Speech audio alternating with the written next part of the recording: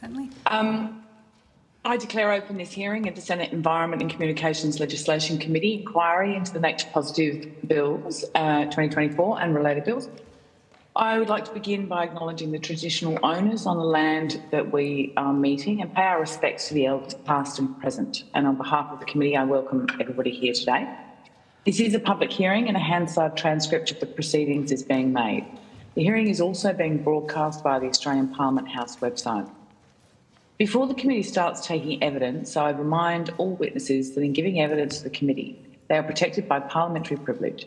It is unlawful for anyone to threaten or disadvantage a witness on account of evidence given to a committee, and such action may be treated by the Senate as a contempt.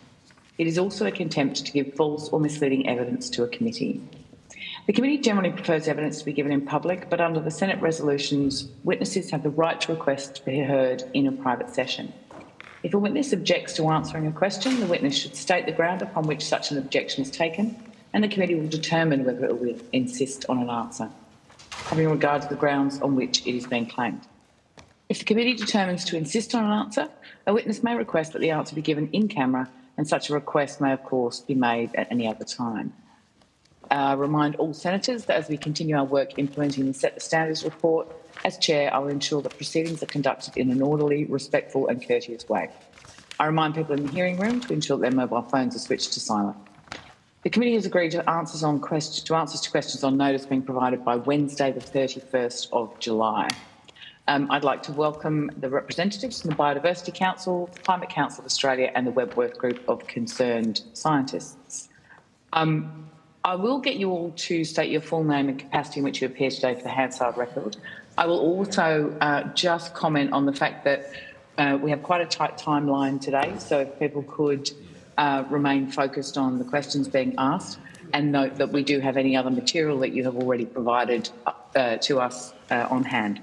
I know that we have received some opening statements, and I'll ask you to provide a short version of that if possible. So we might start with the Biodiversity Council. Professor Wintle and Dr. Burnett, would you like to start by stating your name and the capacity in which you're appearing? Thank you, Senator. I'm Brendan Wintle and I'm appearing as a member of the Biodiversity Council. Peter Burnett, also a member of the Biodiversity Council. And we'll move along to Dr. Rayner. Dr. Jennifer Rayner, Head of Policy and Advocacy with the Climate Council. And the Wentworth Group. Debbie Madaris, Acting Director of the Wentworth Group of Concerned Scientists. Martine Marin, Member of the Wentworth Group of Concerned Scientists. Thank you. Would any of you like to provide a brief statement before we go to questions? Thanks, Senator. I'd like to provide a brief statement, if that's okay, on behalf of the Biodiversity Council. Certainly. Thank you. So, thank you, Senator. Thank you, Senators and Secretary. I'm Brendan Wintle. I live and work on Wurundjeri country, so I'd like to pay my respects to Wurundjeri elders past, present and emerging. Peter Burnett and I are representing the Biodiversity Council. I'm a Professor in Biodiversity Science at the University of Melbourne, Director of the Melbourne Biodiversity Institute. Peter is an Honorary Associate Professor in Law at the ANU and a Biodiversity Council Counsellor. The Council is an independent expert group funded by 11 universities, including leading Australian experts in biodiversity who are committed to identifying evidence-based solutions to the biodiversity crisis. Since European colonisation, the loss of nature in Australia has been catastrophic. Australia is a biodiversity extinction epicentre and playing an undesirable lead role in the global biodiversity crisis. Many other grisly statistics on biodiversity crisis are now well summarised in the government's most recent State of the Environment report.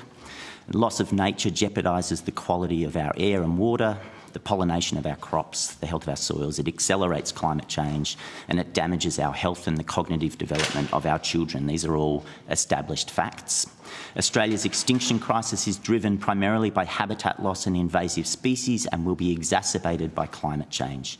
Habitat loss and degradation occurs due to land clearing and deforestation that should be precluded under laws. Our current laws are failing to protect nature. The Biodiversity Council considers strong laws to protect nature as the keystone in a broader strategy to stem biodiversity loss and to create a stable and prosperous future for us all. Significant law reform is needed and every second counts. We therefore support the government's intention to reform laws under its nature positive plan. We support the establishment of an EPA and EIA, along with the key reforms in these bills, including enhanced compliance and enforcement powers and a biennial State of the Environment report. However, as experts in biodiversity, we see that the reforms as currently proposed in the three bills in front of us do not go nearly far enough to establishing these bodies, EIA and EPA, as strong national institutions, let alone achieve genuine, lasting and system-wide protection for nature. First and foremost, we must move away from ministerial discretion in decision-making to a legally enforceable outcomes-based system, as recommended by Professor Graham Samuel's review of the EPBC Act. This should be achieved by having the requirement for demonstrable positive outcomes written into the wording of the Act, and by requiring all decisions to adhere to legally enforceable standards that set clear outcomes for the improvement of nature. These need to be enforced by a genuinely independent EPA. We do not support the model proposed in the bill for the EPA because it does not create the independence that we see as needed, an independence that's embodied in EPAs in most states of Australia and in New Zealand. The EPA bill and the Environmental Law Amendments bill in front of us do not create the necessary shift away from discretionary decision-making by the Minister towards standard-based decision-making by an independent regulator. This requires both the establishment of an EPA as a full statutory authority with the appropriately qualified independent board and board-appointed CEO, not ministerially appointed CEO, that makes decisions based on environmental standards. We want to see a head of power for legally enforceable environmental standards introduced through the amendments bill. These two reforms must be implemented now because without them... Professor Wintle, can I ask if it's going to be a very lengthy statement? There will be no time left for questions. If I could ask you to just I am in my summarise last paragraph. Quickly. Thank you, Senator. Finally, the definition of nature positive in the proposed bill is inadequate, and we'll expand on that in discussion, I hope. We've provided more detailed concerns in our submission about the current bills and what I consider to be a very readable and lovely, beautifully designed recommendation for 10 key elements of nature law reform that's been published by the Biodiversity Council, and our position on the establishment of a Commissioner for Country that I trust you'll hear more about in the next session from Dr. Jack Pascoe. Thanks very much. Thank you very much. Dr. Rayner, do you have a swift opening statement? I'll be extremely brief, Chair. Thank you. Our comments and our contributions today from the Climate Council will be focused on what is not in these bills, which is any meaningful attempt to properly deal with climate change. What is the point of our national environment law if not to protect our environment? Climate change is like an all-purpose bulldozer that is tearing through our precious natural places, and that is only going to get worse if this law keeps rubber stamping even more coal and gas. So our communities, our climate, our environment can't wait. This is an opportunity to fix the law now. We do know from media coverage in recent days that Gina Rinehart and Rio Tinto are staging a covert attack to keep climate change out of this law. So the Albanese government really needs to ask itself, does it stand on the side of Australia's biggest polluters, or does it stand on the side of the Australian community and our precious natural places? Thank you, Chair. Thank you. And to the Wentworth Group, do either of you have an opening statement? Yes, we do. Thank you, Senator. And likewise, we'll keep it very brief. A lot of similar material has already been covered. So you've already heard about Australia's environment being in decline, ecosystems on the verge of collapse, extinctions being imminent. I don't think that is under debate. We know that our environmental laws are failing to protect the environment. There's widespread agreement that our EPBC Act needs comprehensive overhaul. That's not why we've been called here today. We're here to discuss 3 bills, the EPA, EIA and Transitional Provisions Bill. The Wentworth Group welcomes the intention behind the EPA and the EIA, as stated in the Nature Positive Plan, and we support the introduction of new compliance and enforcement powers and increases to criminal and civil penalties under the EPBC Act. However, likewise, we find it really hard to see how these bills, as they are currently defined, would result in meaningful and substantial improvements to the conservation and protection, let alone the recovery of our environment. By and large, the EPA bill will be creating a situation where decisions are made by a new decision maker, some decisions, not all, but essentially they'll be implementing the same broken laws. As you've heard repeatedly, we're in the midst of a biodiversity crisis and a climate crisis. Failure to prevent further degradation will have immense and lasting impacts for our environment, our communities and our economy. Yes, reforms to our national environmental laws are complex, and yes, we must get them right. But that's why we're here today. We're here to propose amendments to the EPBC Act that could be implemented now alongside improvements to the EPA and EIA legislation, and amendments that would ensure development approvals would deliver net positive outcomes for matters of national environmental significance, that they would improve the governance structure of the EPA and help restore trust and integrity in decision-making as promised, that they would ensure that nature positive ambitions were meaningful and measurable through appropriate definitions of nature positive, and they would ensure that our environment benefits from the knowledge and wisdom and experience of Indigenous Australians, the successful custodians of country for millennia. As stated, you'll hear a lot more about that in the following session. The amendments that we are proposing in our submission, they're straightforward. They're ready to implement now, and they would help ensure that our matters of national environmental significance are better off, not worse. Thank you. Thank you. We'll go to questions, and we'll start with Senator Hanson-Young. Thank you, and thank you everyone for being here today. I know this is a topic broadly that you've presented to this committee a number of times, and yet the concerns that you raise are still being ignored, is what I've heard from all of you this morning, that this package of legislation doesn't deal with the extinction crisis, doesn't stop the destruction of native forests, doesn't deal with climate damage and pollution. I struggle to see how the Parliament could, in all honesty, agree to this legislation without fixing those obvious gaps and loopholes. I'd like to know what communication you've all had from the government in relation to this specific package. We know there's been concerns of the consultation previously, and it seems to me that the concerns you have all raised have not borne out in a response from the government, except to ignore them in this legislation. So, since the legislation's been tabled, I'd like to know, firstly, who's had consultation with the government and the Minister's office? Well, for the Biodiversity Council, nothing, Senator. We've heard nothing further other than what the government said publicly. Mm-hmm.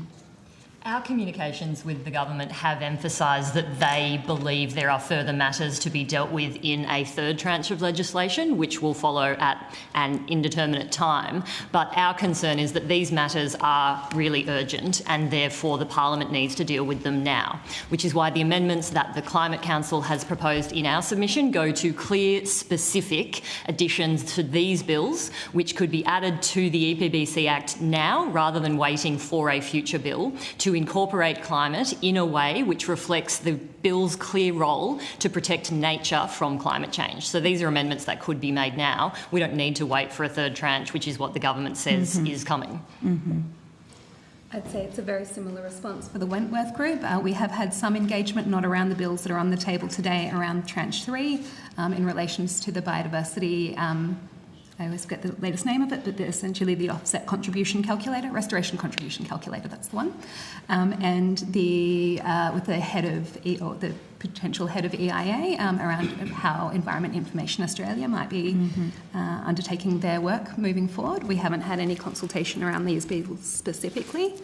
Similar to the Climate Council, we have put forward some very clear amendments that we believe could be implemented right now to ensure that assessment and approval decisions affecting our environment would deliver a net positive outcome for matters of national environmental significance. If we want to achieve a nature positive outcome, we have to start making sure that individual decisions not only prevent further degradation, but start to rebuild and allow the recovery of our environment.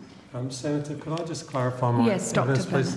Ms Madaris has just reminded me, I certainly did participate in an offsets consultation workshop the government ran about its offsets calculator, so I apologise for forgetting about that. Okay. What I was really trying to say is, at the high level, the government has only made the broad statements about, yes, we'll continue to consult, but there haven't been, as far as I know, any moves to reconvene the previous high-level consultation process. Nothing on these laws before this committee has anyone been consulted formally or informally about? Is that what Since the introduction of legislation? Yes. No, not for myself. I mean, there are occasional informal consultations with people in the bureaucracy in the Minister's office, but not the formal process that was running before. And I guess the reason I'm asking this is because the Parliament has been told numerous times that the consultation process prior to this package of legislation being tabled was all to determine what legislation should be tabled. And then we get legislation, it doesn't do what you've all asked for, it doesn't do what other experts have called for, it doesn't do what industry has asked for. So it does seem to me that this is a package of legislation without any friends. If I might add, yes, please. Senator Hanson-Young, I think we've had a long consultation over 2 or 3 years around what should be in both a revised set of environmental laws and critically around environmental standards. And I think we've had good opportunity to represent what should be in those standards, and I think that's reflected in the comments that we've made today, outcomes-based standards, following on from very clear guidance from Graham Samuel's review of the EPBC Act. The disappointing thing is that the substance around the standards, and indeed even the requirement under law to have the standards and have them legally enforceable, has been delayed, you know, indefinitely or to this third tranche, and that's the great disappointment for us. And that's why we can't see how these proposals under the current bills are going to make any substantive change to our trajectory and to stem biodiversity loss, because they would depend so much on what remains to come in the third tranche. So in essence then, there are things in these bills which may be helpful if you had laws that were actually there to protect nature. Yeah, I think one of the most important things, and it might not jump out as a really large part of this package, but there's a proposed definition of nature positive, and we've heard so much about nature positive since, that the nature positive plan is the framing under which all of these reforms are occurring. Being clear about what that actually means is potentially going to be a really helpful thing, because that can set out what we need all of these pieces of legislation to be achieving, the outcome that they need to be heading towards. The problem is that the current definition that's proposed is incomplete and currently could sort of mean anything at all. It doesn't have a baseline year against which nature positive is to be measured, and it doesn't even make clear that there will be a baseline year. It could, hypothetically, be a trajectory. So we wouldn't want to be saying that nature positive is merely for things to be declining, just not quite as fast as they are now.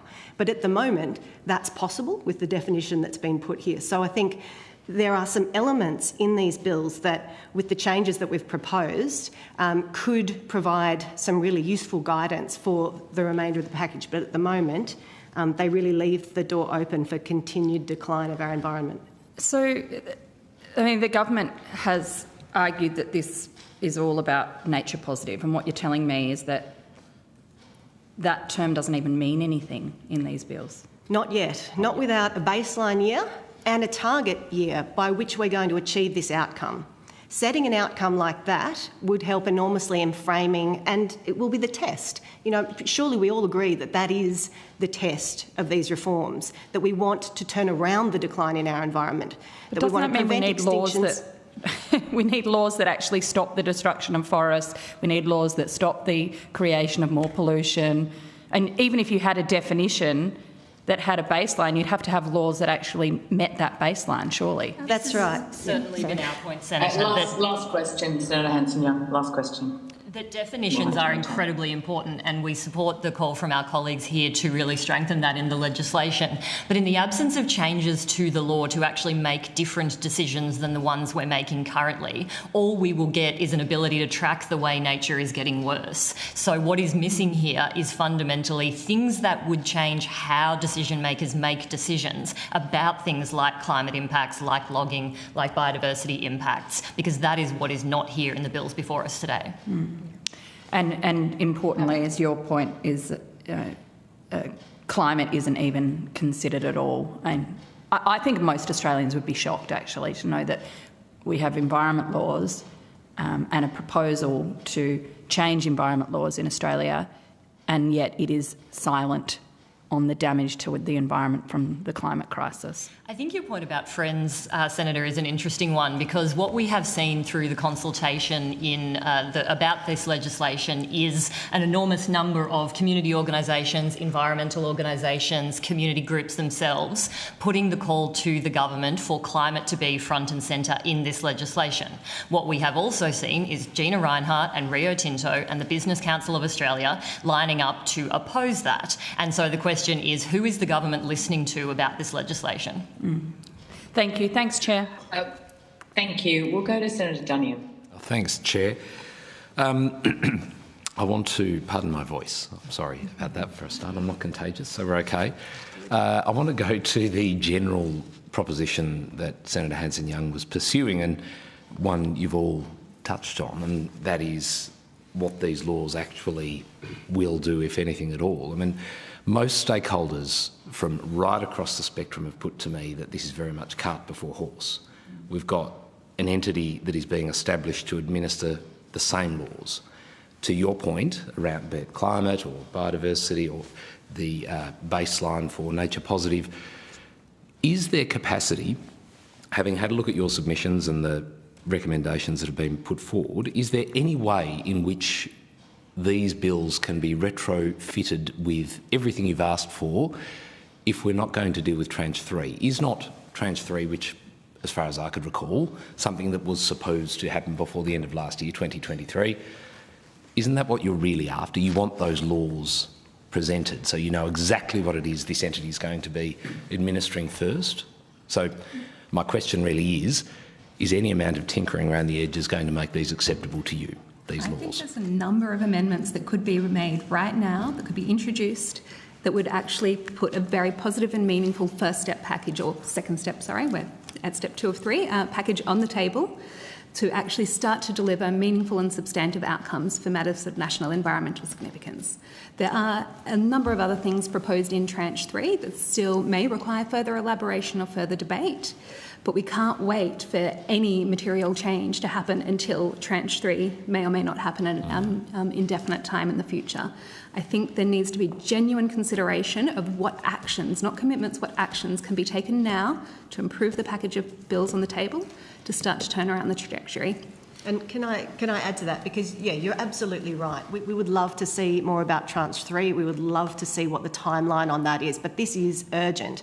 And I think one of the most important proposals that we've put forward in our submission is that this is an opportunity to enshrine a required outcome in the EPBC Act while we await those further changes. If we have an outcome requirement for matters of national environmental significance, so that any decision made under the Act leaves them better off, not worse off, then a lot of other changes can flow from that requirement, even while we await the full set of tranche 3 reforms. There's a consequential amendments bill before the Parliament at the moment, which makes changes to the EPBC Act in order to accommodate the EIA, the EPA that's being created. That consequential amendments bill is a mechanism to amend the EPBC Act now to deal with all of these issues that we're here to talk about today. Climate Council has provided in our submissions specific drafting and wording that could be amended in that bill in order to give effect to genuine consideration of climate change and the harm that climate does to our environment as part of this package of reforms. So if the government hasn't done its homework, we certainly have. And in particular, Senator, if the EPBC Act were amended now, as is quite possible, to insert a head of power for the Minister to make standards and to require that decisions comply with standards, then the Minister and the government could get on with the job of making those standards and changing and improving the existing regime while the stage 3 amendments continue to be developed. So yes, it is possible to make an improvement now, even though it doesn't go as far as we'd like. And we could enshrine a proper definition of nature positive that lines us up with our global commitments, that lines up with globally accepted definitions of nature positive, that sets a very clear baseline against which we will measure outcomes for nature, and also sets targets for what we want to achieve by 2030 and 2050. That could be included in the amendments. Sure. I guess the question I have in response to all of that is, what happens if the government doesn't accept any of that, which is so far, the Minister's been telling everybody that no amendments, no amendments, no amendments, this is what you're going to get. Minister on Sunday, you might be able to start again. The role of the Wentworth Group is to provide academic advice about what outcomes are needed and the potential pathways for achieving those outcomes. We're happy to consider and provide advice on alternative pathways that may be put on the table. It's not our role to negotiate what gets picked up within Parliament, so I see a very clear distinction there. Ultimately, we'd like to see definitive, substantial options put on the table right now. I think across all of our submissions, it's very clear that there are real weaknesses in the current proposal. We've set out academic and very practical, I think, amendments and alternatives that could be implemented in revised bills that would put us on a better pathway at this stage and leave us less open to either not getting the tranche 3 outcomes through and being basically left with almost nothing, or having the tranche 3 outcome, the tranche 3 laws be designed in a way that don't achieve. We can actually hardwire now really good outcomes into these amendments if we do take on these suggestions from these organisations. I guess my point here is we've had over 2 years working on what is now tranche 3, but was actually supposed to precede what we're dealing with. And it seems to me that everyone's going, oh, well, it's what the government's willing to give us now, so let's work with that. Rather than saying, well, government, no, you promised us we'd have the replacement EPBC Act in Parliament before the end of last year. Now, I accept we are where we are, but are we really just going to say, OK, well, we've got an administration body, an enforcement body, an information body to legislate. Let's tack on through the consequential amendment bills the things we want to see changed in the Act after 2 years of consulting on this. Are we really happy with that? You'll see reflected in our submissions our frustration at the timeline, of course, and I don't think anybody's going to argue against that. But we're here to try and make the most of the situation that we're in with the most positive and constructive amendments that we can possibly suggest and push through. The package the government was promising was always insufficient from our perspective because it didn't substantially deal with climate change in the first place. So if there's an opportunity now to use the consequential amendments bill to properly deal with climate, we would see that as a huge step forward. Sure. Okay. All right. So terms and conditions apply for passage of the bills before this committee. Can I go then to perhaps for the Biodiversity Council, page 4 of your submission has, you indicated to Senator Hanson-Young that there's been no real communication. So around this concern around the de facto ministerial call-in powers, have any assurances been provided? I presume you've attempted to communicate directly with the Minister or the Department around the concerns you have about the possibility of ministerial call-in powers. Can you outline whether there's been any response to that at all? Not in a formal sense, Senator. As I mentioned, that we have ongoing informal discussions with the Department and the Minister's Office as to other stakeholders, but nothing of substance that we could report to you today. Okay, all right. And do you have any understanding, as I understand it, under the proposed laws, there is the capacity for environmental approval decisions to be delegated rather to people in agencies outside of the EPA. Are you familiar with that concept within the... We're just concerned that that's a possibility, that there's some ambiguity in the drafting of the bill as it is. Yes. And we would like to see that ambiguity removed. And again, have you communicated with the government about, frankly, if we're establishing an entity that's supposed to be independent from government and make decisions that are centrally aimed at improving the environment, if we delegate to someone in another agency, like, I don't know, NOPSEMA or whatever, that would be a glaring concern for anyone at this witness panel now, surely. It's a concern, Senator. We haven't raised that with the government in isolation, but I think they're well aware of our views, including through this process. Okay. And can I just ask whether other people, that confusion and lack of clarity about decisions being delegated, is that a concern you all have? Our primary concern is that the law does not stop projects which cause more climate harm. So our concerns are more fundamental than who gets to make those decisions. I see. But our concern is that if you have a CEO of an EPA that's appointed by a minister and essentially answering directly to the minister rather than to an independent board that properly represents interests and stakeholders across the community, then you will see decisions that are under undue influence of the minister. We don't get away from essentially the ministerial discretion that we currently see. We really need to see, and we've set out very clearly in our submission, the nature of the EPA governance and structure that we would want to actually see to generate that independence. So I think there's no reason. We've got great precedent for this. It exists in the States. It exists in New Zealand. There are good models for how this could work. We just need to see amendments to the current bills to actually reflect that best practice. And we'll need to rotate the call now. We'll go to Senator Dunn. Thank you. All of you have suggested extensive amendments to the bill around matters that really go to stage 3. And none of those, as I understand, have been subject to any public consultation. if the government were to pick up the changes and insert them into a bill, what's your view about them needing to go through an additional multi-stage consultation process and exposure draft before it would be appropriate for Parliament to consider them? Particularly, and I guess my question is in the context of your concerns about the time this is taking, and I think the varying views around some of the matters that go to the various proposals around stage 3.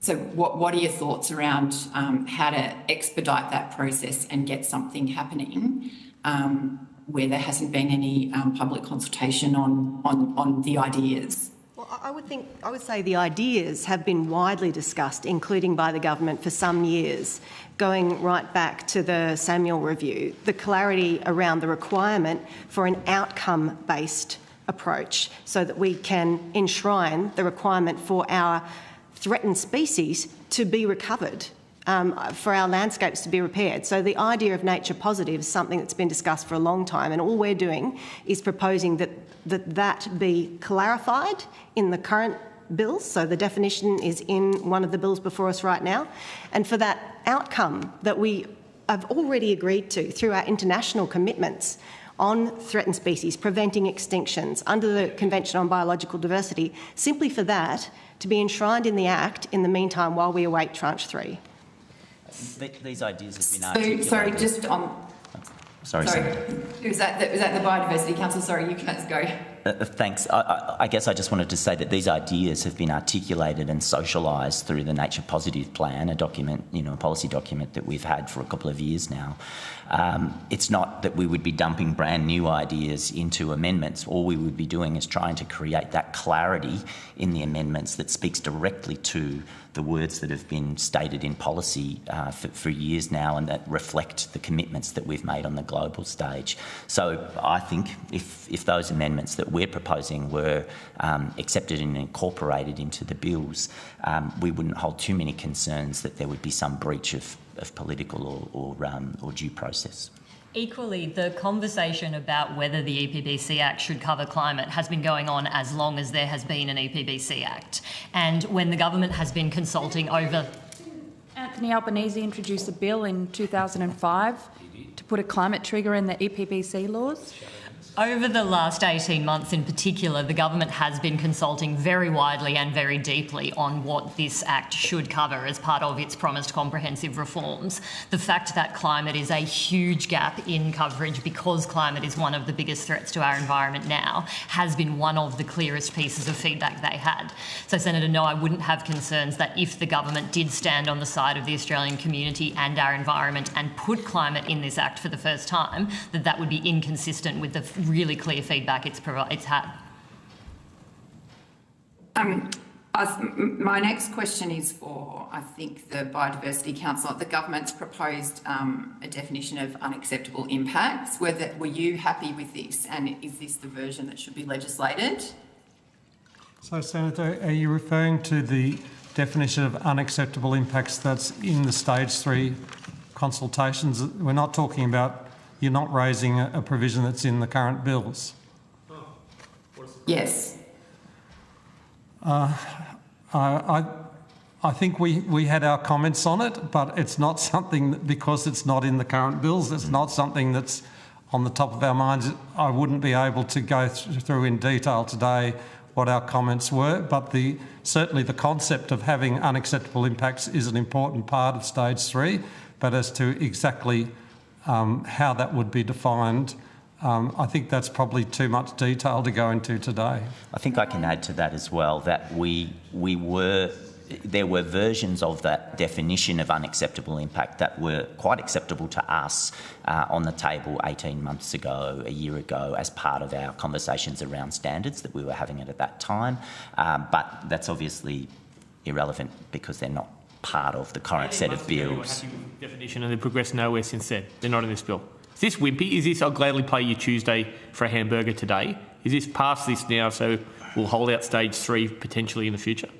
I think the point is we were probably ready to have the standards now. We would like to see the standards and the head of power for the standards enshrined now and get the standards together as quickly as possible. Time is ticking, and we're losing biodiversity at an incredibly rapid rate.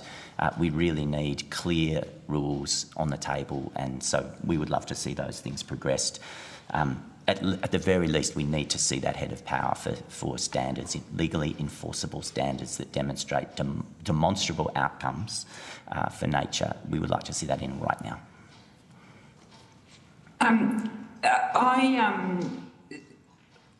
I think certainly the Biodiversity Council and I think the Wentworth Group did make comments going to acknowledging that the current laws that the bills that we're talking about today would be helpful, despite the fact that you've identified a range of other amendments, etc., to make further improvements. I guess, do you acknowledge that there are both administrative and practical benefits, in setting up the new agency, despite your concerns about where some of the gaps are? Particularly in giving, the ability for a new agency to be set up ahead of time in order to kind of put in place regulations for when stage 3 comes. Senator, may I ask for some clarity? I assume you're talking about the Environment Protection Agency, Australia here? Yes. I think a new agency is only going to be as effective as the laws it has to implement and as the resources. It has to exist in the first place, doesn't it? Misdirection. And the resources available to it to actually undertake compliance and enforcement activities in line with the new compliance and enforcement provisions on the table. Without both effective resourcing and effective fit-for-purpose legislation, I can't see substantial, demonstrable, meaningful, positive outcomes from an agency alone. But I think there's definitely potential to improve, and a number of us have already and will be throughout the course of the day, putting genuine amendments on the table with the real hope that some of these may be picked up to drive meaningful outcomes now rather than waiting for tranche 3, which may or may not come pre-election. We don't know when, we don't know how. But the Biodiversity Council definitely supports these two institutions existing, but the current parameters, particularly for the EPA, are not satisfactory yet, unfortunately, to achieve the outcomes that we want to achieve from this new organisation. Thank you. Thank you very much to the witnesses. I'm not sure you've taken any witnesses. Sorry? Yes, I've just got 2 quick questions there, Chair. Beg your pardon. Okay, so I wonder... Senator Dunningham, yes. We'll be blowing up the timeline from the very beginning. So just giving you that, as I said at the beginning, we really do need to stay quite tight to the timeline today. But if you have questions, please go ahead as swiftly as you can. God bless you, Chair. I wonder if the Climate Council can tell me whether there's been a review undertaken of international treaties, national and state policy or legislation in place to manage climate-related factors. Have you sort of done an analysis of what we have now and how that might interplay with what you're talking about with regard to these bills? One of the pieces of advice that we have provided to the government as part of this very long ongoing consultation process was a legal advice prepared by Professor Jacqueline Peel, who is one of Australia's leading environmental law experts. Her opinion was very clear that there is no current coverage for climate, no assessment of new projects for their climate impact anywhere in federal law. The safeguard mechanism does not do that, and there is nowhere else in federal law that does do that.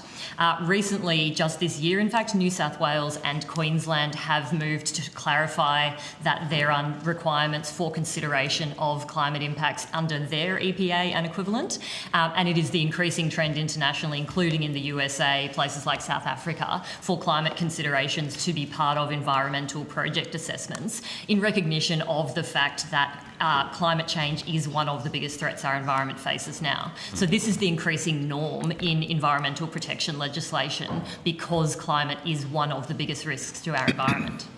So I take it from that, and I've only got one question after this, Chair, so you've done desktop analysis of all of those treaties, laws, policies that apply in Australia, state and Commonwealth, and have reached that conclusion, or was it Jacqueline Peel? Jacqueline Peel. Yes, conclusion there about there is no standalone, this must be assessed in the following way.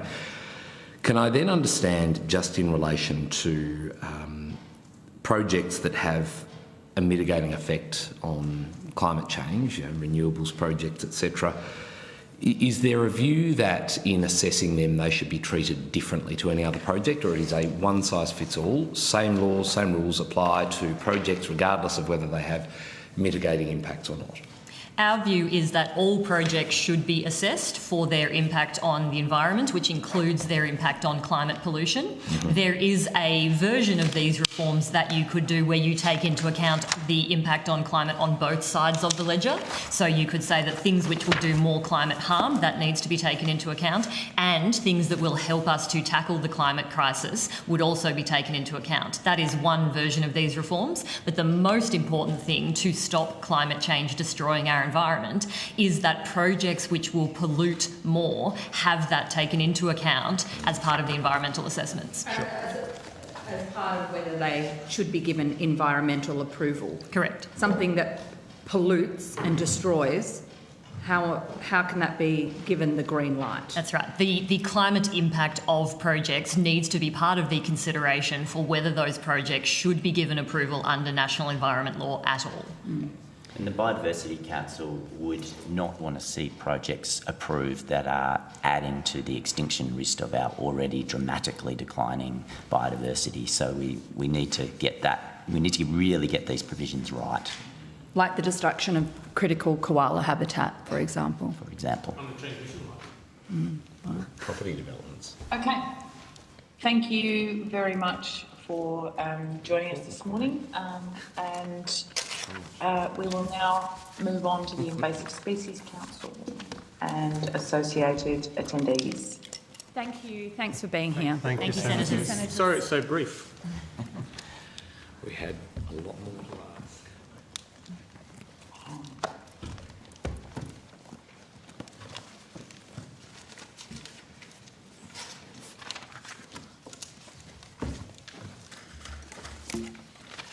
Okay, I would now like to welcome representatives from the Invasive Species Council, namely Associate Professor Richard Swain, who I believe is in the room. Yes. Yep. Excellent. Dr. Jack Pascoe and also Miss Emily Luther. If you would each like to state your name and the capacity in which you appear to kick us off. Mr. Pascoe, do you want to start? Sure. Can you hear me, Chair? So, Dr. Jack Pascoe, I'm Co-Chief Counsel of the Biodiversity Council, who you just heard from. I represent, I work for the University of Melbourne as a Senior Research Fellow and various other affiliations, including Saltwater People. Thank you. I'm a Ewan Fellow living on British Mara country in southwest Victoria. Thank you. Ms. Luther. Good morning, my name is Emily Luther. I'm here representing the Indigenous Youth Climate Network. I'm calling in from Renewable Country, and I'm thankful for the opportunity to speak here today. Great. And Professor Swain, I think you should be settled in the room now. Yeah. Good morning. I'm Richard Swain. I'm a Daby Wiradjuri man, born and bred in the Snowy Mountains, and I'm here as the Indigenous Ambassador for the Invasive Species Council. Lovely. I believe there are some opening statements. I would encourage you strongly to table those statements and maybe just make a very brief opening just so that we enable as much time as possible for questions. Do any of you wish to make an opening statement? No? No? Oh, no. Okay. We'll go directly to questions then. We'll go to Senator Hanson-Young. Thank you. I might start with Professor Swain.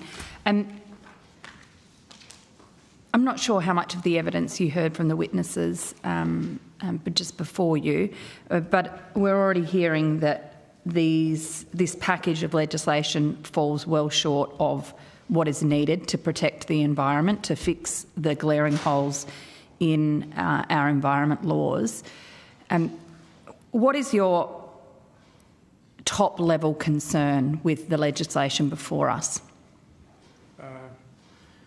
Well, accountability. So once every 5 years we find out that our our biodiversity is still in recession. And we knew that all along. And so there's no accounting. So it's about, instead of wasting all the time and effort we're doing, we actually account for the problem. So we know where we stand and we know, are we improving things? Are the threat abatement plans working?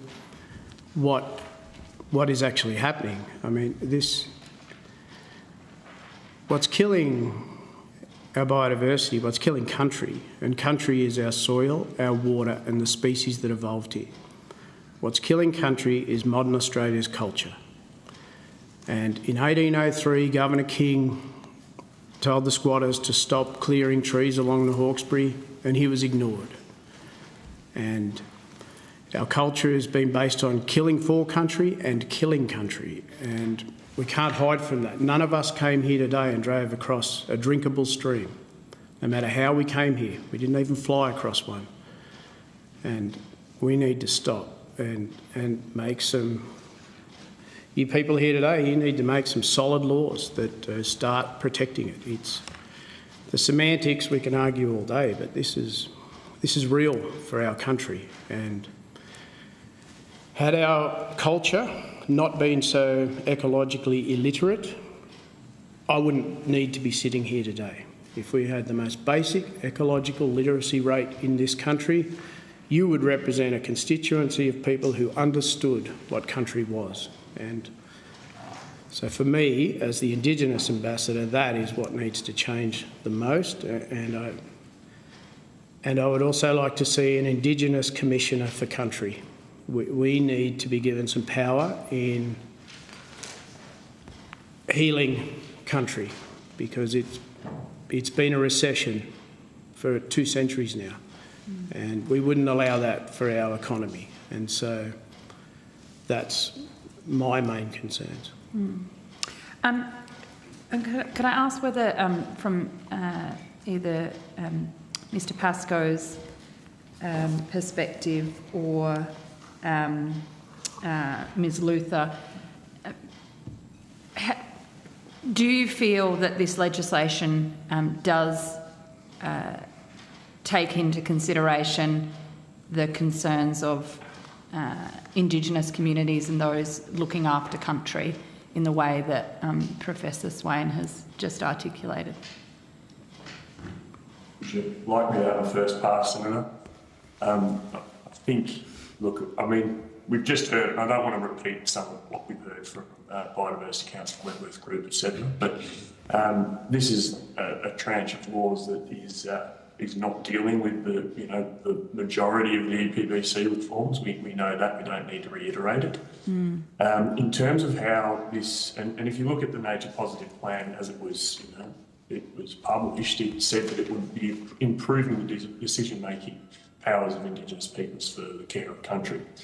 Now, you couldn't say that this tranche of laws goes anywhere near to that. We still haven't seen standards for First Nations engagement and decision-making, as we were promised, and we really don't understand. The other thing we're not sure of is how this law will interact with heritage legislation reform as well. So I wouldn't say that this tranche of laws goes anywhere to moving the rights and interests of mob in any way, shape or form, and that's why, alongside my brother Richard here, we're advocating for a Commissioner for Country, because we need to have a public outward-facing voice for country that represents Indigenous people, but more importantly represents country. And we hear the voice of the old girl who's been herding for 230 years, and we continue to make extraordinary decisions across the country that do more and more damage, undermining the environment, which is our culture. So no, these tranche of laws doesn't go anywhere towards addressing that.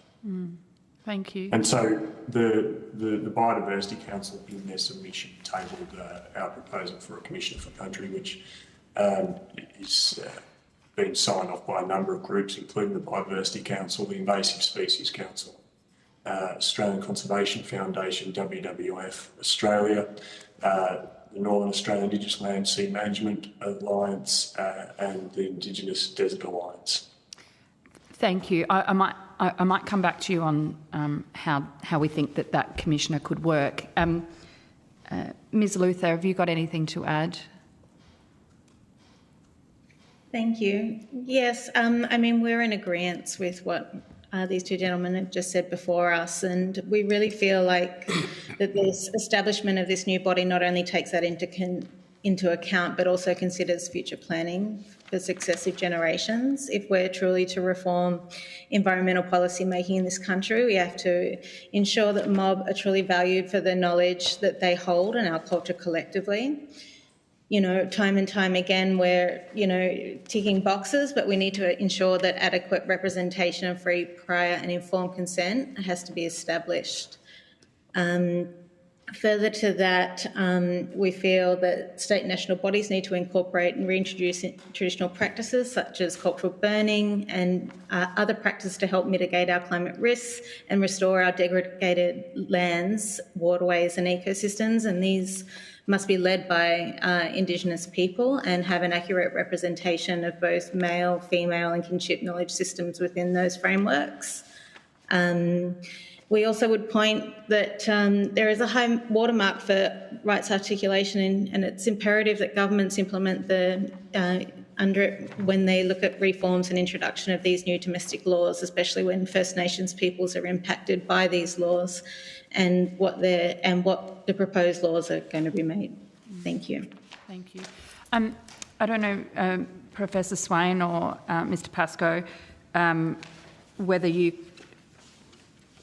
could give us some more information, but I'm interested as to how a Commissioner for Country, how you foresee that interacting with the Minister and, of course, the Environment Protection Australia, which, look, let's be honest, is effectively a new desk in the department. It's not. It doesn't sit outside.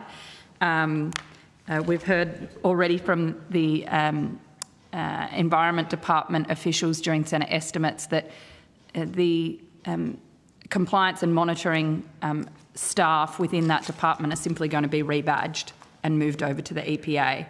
So it feels much more like an administrative reshuffle than any new big, change of authority. I better palm this one off to Jack. He's much more into the details of this. So. Great, thank you. Mr. Pascoe? Yeah, thanks, Senator. Thanks, brother. Look, I think to some degree, Senator, we're open to discussing the governance arrangements for this position and how it interacts with other pieces of legislation. We have a proposed governance structure that has been tabled in the brief of the Biodiversity Council. We think it needs to be an identified Indigenous position established in statute so that the roles and responsibilities are defined in law, but also it makes them consistent and the position to be ongoing. We imagine that it will stay within the environment portfolio to a degree, so an appointment by an environment minister makes sense. But then we need to establish a level of independence so that position can be advising the minister, but also publicly facing, unlike some of the instruments that currently exist within the EPBC or advising the minister as they stand. As to the exact arrangements, I think we are open to negotiating, and obviously there is going to be some overlap in a position like this and what happens with the reforms to the ATSIP or the cultural heritage reform. So we would need to keep working with the group working on that reform as we hash through the details. Thank you. I want to ask about the heritage reforms because they effectively have been shelved too. I mean, not only have we got no standards for environmental protection, and we're being told, wait till later for that. Obviously, the national heritage legislation's been shelved as well. what interaction have you had with government about that and about the decision to shelve those, or kick it off to the never never? If you're asking me directly, Senator, I've had no conversations with government, although I have sought some advice on where the heritage legislation sits. Rich and I recently met with the National Heritage Alliance, but only very briefly. So I don't know where the laws stand, or my understanding is that the standards for First Peoples engagement and decision making are progressing, but I have not seen the draft. Thank you. I guess the point being making it very difficult to talk government's arrangements for a position that needs to sit across both, even though I guess what we really want to do is highlight the significant importance of establishing a voice like this. Did you want to add something there, Professor? No, I agree with all of that. Okay. I think I might ask you to rotate if possible. Okay. Senator Hanson? I do have some other questions, so if they don't get asked, I'll come back. Thank you. Senator Dunham. Thanks for that. Thank you. This question is for Professor Swain. How does the proposal that you've put around the Commissioner for Country relate to the work with the First Nations Heritage Protection Alliance? So I understand they're also looking at a First Nations representation and involvement in decision making. Yes, we met with them yesterday. What they're doing is proposing a council, as I understand, and it's a bigger picture and also required. The Commissioner for Country is about healing country. It's very environmentally focused and has a really straight focus about, are we saving species, are we bringing back species, are we controlling invasive species. So it was a very environmental, for want of a better word, focus, the Commissioner for Country.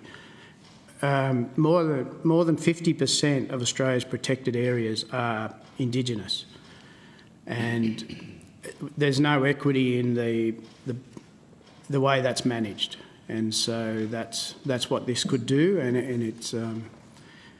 it's about bringing a culture forward that is about country, that gives people faith that we are starting on that journey to heal country. We are going to right some wrongs.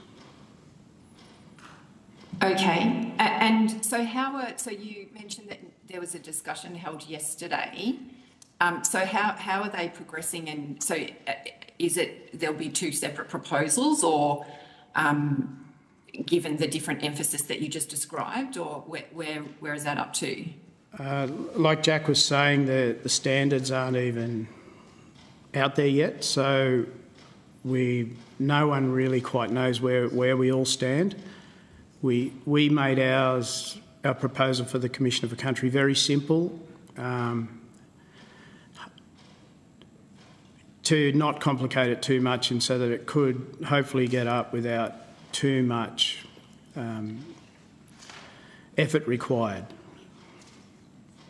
So, Senator, if I might add, if that's okay, I think it's fair to say that the Heritage Alliance is working really on a completely separate piece of legislation to what we are looking at. We're advocating for an environment commissioner, like a commissioner for country under environment law, and reporting or working with the environment minister, because that's the piece of legislation that is currently sitting with Parliament, and so that's what we're talking about. We've had really preliminary discussions with the Heritage Alliance about where they are and what they're progressing. We're certainly not in a position to speak for their progress, and we wouldn't want to, but I guess our first preliminary discussion was about how anything that we do can work together, because there are pieces of this puzzle that need to interact, but there are, in our culture, there are intangible parts of environment that will link both heritage protection and environment law protection. So they must speak to each other. I guess that's the point we're trying to make. Thanks, Jack. Okay, and thank you for that. And Dr. Pascoe, I think you did mention, I think you had some discussion with the Protection Alliance on the standard and cultural heritage reforms. Is that right? Literally just referring to the conversation we had yesterday. So. Oh, okay, same conversation, right? Yeah. Okay, thank you. I think the only other question I probably have is if you could talk a bit about what role you think that Indigenous knowledge can play in the EIA. I think you've touched on that a little bit, but if there's anything more that you wanted to add there. For any of you. Emma, did you want to have a go, seeing as we seem to have spoken a lot? Thank you. When we were really discussing it as a team, we were thinking about how we wanted to consider how the EIA bill requires HEIA to establish a baseline from which to measure and report Australia's progress towards nature positive at a national scale. And we would request that this is established swiftly to avoid scrutiny and to deliver baseline data that is accurate. We query the timeline to deliver the baseline study, as Australia is significantly a large landmass, and furthermore, we demand that areas under threat due to exploration, expansion of mineral leases and land clearing are prioritised, as our cultural heritage and country is at grave risk of being destroyed by further delays. Last year there were over 116 new approvals for fossil fuel projects. This year leases have been approved at an unprecedented rate. And has the timeline, in addition to effective processes and protocols, been established to determine an accurate baseline study, and what measures are in place to ensure that traditional ecological knowledge is given equal consideration alongside scientific studies? Thank you. Can I expand on that? I think that's a wonderful point. I mean, even this week we've had 4 more CCS, and gas permits, an offshore gas project sort of green lighted. And it's not so much with the EIA Indigenous knowledge, although we have to find a way to incorporate Indigenous knowledge into EIA and not considering it as lesser to scientific knowledge, but at the same level. But constantly projects are being approved that have impact on cultural heritage and intangible heritage and tangible heritage. And moving the baseline further and further. So I absolutely, reiterate Emily's point. It's incredibly important to establish these baselines as quickly as possible, but as comprehensively as possible, whilst so many of these projects are being green-lighted at the moment. Thanks. And could I just say, the journey of healing country is a joint journey. It's the best of Aboriginal respect for country, culture, knowledge, hand in hand with the best of regenerative science. This is our joint journey now to heal the damage done. Thank you. Thank you very much. We will now go to Senator Dunnigan. Thank you, Chair, very much. I might come back to the Commissioner for Country in a moment, but if I can go to, please, recommendation number 3 of the Invasive Species Council's submission, and it talks about requiring a governing board of suitably qualified independent people. Can I just get an understanding of what suitably qualified means? Look, I didn't write that submission, but suitably qualified means just that. There's no point having the wrong people make decisions about things they're not qualified to do. Sure, I understand. I mean, and if it's better I put these on notice, I'm happy to do that, Associate Professor. I mean, is it qualifications across a broad spectrum of things? Are they tertiary qualifications? Are they qualifications relating to life experience? What sort of things are we talking about here? Right, knowledge. Knowledge? Knowledge, however it was gained, about the And then if we're looking at establishing this as per your recommendation, how do we define suitably qualified in legislation for a minister or others to make appointments against? I'll pass that over to the ISC. You can put it on notice then. Okay. I'll then ask, and we may go down the same pathway, but independent people, independent of what? I guess people that can make a decision independently as opposed to towing a party line. So political or vested interests, be they Both. business or conservation? Both. Both, okay. So there would have to be some test that no one on the board be in any way associated with political, business or conservation interests, for example? I would think, I can put it on notice again, but I would think that that should be an accepted standard where the right people are making the right decisions. Yeah, okay. I'm just, look, given the recommendation, I'm just, as I say, trying to understand specifically how you define that, because once it's enshrined in law, there is a test to apply and it has to be very specific. Best put that on notice and I'll get the ISC to reply to that. Sure thing. All right, no problems. Then if we go to pages, where are we? 4 and 5, so item 4, the functions of EIA. You suggest that the Environment Information Australia's architecture could be changed to ensure that it's more focused on compiling data critical to identifying priorities for threat abatement, identifying emerging threats to nature, increasing our knowledge of the extent of invasive threats, and improving monitoring and reporting on government-funded projects. If we go beyond just EIA, how well or badly are those issues being addressed at a Commonwealth level at the moment, do you think? And what sort of other changes do you think need to be made in Commonwealth law to address effectively the issues you raise? Look, I'm the Indigenous ambassador. This isn't my field. Who can I ask from the Invasive Species Council that is represented on this itinerary here today, our program, about these questions contained in a submission that was provided relating to your appearance today?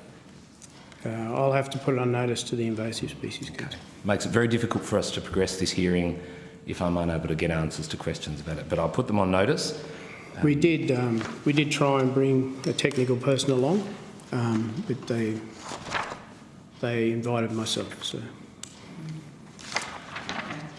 Okay, that is not your... We might need to... I mean, I think there's a number of groups actually that have not been able to appear today, so we might need to do something about that.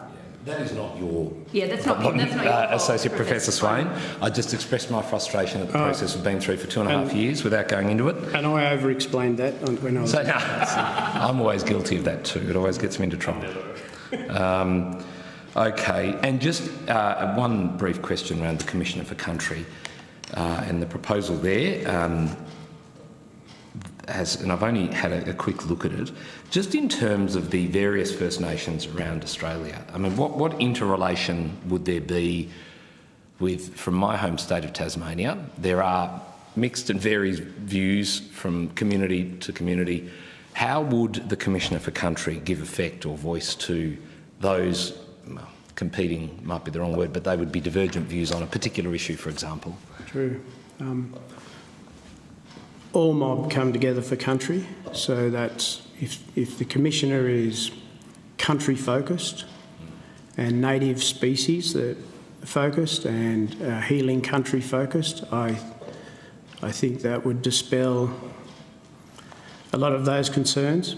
And you know, I've recently been to Tasmania, to Lungtalalanana, to look at the feral cat problem, and we all see country the same way. That is universal for us, and so the Commissioner for Country, I think, would not struggle on those terms.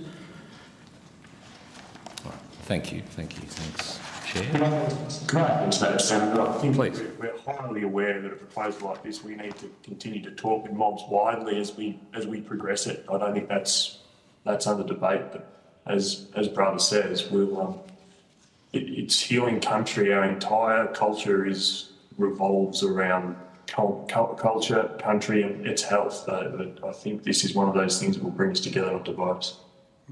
Yeah. Do you mind if I just jump in with a quick clarification question, Senator Daniel? Go for gold, Chair. Thank you. On that point, as you've said, the consultation on this and acceptance across the entirety of Australia to have one commissioner for country probably needs some further airing and consultation. Do you see that this might be something to pursue in the third tranche as opposed to this one, given the level of consultation? Look, we've consulted pretty widely. I don't want to make you think that we haven't talked to people. We have been. I guess our concern is that this is happening now and we desperately need this. And what level of comfort can we have that a third tranche will proceed? So that's why we're discussing it now. Clearly there needs to be some discussion with other groups, and it's really clear, we need to be really clear that we don't expect this Commissioner for Country to speak for people's country. That's not what it's doing. It is to be a champion for caring for country, right, in the way that those groups want to do it and to support them. It's not to supersede those voices, and that's written really clearly in the bill. Thank you very much. Appreciate that. Back to you, Senator Daniel. Look, I think Senator Hanson-Young had a couple more questions, which I'm happy to cede to her on. Sarah, did you want to Sorry. questions? Yeah. Did you have a few more? Yes, I do, but are you still going? Sorry, I'm distracted by something else. You go. Yeah? Okay. Just back on seed mob, I want to. You raised the issue of fossil fuel projects and particularly CCS and the impact that not involving and asking Indigenous communities for consent in relation to those. I'm interested as to whether you think whether you agree with the assessment made by others, including the Climate Council today, that there's a glaring hole in this legislation because climate damage, climate pollution isn't even included in the assessment of projects. So projects can get environmental approval and that sounds all okay, except that they've been given environmental approval without any consideration to climate pollution. Sorry, you're on mute, Ms. Sorry, thank you. I mean, yes, we agree with you. There's consistent pressures, from communities all over the country who are having to face the rollout of fossil fuel and extractive industries on country, and often, we see too often that, that they're steamrolled through and pressures are just consistently applied, and it's relentless. And I guess what we I'm just pulling up my notes here. I guess the original nature positive plan was outlined at the State of the Environment report found that there were inadequate provisions in place. And so what we're really looking at is hoping that a climate trigger can be applied, and if a new project is likely to have significant impact, that we want to see the Environment Minister and hopefully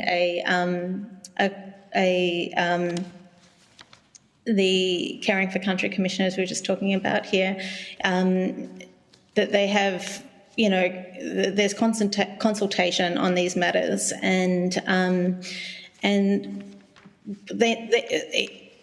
to evaluate and determine whether it can progress. Like if we have a climate trigger, climate change is not listed in the MNES, and this means that projects with large carbon footprints do not breach any of the 9 matters of national environmental significance, and so it won't be referred. And so for future generations, we ask that you consider this to add to the plan, and we hope that that this Australia's central piece of national environmental law, it's outdated, it's ineffective, and it requires fundamental reform. Thank you. Thank you. I was a bit nervous about that one, but please feel free to ask more questions. I was just kind of collating my notes. Yeah, that's fine. No, Senator, would you mind if I just add to that? Yes, sure. Go ahead. Over the last couple of years, we've been establishing slowly a network of mobs that are sort of arguing, particularly in offshore gas and extractive industry, effectively, to support them. And one of the things that is really important is not just consultation, which is critical, but proper and supported consultation. We are sometimes being expected to make submissions, consult on 4 or 5 processes running at once with absolutely no support. So we're doing it as a hobby, We're consultating as this stuff as a hobby and coming up against organisations that, really are just ticker box stuff. And that's why one of the things that we really need to see progressed in a hurry is a standard for First Nations engagement and decision making through, whether it's this tranche of reforms or the next, that needs to be settled. It needs to be comprehensive and good. And we look forward to seeing it, Senator. I'm interested to that point.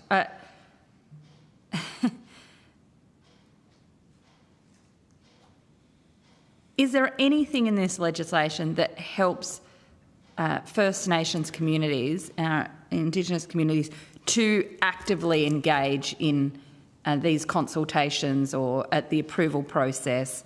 Is there anything in here at the moment that deals with that? Because Professor Samuels, in his report, was scathing of the lack of Indigenous consultation and not just involving knowledge, but in making sure that people, when they were being asked to participate, knew what that meant.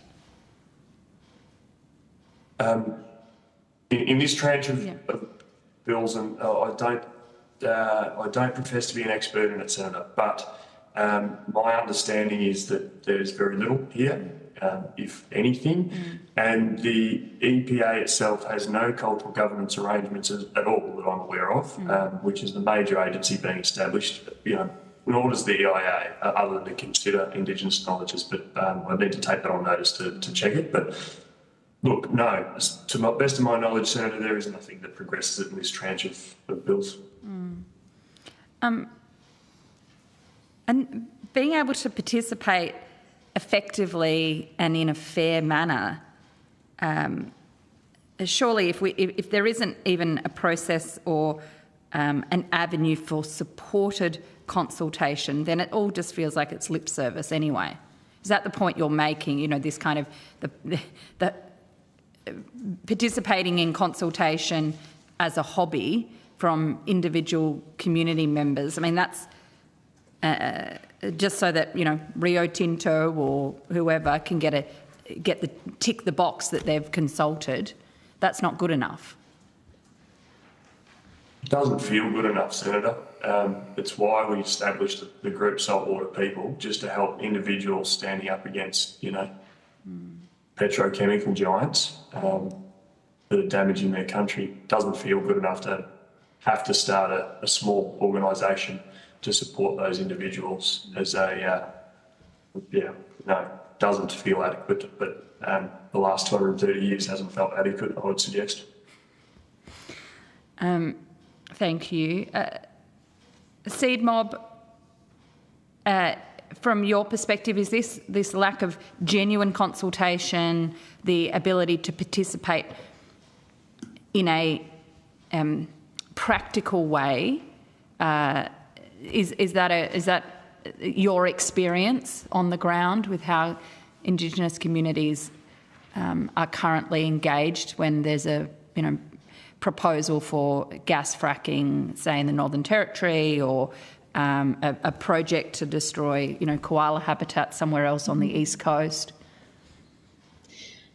I mean, yes, it's pitifully lacking in our opinion. And I mean, we can't speak for mob all over the country, but we definitely see that time and time again, you know, people are being steamrolled and they're not given, you know, all the adequate information in addition to a timeline to be able to process the information. There is little support for people to really understand what's truly at stake and what are the actual impacts of having whether it's land clearing or extractive industries being rolled out on country. It's like a continuous process where, you know, like essential information is omitted and they're feeling pressured to be given a response. And it's like, I mean, I think that there's, you know, as we see, it's often, you know, they'll go to the same people for the same answers because they'll know what they can get rather than it being true and proper prior informed consent on these issues or on these proposals. And we definitely call for you know, there to be protocols established to be able to ensure that people are being informed correctly and have the opportunity to, you know, give advice or, you know, respond in a way that's appropriate for their community. Feels to me that this whole tranche of legislation, I mean, there's nothing in here that addresses those concerns at all. And I guess I come back to Professor Samuels was scathing about the fact that these laws needed to be fixed to include proper consultation and ensuring that Indigenous communities were actively involved. I've lived through this. When they wanted to mine the Bylong Valley for coal, the squadocracy thought we were automatically their Aussie brethren, even though they hadn't given us access to our sites for 2 centuries. The mine came in and made a lot of promises, but they were probably more honest than the squadocracy. But we were basically informed that if we support the mine, we will get so much money. If we were to fight the mine, we won't get any money, and the mine could go ahead regardless of whether we went for the money or not. And it was very nasty, very ill-informed, very rushed, extremely uncomfortable for everyone. We got lucky. The court overruled the mining of the Bylong Valley for water into the future, which was very rare. But at the time, we had no power, no time, and no real knowledge of what we were entering into. Okay, thank you. I think there's some other questions that have been put on notice, Chair, so that's fine. Great. Thank you so much for giving us your time today. We do really appreciate it. I feel there will be some further questions placed on notice, which will be provided to you as swiftly as possible. Thank you so much for your time. We'll now ask the Clean Energy Council and the Smart Energy Council to come forward.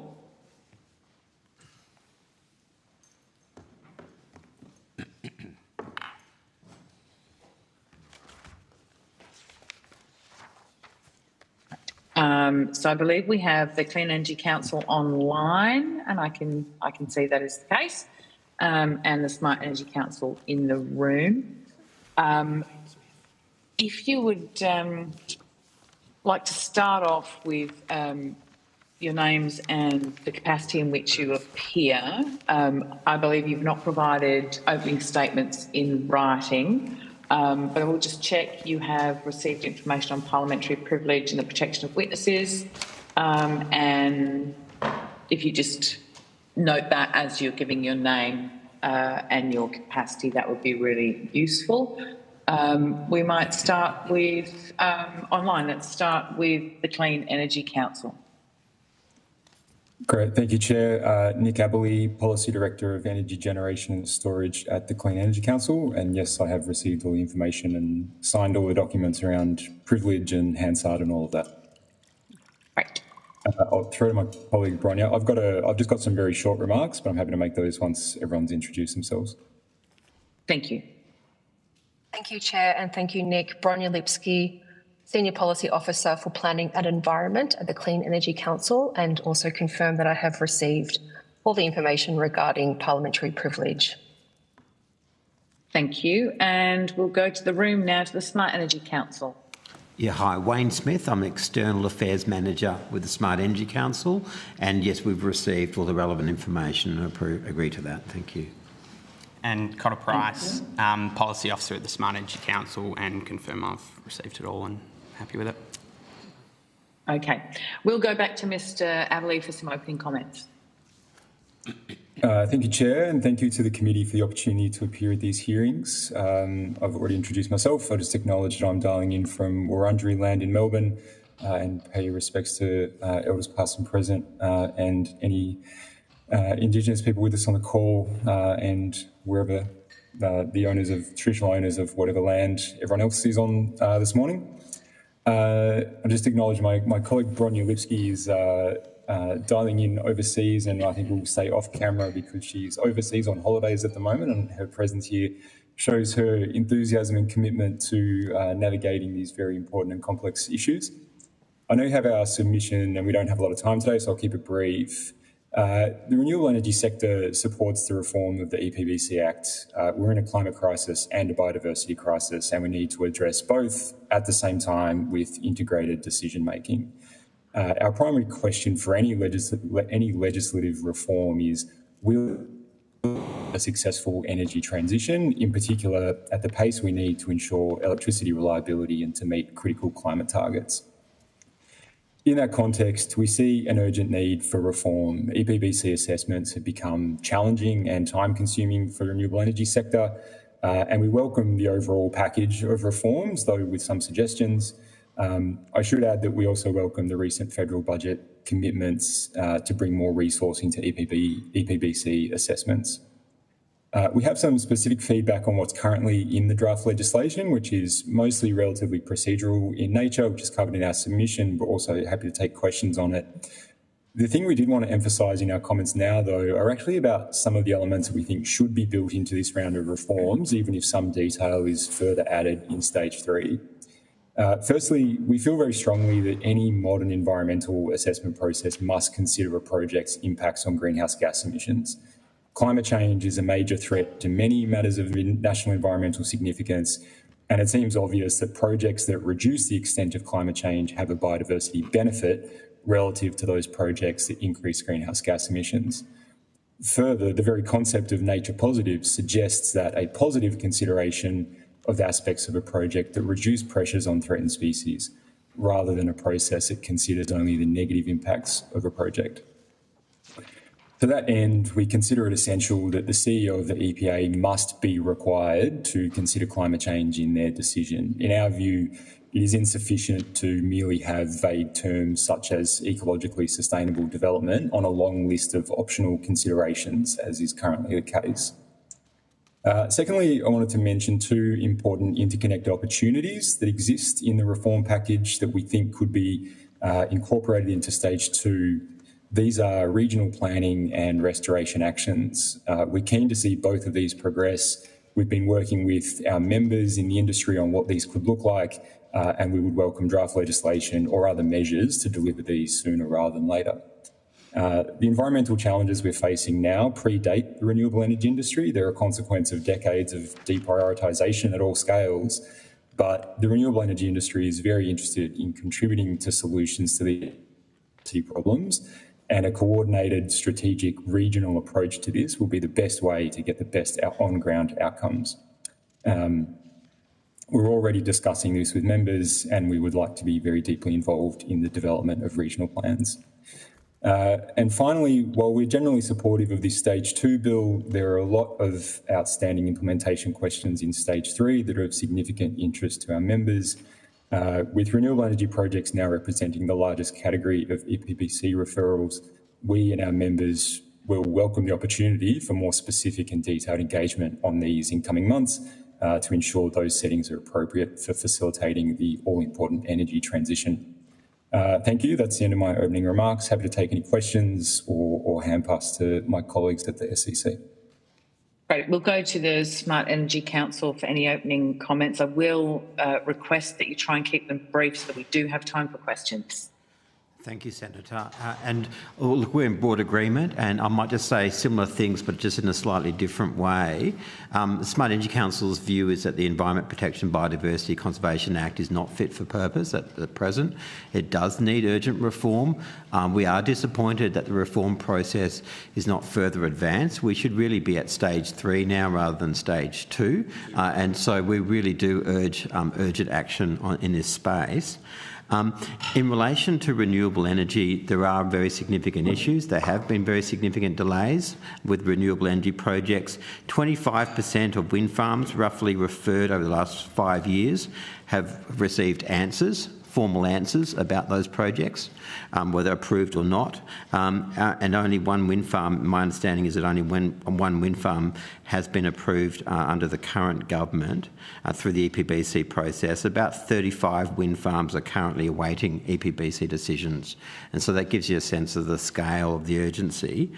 Our strong view is that we shouldn't just be talking about nature positive, we should be talking about climate positive as well, that the Smart Energy Council has long advocated for a climate change trigger in the EPBC Act. So just as we're looking at the climate change impacts of decisions, we should be looking at the climate change benefits of projects as well. That's really important. And then just finally, just to emphasise the importance of this, we do think we will struggle to get to 82% renewables by 2030. We may well struggle to get to 43% emissions reduction by 2030 unless we get those reforms happening sooner rather than later. Thank you. Thank you. We'll go to questions now, and we'll start with Senator Darling. Thank you. These are big reforms that have been people have been working on for a very long time. It sounds like certainly the Clean Energy Council, you talked about being generally supportive of the direction, and I think also, that Smart Energy Council as well. I'm interested in comments from, I guess, both of you around where your thoughts on benefits to set up the EPA first to make sure it's properly set up and running before getting to the stage 3 element of the discussion. Do you have any comments on that? Yeah, look, I might just jump in here. So Wayne Smith from the Smart Energy Council. Look, we certainly strongly support the EPA and we're really keen for that reform process to happen sooner rather than later. So we certainly support that. Our view is that given the delays that have been occurring around the reform process, there is a real need to look at maybe fast-tracking renewable energy projects. And so we think that renewable energy projects maybe should actually go to the front of the queue for consideration through the EPBC process, given the significance of the need for climate action and the government's targets as well. That's not to say that they should just all be approved. They should absolutely go through proper processes, but there is a need to really prioritise renewable energy projects. The other thing I'd just quickly add, I think, is that we certainly support a traffic light system for renewable energy projects. So being really clear about those areas, those geographical areas where we should not be seeing renewable energy projects, and probably those areas in particular where it's actually most likely going to be fast-tracked or streamlined, those processes, and then the sort of the amber projects, basically, which are much more complex, where there's a much more consideration needed. But having that clear guidance, and having that clear guidance very soon, would be very useful for the renewables rollout. Thank you. That's not what this legislation does, is it? Correct. No. And this package gives no clarity about those traffic light kind of assessments. That's right. We're really keen to see that sort of traffic light system. Yes. And the Clean Energy Council, do you have any comments on my original question? Yeah, I mean, I think that the staging of these reforms makes sense, right? Like these are big reforms. It's important to get them right. Inevitably, they will happen in a sequential way. So the fact that these bills are really just creating the EPA, but recognising that there's still a lot more detail to come, like that seems like a reasonable process. But I'd agree with Wayne's earlier comments that to be further advanced in where we are, because these are really important reforms. So yes, we appreciate the staging, and that makes sense, but there's still a lot of detail to be worked through in terms of exactly how the EPA operates, and that still needs to be worked through. Thank you. So just on the kind of urgency comments, do you think that there is a risk of slowing down project approvals in terms of, getting a regulator set up if these bills aren't passed? I think, our members are already seeing very significant delays in their approvals. So in many ways, the status quo is problematic for the renewable energy industry. One of the reasons we support the direction of these reforms is that we see this as an opportunity to create a new framework that is best set up to support timely decisions on all projects, but obviously in particular renewable energy projects. I would just add to that one of the things that will make this process somewhat streamlined, if we're going from one decision maker to another essentially, is that the new folks that are making those decisions and undertaking those assessments are really appropriately qualified to undertake those in a robust manner that's going to deliver a faster assessment decision process, so that we can achieve a decision sooner rather than later to get a range of projects built in time to meet 2030 targets. I guess, sorry, I just want to jump in there, because I think, Ms Lipsky, I think you make a good point, but the concern that's been raised is that these people making these decisions are the same people who are making the decisions now. They're simply new, they're the same officials within the department moving across to a new desk. They've got a different letterhead.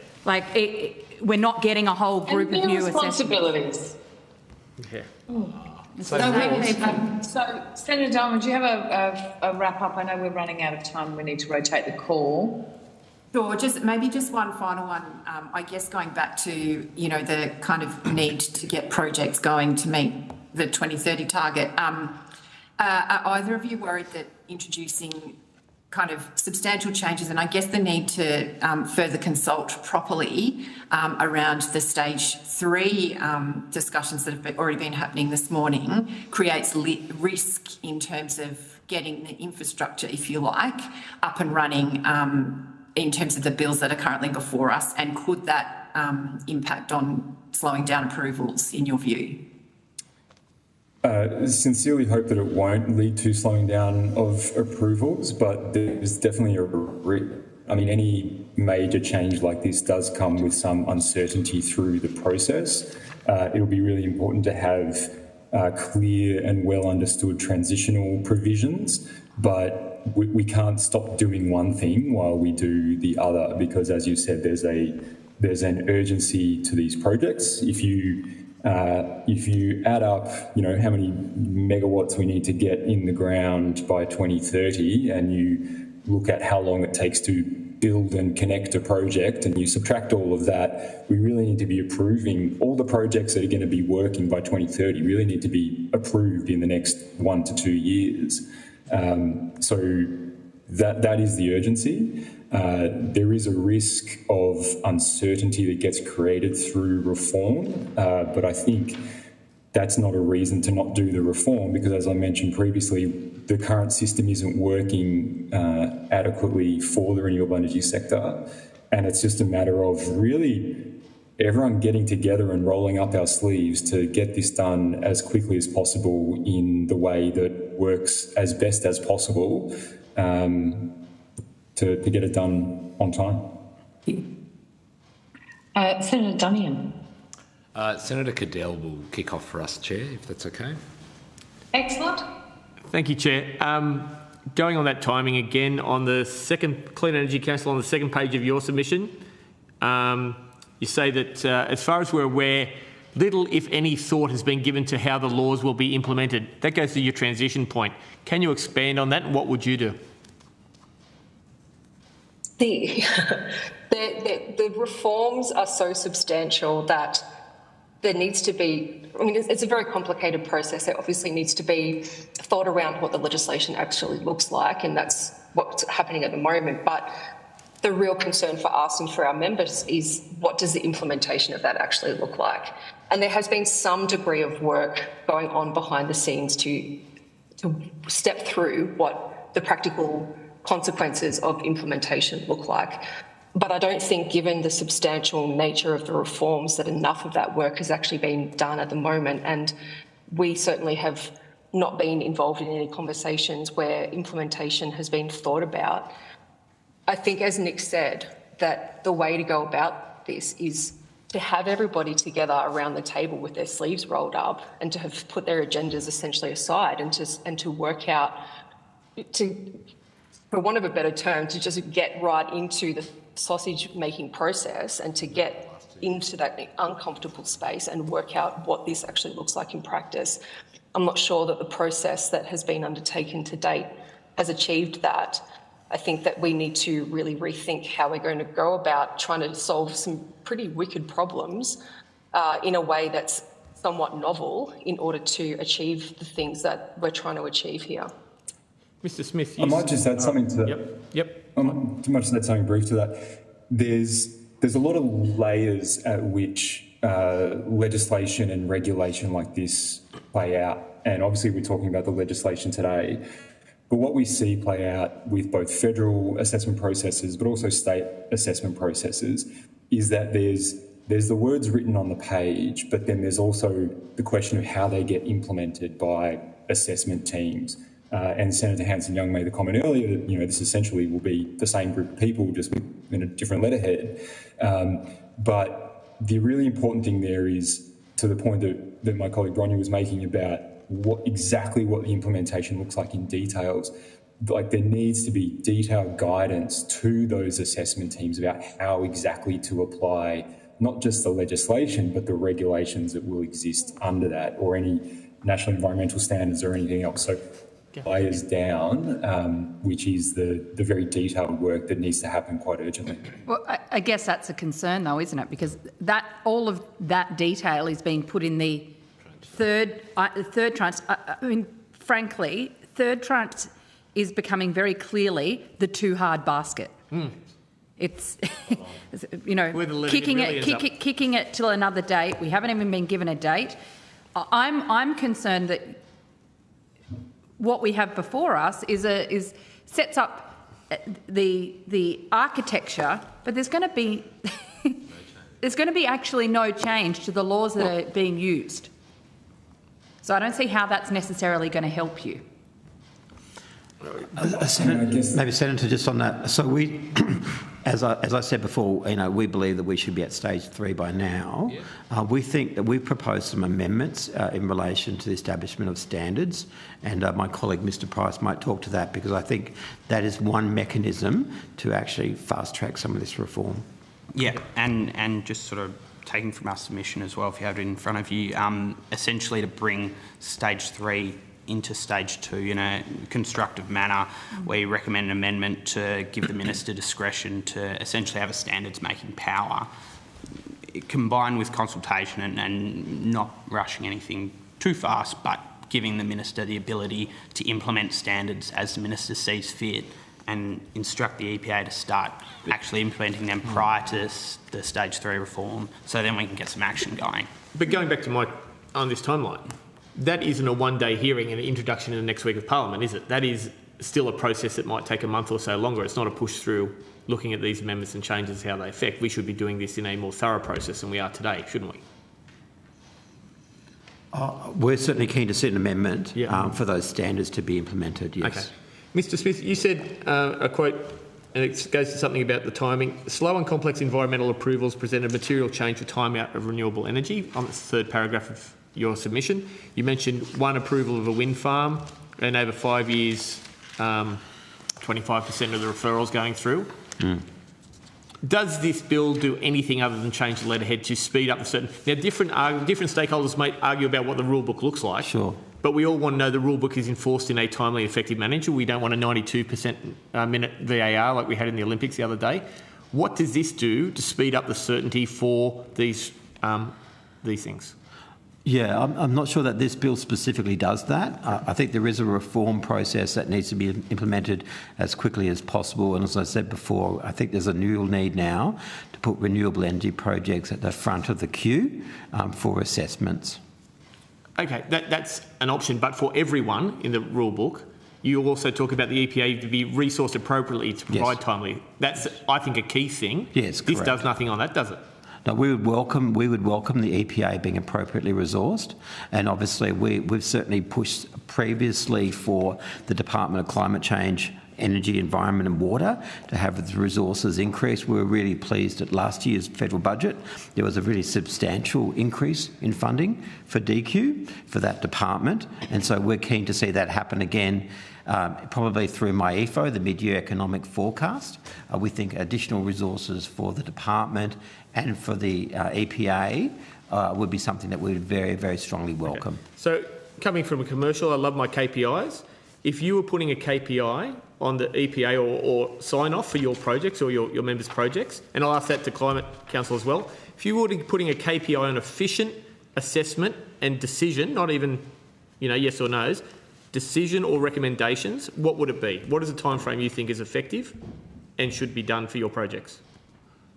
Probably a couple of things I'd add there. So, one, I think we should be at stage 3 of the reform process already. But we are not. But we should be. But that's we're the not. first KPI. I'd like to be there too. So getting to that, exactly. So getting to that as quickly as possible. Certainly before the federal election. Obviously, we don't know when the federal election is going to be. But, we should have that process in place before the federal election. It's not going to happen before the election.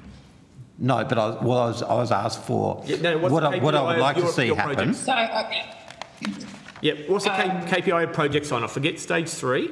Right now, these 5 projects that you've had assessed, the one that's been approved, right? How long should they be in, if they've been in 5 years, how long should they be in the process to be getting answers? I might go to my colleague, Mr. Aberley. He might have a view on that one. I certainly do. Yep, go. Go, Bronnie. I would think up to 12 months is probably appropriate. There's quite a lot of material that developers need to put together in order to submit their applications, and then obviously a whole lot of time needs to be spent in really going through those applications with a fine-tooth comb to determine what the potential impact is going to be. But on that, I would say things like data collection, site utilisation survey material, that type of thing, that data already exists. It exists in the application material that's been put by renewable energy developers and various others for the better part of a couple of decades now that we've been developing renewable energy projects.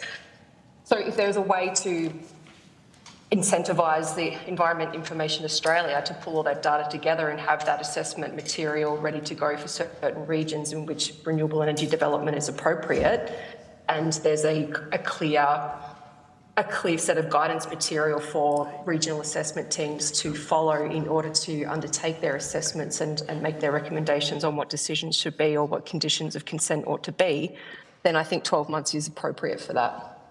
Okay. Senator Cadell, there might be a slightly different aspect to your question, which I'll answer just in case that wasn't covered by my colleagues' comments. I mean, the 60-day window that the CEO of the EPA has for their decision seems like a reasonable timeframe. Right. For the decision. Yeah, for the decision once it's gone through. Okay. So just to... Senator Cadell, we are going to need to rotate if there's anything you could possibly put on notice. Speed dating, I can get one-word answers out of this. Are we concerned that the current approval process is slowing the rollout of your sector? Yes. Yes. Right? Yes. And do you see the establishment of the EPA as this legislation stands without Tranche 3 will do anything to address that? I think it'll be helpful. Maybe. Maybe. Okay. Thank you. Thank you, Chair. Thank you very much. Senator Hanson-Young, over to you. Thank you. A lot of the territory I wanted to cover has been touched on, which is good. But I just wanted to dig a little bit deeper on this idea, and perhaps, Mr Smith, you're well placed to do this, that a climate trigger in the environment laws, we've heard from other stakeholders that this is needed, if we're going to modernise our environment laws, a climate trigger needs to be included. Am I hearing you correctly? And you're saying a climate trigger could work in such a way where it looks at the bad things that a project would do in terms of climate pollution, but could also look at the good things that a project could do? Yeah, it's a really good question, and it is a little bit complicated. So we've certainly called for a climate change trigger in the EPBC Act to ensure that those projects that are likely to create significant greenhouse emissions are actually assessed under the Act, and that would be a formal process. With climate change benefits, we're not looking for a trigger per se, we're looking for a process for assessing the climate change benefits. So the thing is, we want to make sure that that assessment process doesn't lead to a significant delay in the projects, right? And so you've got to have that process right in assessing the benefits. But I think there can be a process through the EPA where the EPA CEO or the appropriate person does that assessment of the climate change benefits and does it within a time frame that makes sense in terms of the approval processes. Could I just highlight one concern? You couldn't have that without having the other, right? You couldn't just have this is good for for reducing carbon pollution, so therefore this project gets fast-tracked, or there's a more streamlined process for approval. It would seem to me that you couldn't just be doing that if you weren't also making sure that the projects that we're asking for environmental assessment but are having a negative impact on climate simply keep being assessed the way they are. Yeah, that's right. You certainly need to assess the climate change impacts of projects. The challenge we have at the moment is that under the EPBC Act, there isn't really an assessment of the climate change benefits of projects at all. And so there's a direct look at the environmental impacts of the project, matters of national environmental significance, but it's not being judged against what are the climate change benefits of that project and what does that actually mean. And because we know that climate change is the greatest threat to our biodiversity, and that really needs to be looked at through the EPBC Act. Yep.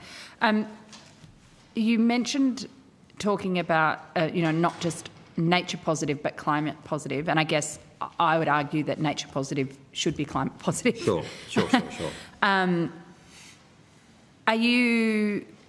Have you got any thoughts on how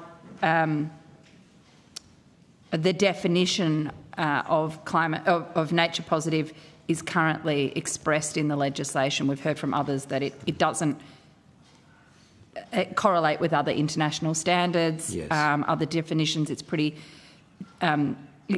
meaningless. It doesn't actually give the clarity that's needed. I might get my colleague Mr Price to speak to that. Yeah, and look, I'd echo what a lot of others have said this morning on these points, but it just needs to be plain and simple called out as a clear definition that climate change impacts must be considered.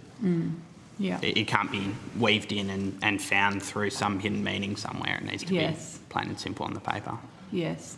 And there are international examples of this. There are international examples, yes. So it's not as if Australia is the first country to have to come up with a nature positive definition.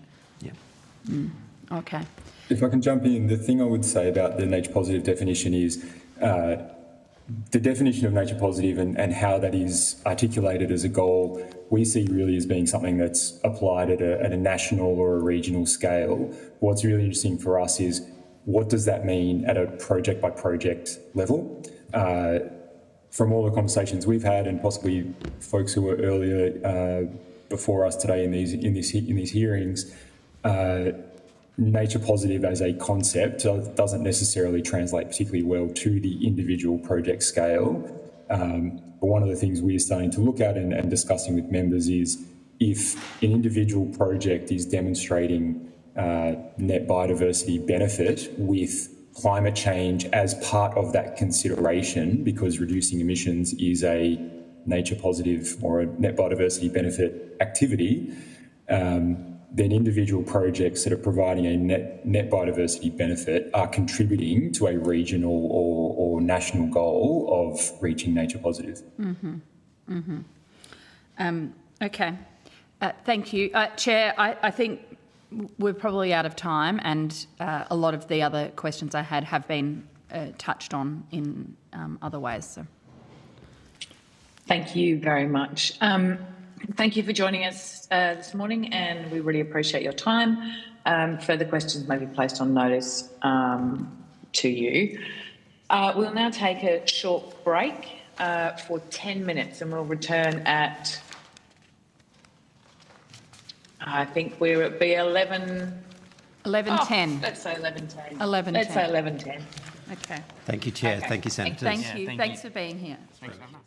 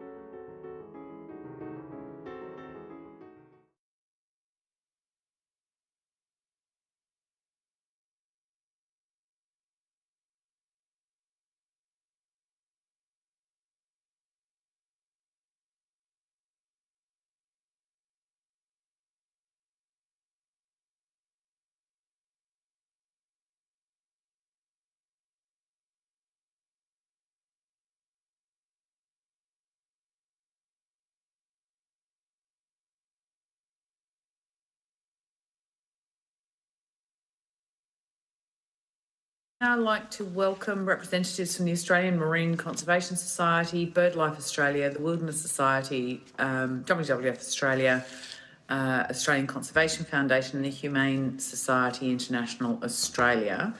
I'm going to assume that everyone has received information on parliamentary privilege because I know you all appear in front of these committees on a regular basis.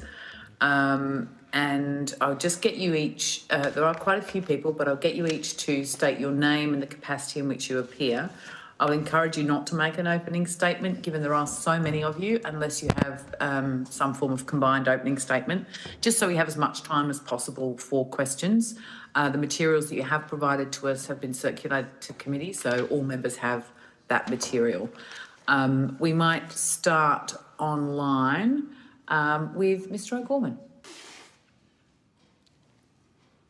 Thank you, Senator Grogan. My name is Dermot O'Gorman and I am the CEO of WWF Australia. Thank you. And if we can just work our way along the table. Tuni Marto, I am Campaigns Director at the Australian Marine Conservation Society. Kate Miller, I'm the CEO of BirdLife Australia. Amelia Young, National Campaigns Director with the Wilderness Society. Good morning, Kelly O'Shannessy, the CEO of the Australian Conservation Foundation. And Erica Martin, CEO of Humane Society International Australia. Thank you.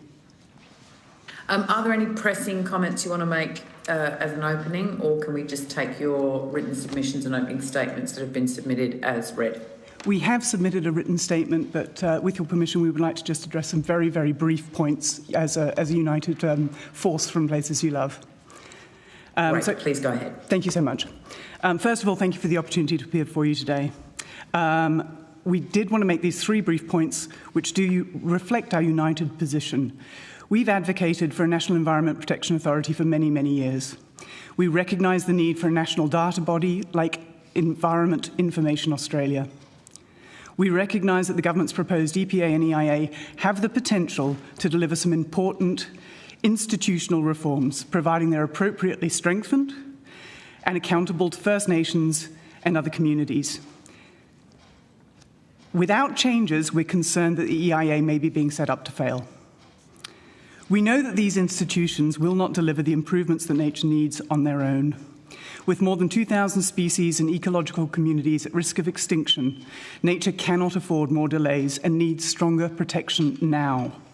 The Places You Love Alliance has carefully considered which priority reforms would benefit nature now and should be introduced as part of the current stage of reforms.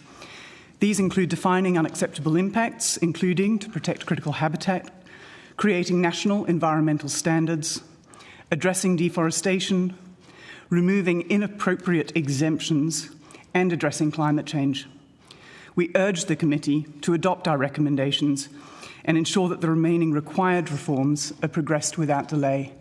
And just to close, we definitely do feel that the EPA and the EIA, if strengthened, can deliver for nature. Thank you. Thank you very much. We'll start with Senator Duniam. Sure, thanks, Chair. I might start with the Australian Marine Conservation Society. So if I can go to your submission on page 3, you talk about the importance of having the national standards in place in order to then lock in behind the EPA and EIA. Do you want to just take us through, from your perspective, what the issues are of not having the standards in place prior to the passage of the bills that are before us now? Thank you, Senator Duniam. If we take it right back to the review that Professor Graham Samuel did and provided to the previous government, and in the current government's response to that, he proposed the National Environmental Standards as a centrepiece of reform. So these are, to AMCS, these provide the outcomes focus that a new nature law needs. At the moment, the EPBC Act is very process focused. Professor Samuel found that it is not acting for nature and is in fact facilitating the decline of nature. And we absolutely see that in Australia's oceans. So this is one of the proposals that the Places You Love Alliance has proposed as part of our broader submission as well, which is bringing forward some of the critical issues that we see as important for actually beginning to address the extinction crisis that we're seeing in nature, including in Australia's oceans.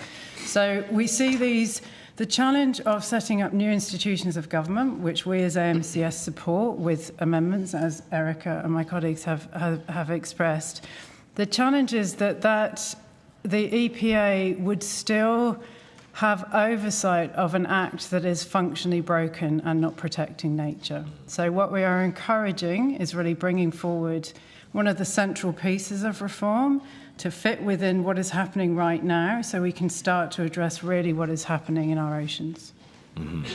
So the standards would be the quickest and easiest way to address what is lacking through, while we wait for tranche 3, as it's now called. Never was, but is now called. So that's what you're saying. Standards are necessary in order to make anything these bills passed become effective. What we're saying is that environmental law reform is urgent for nature, and for AMCS and for the Places You Love Alliance, that is an entire package of full reform. Yep. So we understand the government's approach, we understand and we fully support and accept that new institutions of government have an incredibly important role to play. Sure. But AMCS as an organisation is focused on the full package because that's what we want and that's what we see as will deliver for nature. Okay, so if we don't have stage 3, and I think at the very end of your submission you talk about what impact the delay in EPBC Act reforms is having on our unique environment. If we don't get everything we were promised, which is the full overhaul of the Act, what do you see happening? We can pass these bills, but what happens if we don't ever get tranche 3 sorted and a new replacement set of environmental approval laws? I feel that's a challenging question because effectively that is looking into the crystal ball. So we're here, the reason why I as a representative of my organisation are here today is to speak to what is currently in front of the Senate inquiry. So we will speak to that. We were very, very focused on the full package of reforms, and I think Places You Love Alliance has been very firm and very strong on there needing to be the full package. We can accept, as I've said, we can accept that there are institutions of government that need to be set up as part of that, with amendments that Places You Love have proposed within our collective submission and are reflected within AMCS's submission as well. And we as an organisation will be fully invested in ensuring that the whole reform package goes through. Okay, I was only taking up your invitation to speak about what impact delay to full EPBC reform would have, but we will end it there. If I can go to the Australian Conservation Foundation, Ms O'Shannessy, what's the ACF's position on a climate trigger? We want to see the National Environmental Law or National Nature Protection Law incorporate climate considerations. Mm-hmm. We actually all have the same view on that as many in the climate movement, because whilst extinction is being driven by habitat destruction and invasive species, there is a species that has been driven extinct by climate change that we know of in the world and that happened in Australia, but that will grow as a cause of extinction in Australia climate change.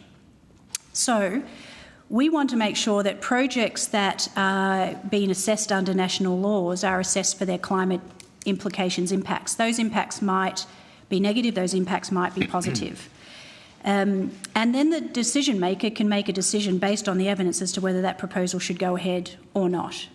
So the climate trigger is a shorthand used by a lot of people, but what we're asking for is that the assessment is done. In this day and age of climate change damaging nature, without considering the climate implications of a new coal or gas proposal, and some of them are enormous, in Australia, is not going to end extinction. The last thing I would say on that, why the national law? Why not just the climate laws in Australia? because the climate laws in Australia focus on domestic emissions. They have a focus on scope 1 and 2 emissions that we generate in this country. They fail to consider the emissions that are in the coal and gas that we export to other nations. And that is the vast majority of the climate damage being done by fossil fuel projects, for example. And that is why the reef is bleaching. And other damage to nature is occurring. So if it's the Environment Minister's responsibility to assess projects as to whether they should go ahead or not, depending on what they will do to Australian nature, then they need to be looking at scope 1, 2 and 3 emissions, and that is not covered under climate law in Australia. We are keen, though, to see the connection between the national nature protection laws and the safeguard mechanism and other future climate laws. They should be interconnected. Everyone wants efficient processes, or no one wants duplication, but they aren't actually addressing the real climate damage that's being done here to nature. Okay, well, thank you for that. I might go to Mr O'Gorman. In terms of, in your submission, you talk about the independence of and resourcing of the federal EPA.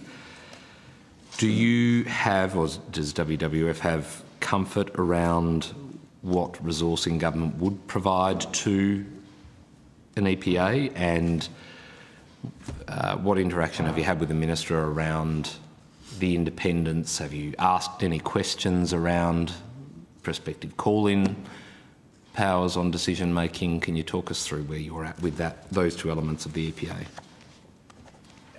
Thank you for the question. So look, I think that WWF Australia, along with the Places You Love Alliance, have been very clear on the critical importance of having a strong and good EPA. In fact, it was something that we as Places You Love called for many, many years ago, and so welcome the opportunity for this country to have a strong EPA. A couple of the things that we have fed into the process, I must say, not only this process, but the previous process that your predecessor ran with the Samuels review and the follow-up, has been around, and we've been very consistent on our message, has been around the need, firstly, for an independent board, and I'm not going to go line through line what our submission says, because it's quite detailed there, but I think that the importance of having that independent statutory skill-based governance board is very, very important. The second piece that we have conveyed to the government is this idea that an additional safeguard in the future parliamentary committee that would provide some oversight to the CEO of an EPA, and so we have made a number of submissions, maybe a number of bullet points if you look at our submissions there. And the third point, again, which we have also been very clear through the whole Samuels process and through this current process that the government is running, that of the importance that the EPA plays as its prime regulator of the environmental laws. And so again, that covers areas not only for over forestry and climate, but also third-party endorsement, which are set out there. Okay. Thanks very much for that. So a question to the panel more broadly, and I'm happy for anyone to answer this. I mean, the organisations you represent have been very active in advocating for stronger environmental protections in whatever comes to replace the EPBC Act. Are witnesses comfortable with the approach being taken, which is to establish these entities, and there's an argument that we need them, before we have new laws? Because I can't see this happening this side of an election, which will happen before May of next year. It may not happen after the next election. Who knows? I mean, is this something your organisations are happy to wave through, these bills amended to some level of satisfaction, and whatever comes after that, well, we'll see what happens? I mean, is that something your organisations are happy with? Maybe the Wilderness Society, do you want to start? Thanks, Senator Duniam. It's terrific that there are bills before the Parliament to establish an EPA and a new data office. Amendments are required, and that's the clear position of the Places You Love Alliance. What's also needed is a clear timetable for so-called stage 3 and also the wider reforms. As my colleague Tooney outlined earlier, nature needs decent reform, robust reform, and the establishment of an EPA and an EIA, while very significant, do need amendment if they're to have positive impacts, which is why the Places You Love Alliance is seeking these neat and necessary amendments so that these institutions can be set up for success. That's essential, and then to answer your question, what's also essential is a clear timetable and scope for making sure the rest of the reforms are delivered in a way that will protect nature and turn things around for the species that are currently imperilled with extinction. Does anyone else want to add to that? Add to that because yes, we've gone through our vast disappointment that we've had 2 now reforms, 2 reviews of the national nature laws done, and we're in 2024 and we still don't have a clear pathway for the reforms. We've been incredibly disappointed about that, but we want the committee to be very clear that we do want the EPA formed. We want it formed in this term. We want it formed with some amendments that we're suggesting which would set it up for success. And the reason is because the enforcement and compliance of the current Act, as woeful as it is, would help protect nature now. Many of our organisations are taking the enforcement to, we have to go through the courts to make sure the enforcement's done. We're doing our own investigations of illegal deforestation that's occurring in Australia. ACF runs an investigations which we use crowdsourcing to do to compare satellite imagery to identify where land clearing is about to occur or has, and then overlay that against are there threatened species there or not, and then we give that information to the government to say, can you please do something about this? So that's what we're doing at the moment. An EPA could do all of those things. So whilst we are we want the national environmental standards now as well because we think they can be moved forward. We've talked about them for years now, and they will provide protection for nature. But an EPA, even if it's enforcing the current Act, will help nature now, and that's why we would like it to move forward with the amendment so it's set up for success, so that independence is there. And I'll just do a final little note. I actually have worked in an EPA, and so I understand the compliance, the culture of compliance and enforcement and separation of power because I've experienced it, and then I went and worked for a government department and was quite shocked at how much more political interference there is in departments. And so that's why we do need this statutory authority with a global search for a CEO that has a culture of compliance and enforcement. And if we can do that, not only will provide greater outcomes for the environment, but the business community should also benefit because there's certainty there. There's a certain decision-making process. Regulators have to have processes in which are open and transparent to make their decisions. And so the business community will have greater certainty, as would nature. And if I might just be able to make one quick statement to follow up to that point by Kelly, is one thing that we would love to see the government do is to bring forward the creation of the legal framework for national environmental standards. So that's something that could be done now and would give greater confidence for what is to come in stage 3 reforms, which, as Amelia said, we're hoping for a very firm timetable on that to be delivered as well. You're all very optimistic, more than me, I must say. Can I then just go back to the Wilderness Society's... Sometimes optimism is born of, frustration and... Attrition. Being worn down, as we all are from time to time. Indeed, we have invited these people along to provide their perspective, not yours, so we might just let them do that. Oh, I think, yeah, you're right. We will have our opportunity in the committee report to give our perspective. I've sharpened my pencil extensively for that. If I can just go back to the Wilderness Society's submission, on page 9, you talk about the EPBC Amendments Bill should be amended to 4. Allow any person to request the Minister to request a referral of a proposal. Could I just understand, when you say a proposal, anything that is caught up under the EPBC Act, is that what you're referring to? Or? Certainly not anything. Right. There needs to be a defined scope around this, and thanks for the question, because it goes to the heart of why the EPA must have responsibility for transparency and for consultation, and that needs to be in the founding legislation now. So while the EPA is being created, we need to see a range of amendments to strengthen the responsibility for community consultation to build this integrity and independence of the proposed EPA in from the start. And to the substance of your question, yes, we believe the EPA needs to require that community consultation is done, and it must be responsible for that. But we also, in that context, need to see that informed members of the public are able to request referrals, and that's what we're getting at in that part of our submission.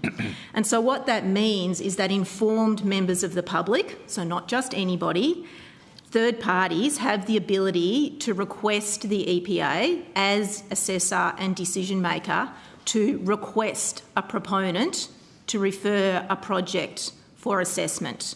And particularly where nature destruction is impending or already on foot, we believe that this will strengthen the EPA, independence and integrity of the EPA. Kelly spoke about the out-of-control deforestation and the role of third parties at the moment identifying and reporting on that deforestation to the current relevant authorities. Just in the past week, we've seen some more astonishing figures coming out of Queensland and the Northern Territory. Over 20 years of operation of the EPBC Act in the Northern Territory, there's been 44,000 hectares of threatened species habitat cleared. That's 22,000 MCGs. And there's been an average of 12 listed threatened species habitat destroyed over the course of that period across that 44,000 hectares. The issue, and this is where the third-party referrals comes in, Senator, the issue is that there have been 0 referrals over 20 years from the Northern Territory for pastoral land clearing projects.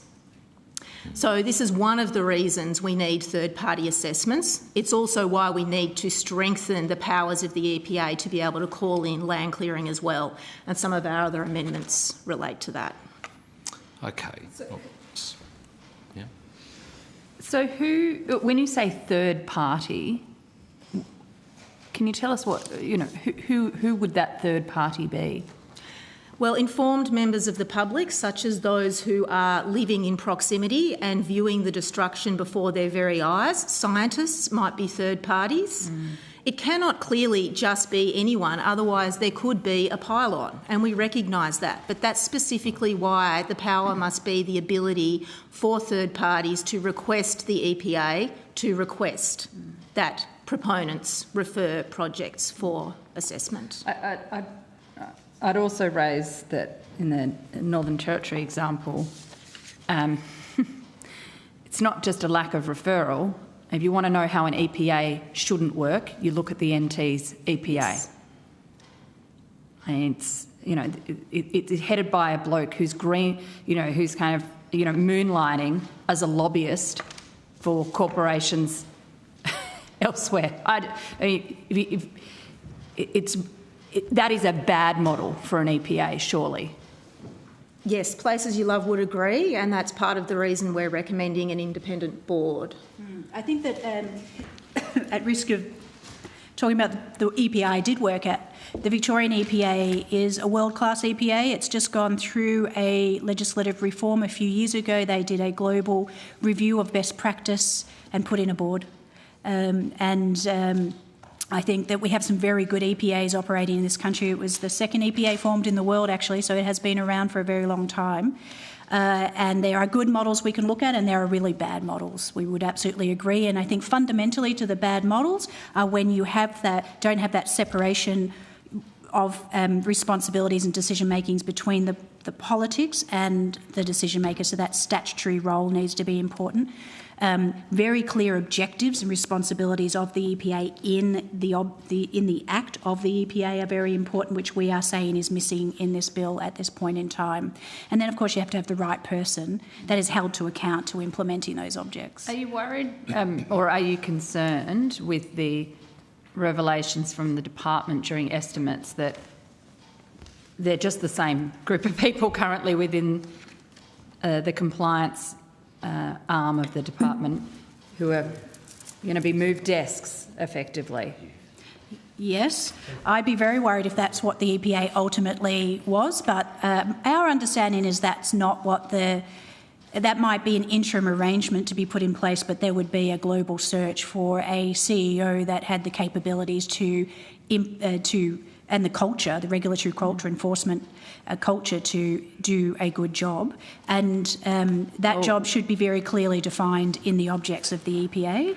So I think it's a matter of setting it up for success, and that's why we're putting through the recommendations about improving the EPA. If we're going to form it now, let's form it well. We can put these recommendations in place quite quickly, but the department, I believe personally, in my experiences, doesn't have a culture of compliance and enforcement, but I suppose you don't need to have my personal experience because audit after audit has shown that. I guess that's my concern. Without actually putting in place laws that are to fill the gaps, to fill the holes, to make sure nature is actually protected, I don't see how this EPA will do anything more than what the department currently is failing to do. There is a monitoring and compliance unit within the department, and they do nothing. That is correct. There's a failure of enforcement and compliance in the department. That has been identified through the Samuel Review, through many audits. We would agree with that. And that's what happens when you don't have a separation of responsibilities. You don't have a statutory authority with a series of objects written out of responsibility. You don't have a culture of compliance and enforcement. And I have heard stories from within the department where comments are made of, well, it's our job to facilitate approvals. Well, it's an assessment and decision-making process for one, so decisions, not approvals necessarily. But that's not a culture of protecting nature. So we really do need to make sure that there is a board. That board has a responsibility to make sure that the EPA has the right CEO and staff, policies and processes and transparent ones to uphold even just the current Act. And as we said earlier, that would then make for much better protections of nature. It's not ideal. We do need to have the full reforms for the EPA to be successful. But if they get the right people and they have a board that makes sure that happens and get held to account, and a parliamentary committee, as we're suggesting, for the democratic accountability, then that would set the EPA up institution for success. It still needs the better laws to implement. It sounds like there's a lot of work that needs to be done to actually even get to that point. I mean, we don't even have a proper definition of what nature positive is. Yes, feels like, yes. And I don't think that that's a mistake, by the way, or an oversight. I think that's a deliberate political decision to allow nature positive to be defined in whichever way anyone wants. Yes, we did just want to speak to that as well, and you will have... Sorry, Senator Dunnigan. No, I think this is all very helpful. Ms Miller, you were... Thank you. Just a really important part of our submission is in relation to that definitional piece for nature positive, because not only are these two bills under the brand and the heading of nature positive, it also captures what we're hoping to achieve in the total package of reform. And we are absolutely concerned in the failure of the definitional piece, which is in the EIA bill, to actually recognise the international standard. And what is in the current bill is inadequate because it fails to spell out the intent of what nature positive is. What are those outcomes that Tooney and others have been speaking to? And in our view, it's not only the increase in the diversity and other parameters, it's actually about halting loss, it's about reversing decline and it's about putting nature and threatened species on a path to recovery. That is all absent from the current definition and needs to be, and the amendments that are very reasonable and implementable in our submission need to be adopted as part of the support going forward. And all that does, at a minimum, is put us on a level with our international obligations and partners who are adopting nature positive globally. And we work very closely, as all of the Places You Love Alliance, with our international partners. We work a lot with BirdLife International. These definitions have been adopted by other countries and they are monitoring to baselines before 2021, which is what is being proposed here. The international standard is to take your baseline from 2014 or 2020. Countries like Uganda have adopted that baseline. Canada is adopting 2020. We've had State of the Environment reporting since 1995. We have the Threatened Bird Index that tells us that 60%, our threatened birds over the last 40 years have declined by 60% in 40 years. The trajectory is clear, and what nature positive is about and what the government is committed to is reversing that, no new extinctions, and putting this on a path of recovery. Those things have to be built into nature positive. The current definition doesn't go anywhere near close enough to that. Senator Dunning, if you've got more questions, otherwise... I do, but I'm happy for... Okay. I'm in chair, sort of happy to let things roll. I'm happy for you guys to interface between the two of you through this, but I will say that we'll give a chance for Senator Dunman to ask some questions as well, and we will finish up at 12:20. So if you want to just work that out between yourselves, that's fine with me. Thanks, Chair. I can't see how you can have a nature positive a nature positive package of legislation that allows the destruction of native forests, explicitly allows the destruction of native forests. You haven't read the press release, it's world leading, it's a new version. Well, I know Senator Dunningham won't agree with me on this, but it's utter rubbish to have laws that say that called nature positive when it allows for logging of Tasmania's native forests. Surely that needs to be fixed. Absolutely. The view of the Places You Love Alliance is that there are a number of exemptions in the current Act that need to be removed, and one of those exemptions is the logging loophole.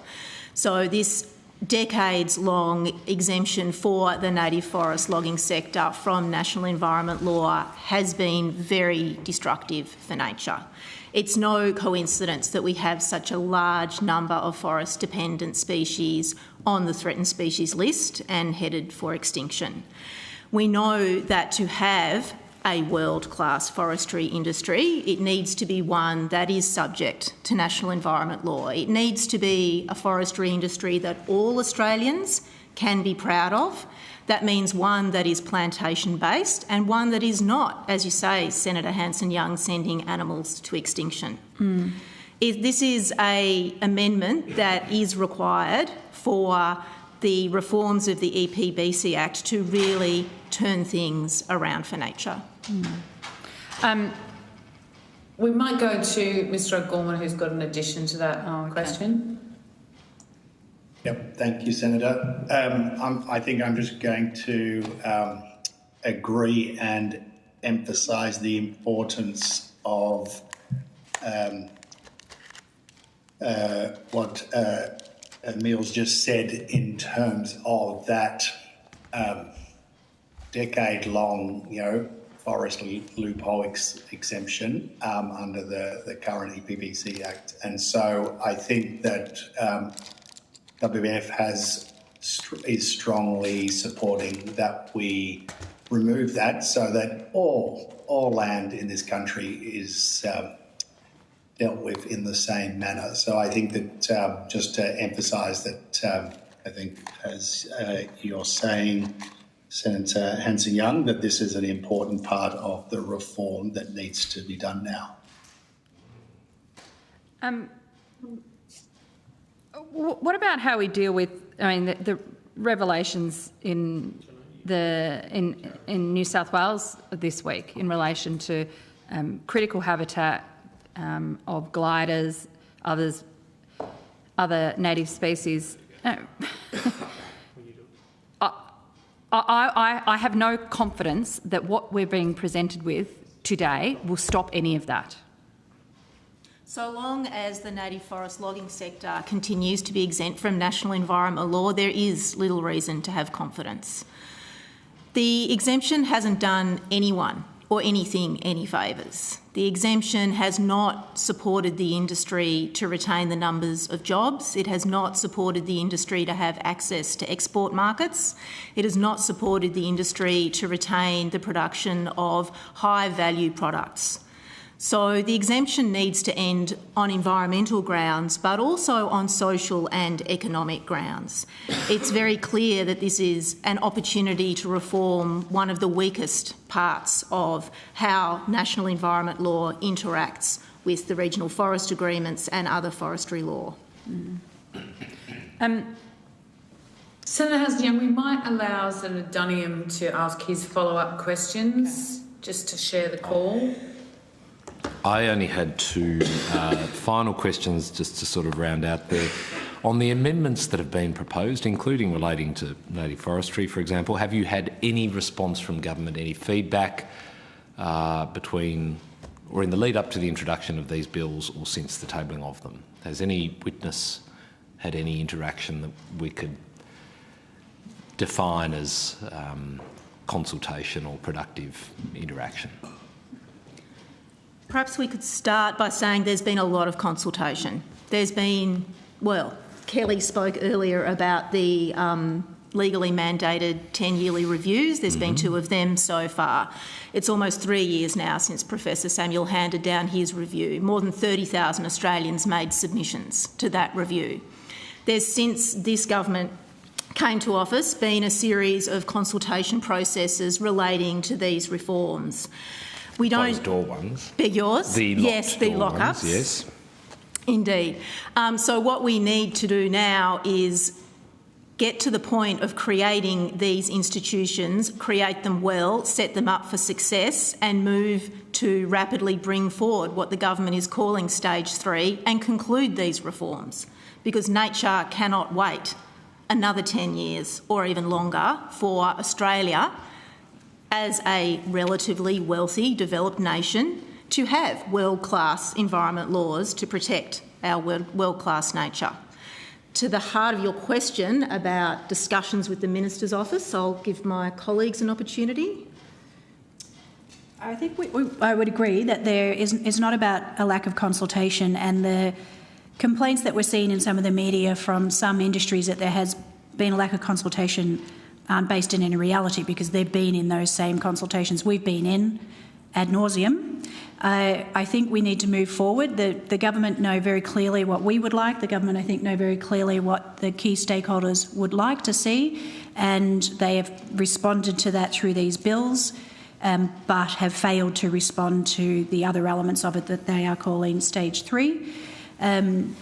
And it's not a problem of consultation now, it's a problem of getting on with it, listening to the feedback you've got, and across the parliament you've got a process, a democratic process, this process, and of course the parliamentary process of decision-making that just needs to occur. Our recommendation is that we need the EPA, and we need it with the recommendations we're having here to make it independent, because that will help nature now. We need those national environmental standards brought forward, because they are the absolute linchpin of nature protection in Australia. There are other things that we are suggesting are also important. What we talked to the Minister about is bringing forward some nature protections now so that the EPA can put those into its decision-making. So the national environmental standards are a cornerstone of that, because they define what nature needs. So we've said a lot, we've talked a lot, we've gone around and around in circles. It's time for getting on with action. I think everyone's had an opportunity to make their point, so let's actually get started with getting these bills in place. So I'm not sure if I was clear before. I didn't ask about whether we should have further consultation. I share your frustration. We've been observing this now for a couple of years and we are still nowhere, bar these bills. My question was, you've all done a power of work off that consultation. You've provided feedback in the form of recommendations where these bills fail. My question was, with the work you've done, have you had a response to your point around getting on and doing something to suggest the government and a good government, a good minister, a good ministerial office would look at these things and go, yeah, we can go at that, we can not do that, and convey that? My question was, has anyone heard anything from the Minister's office? If the answer is no, just say so. Well, we are constantly talking with the Minister's office and parliamentary parties and processes. We haven't, they haven't fed back to us, yes, we'll include this recommendation or not this one. They have been clear that they aren't going to bring stage 3 forward to deliver that in this process. We are resigned to that. And that's why we're saying we'll do these reforms that will really give nature a fighting chance while you're doing stage 3 and give us some real timelines about stage 3. And we don't know what their response to that is. Sure. Okay. All right. My final question relates to the board qualifications of. Can someone step me through what a good board looks like and what their qualifications might be? They all look at you, Ms O'Shannessy. Well, it would start, one, with having very clear objects of the EPA in the EPA Act itself, and then the board, a good board, would be recruited based on the skills of any board. I have a board that runs my organisation. A lot of organisations have boards, and that you need to go across a range of skills. Those skills should be based upon the objects of the EPA. That should be in the legislation. And then, there's AICD courses and things that tell you how good boards operate, but they hold to account the people that are charged with running the organisation. In my organisation, that's me. The board hire me and can fire me if I don't do the right job, and there's a very clear a clear strategy in which I need to implement and KPIs I need to deliver, etc., which are based on the objects of our organisation. So a good board, and I would say that the EPA Victoria, I can't comment on the people, and I wouldn't, but I can't because I haven't been across them recently. But I know that then has that level of independent overview. Is the organisation doing the right thing, making the right decisions, and, to be honest, being a little bit of a barrier between any pressure that might be applied politically to a statutory authority to amend its decisions. If you're one CEO and you're hired by the person who's applying pressure to you, the best human in the world can't withstand that. But if you have a board of qualified people that have a responsibility to deliver defined in the objects, then you've got a much better chance of ensuring the decisions are the right decisions by the proponent who's putting the project forward for assessment, as well as nature. Okay. Can I maybe just add a little bit more into Kelly's? Oh, sorry. Yep. Senator. Sorry. Go ahead. That's okay. I think one of the things that was really clear out of the Samuel review is just the low level of community confidence and trust in this Act, because every day, our BirdLife branches and our marine colleagues are seeing the havoc that's being wrought on nature. So I think in addition to what Kelly's mentioned, and I think why we're so compelled to talk strongly about independence is about reclaiming some of the trust and confidence, not only in the legislation itself, but how it's administered. So I think the importance of those board appointments being seen to be truly independent, truly skills-based, truly able to bring a fair, perspective to the decisions and the way the organisation is operating is going to be vital in any sort of rebuild of an EPA, this legislation, and recapturing any sort of grassroots confidence that nature is going to be truly protected, given how far down the extinction road we are and how significant the pressure is to continue that path for a whole raft of reasons. So I think the independence of those appointments is going to would be under a lot of scrutiny as well. Thanks, Chair. So we'll go to Senator Dunman now. Thank you. I might just follow on with the theme of governance of the EPA. What I've heard loud and clearly, I think, is that we should get on with establishing a body and one that's independent so that it's up and running.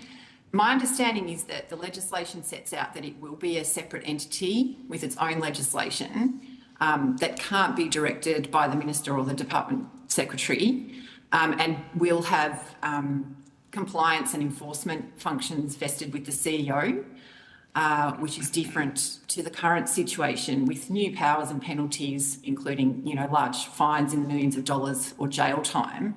So I'm just interested, outside of, I think, the comments that I've heard about objects and responsibilities that the board would then deliver. I think you've talked about the board hiring and firing the CEO.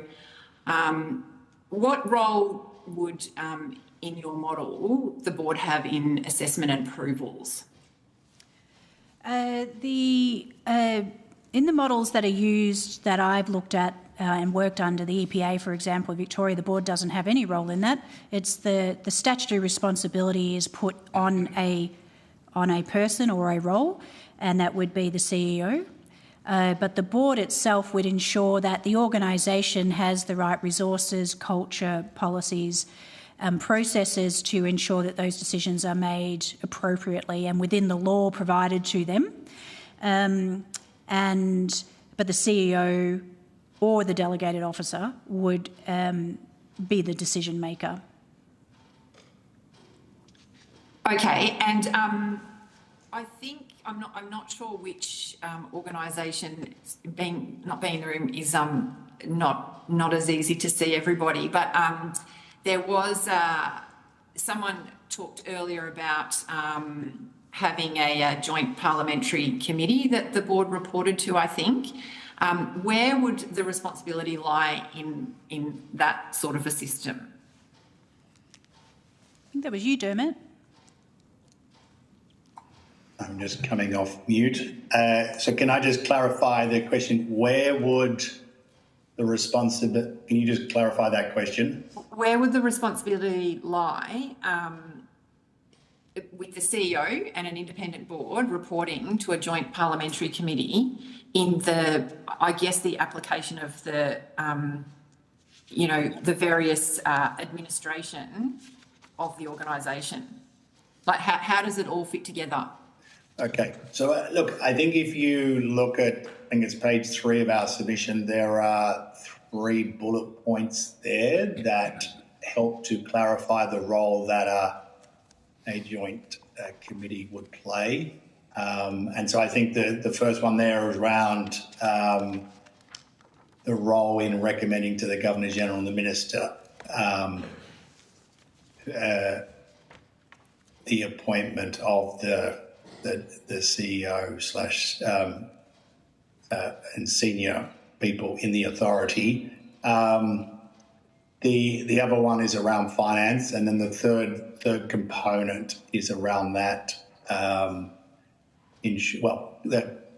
Both accountable finance, but also ensuring that the authority has the budget to do the monitoring, compliance, enforcement, and insurance. So that's 3 critical efforts there. It's a very different. It's a very different role than the board that Ellie O'Shannessy and I have talked about earlier. Okay. So there is a role for the minister in this sort of model that you're talking about, but it's via the Joint Parliamentary Committee. Yes, but the committee is responsible for the committee is responsible for the oversight of the EPA, and the board would be responsible for the governance of the EPA. I see. Yeah. But I believe there are a number of other standing committees that play a role. So this is not unusual in terms of its helping to make the overall EPA accountable to the Parliament rather than to a particular minister per se. And the other addition I would add to that, Senator, is an EPA, a regulator, can only regulate the laws provided to it to regulate. The Parliament makes those laws, and the Parliament makes the national environmental standards. The minister would have a very strong role in that. So there is a very strong role for the minister here in setting the laws and policies and goals and national environmental standards of which the EPA would then implement. Yeah, thank you for that. Maybe I'll turn now to the Environment Information Australia organisation, because we haven't really talked about that at all. I was wondering if, I guess the panel could make some comments around your views on the establishment of the EIA. I think you're all broadly supportive of it. Would you like to make any comments about the benefits of the independent data reporting aspects of the organisation?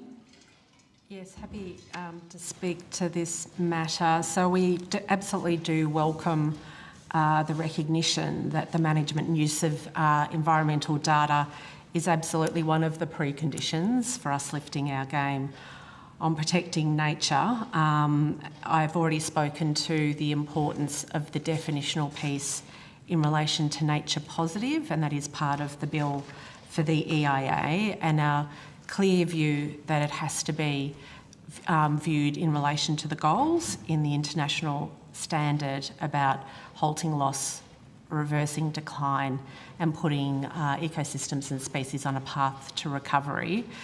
There are some other improvements and amendments that we would like to see brought in addition to this, and one of them is about the baseline issue. So at the moment, there is yet another deferral, delay, pushing down the road of an important part of this reform in relation to the baseline. We have world standard, world-class environmental data here in Australia. We have been doing state of the environment reporting, since we were all young career conservationists, more than 25 years. There is nothing wrong with the data that we could use as a baseline. And with any baseline, you need to know where you're headed. And so the target of establishing reversal of decline by 2030 and then moving towards recovery by 2050 are the navigation points that an EIA, you talk to any data nerd, they say, well, I can tell you what the numbers mean, but what's the insight? What are they telling us? What is it telling us about the decisions we're making and whether we're on track? These important signposts in the definition and in the establishment of the EIA are going to be really important to it actually being the bit of the puzzle that we know it needs to be in relation to data. We also believe there's an amendment in relation to monitoring not only the delivery of, but the implementation of the whole conservation planning system. There is a backlog of recovery plans that don't exist. If they do exist, they haven't been implemented. We would really like to see the EIA reporting back to the Parliament on how those critical conservation planning instruments are progressing, and are they actually delivering the outcomes, which comes back to standards, that this reform is supposed to be achieving.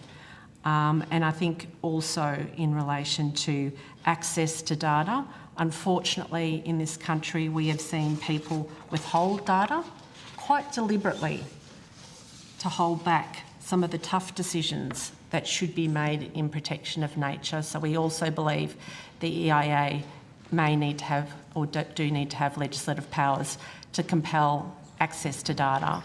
And a case in point is the data withheld by Adani and the Queensland State Government in relation to the Carmichael mine, and for us as BirdLife, the southern black-throated finch, which we love, was a case in point about people hanging on to environmental data, and it was only compelled to be released through a right of information request.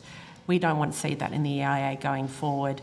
And we also, and maybe a bit to Amelia's point about accountability to community, the information that they will hold and store and manage on behalf of Australians and the decision makers has to be accessible to the community and has to be made available in a way that communities can understand and use in order to ensure that protection of nature is achieved. Thank you. Thanks very much for that. Is there anyone else that wanted to comment on the EIA? I just have one more question about data, and if anyone else wanted to throw in. Erica Martin from HSI. If we could just add, in addition to everything that Kate has outlined, and we 100% agree with, that we think that there should be an additional obligation for the EIA to track cumulative impacts on matters of national environmental significance. Okay, thank you. So in terms of the establishment of the baseline, there's been, I think, a range of different views about when that baseline should start, 2020, 2021. I'm not sure which is better. What is the... Yeah, so I don't know. Yeah, so the data that... the way the data sets work, Senator, is that the data is actually from the previous year and then released in a State of the Environment report. So the data that is part of the 2021 State of the Environment report is actually 2020 data. So if we progress with that as the baseline, we just squeeze in to be compliant with the international, so this is the Montreal, the Global Biodiversity Framework and the monitoring requirements. Every country was required to move forward on a baseline, and the window is 2014 to 2020. If we go with the State of Environment report from 2021, we will be able to essentially appear at our Nature Positive Summit with our global counterparts later in the year and say, yes, Australia is getting on with the job. And absolutely, this is why we're pushing for this amendment, is there is not for a lack of data. And the reason for the urgency is we are somewhat frustrated, I think, as Places You Love, this sense that we have time for further consultation loops, further determination of what's a good data set, and that we've got, years to wait until we sort this out. We have, and we were talking about the forestry issues, swift parrots at the brink of extinction. Toonie might want to talk about Morgan skate as well. These are species that are on the brink right now, and the purpose of having an EIA is to help us have confidence that the actions we're taking is in line with the recovery and protection of these species and achieving the government's stated goal of no new extinctions. We can't wait another couple of years on baseline, and if we were to do that, we would be out of step with our international partners on this matter. Thank you.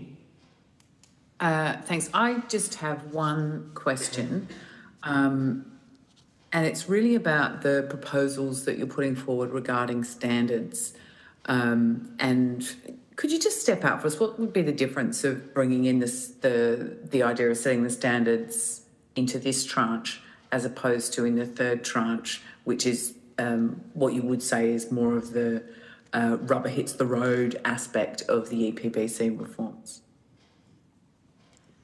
Perhaps just to start, the risk that one of the risks we're trying to address here in recommending that at a minimum there be a power established for the creation of national environment standards, at least at this point, is because without that, the EPA is at grave risk of administering an act that, by all accounts, is widely recognised as being incapable of protecting the environment and is fundamentally not working, not for nature, not for communities, and not for business either. And one of the key things we need for the EPA to be effective is, yes, an independent board, excuse me, as we were just discussing, but also a decent act for it to be regulating. And coherent and effective assessment processes and clear decisions are part of that coherence. And how those processes are conducted goes to the heart of the accountability and transparency of the EPA. It also needs guidance and rules to be able to make decisions about. And that perhaps is a good point for me to hand to Erica. I agree with everything that Niels has said. I think it's a question of making sure that we're continuing to make progress on this and that there's not going to be further delays down the track.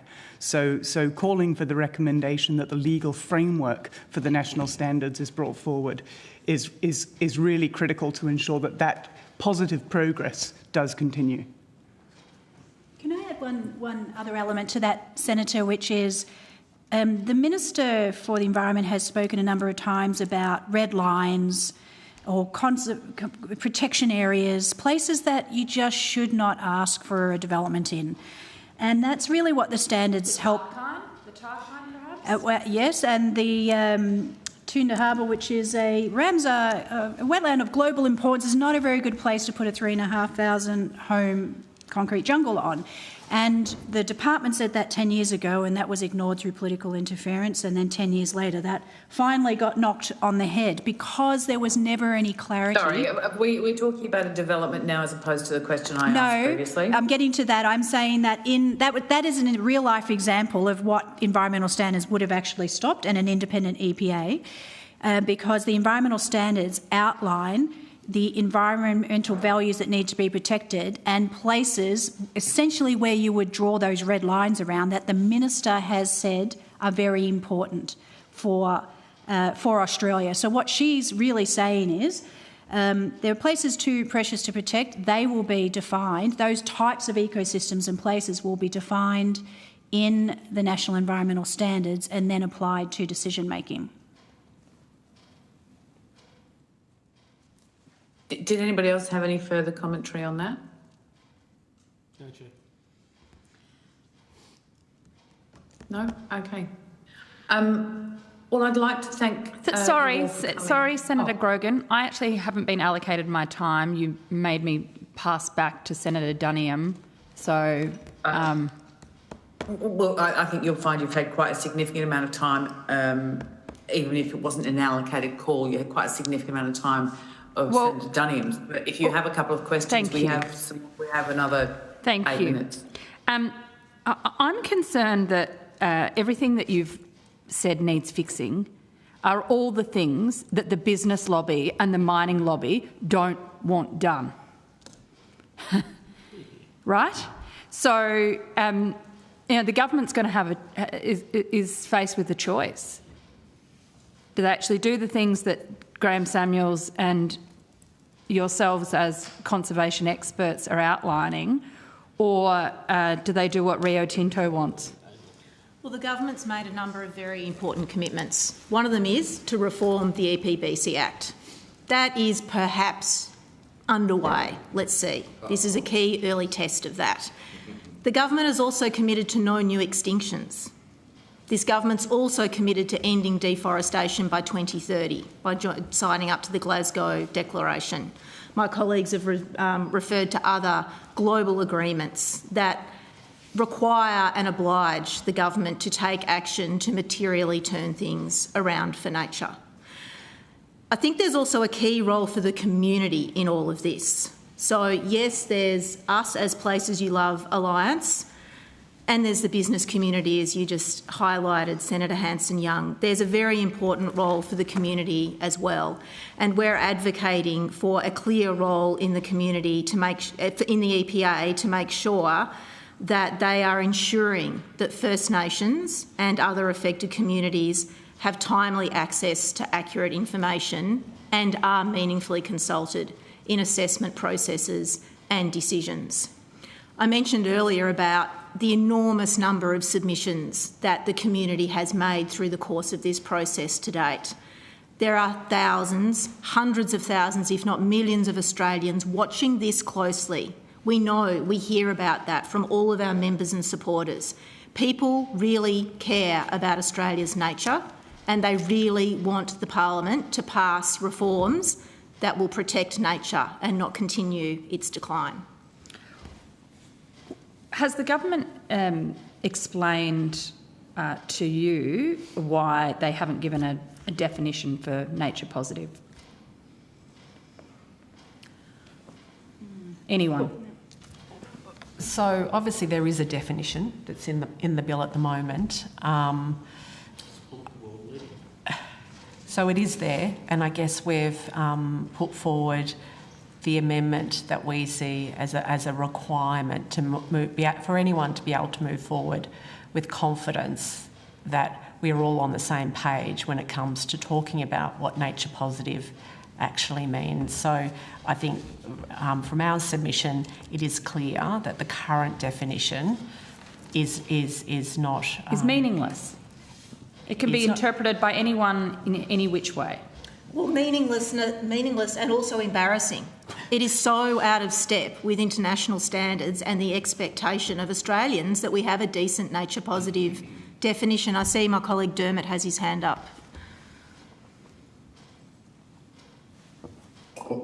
No, keep going, Mills. I was going to go back to the Senator's previous question about the business piece, so just keep going. Go ahead, Dermot. Senator Hanson-Young, are you okay me just to go back to your previous question about... That's fine.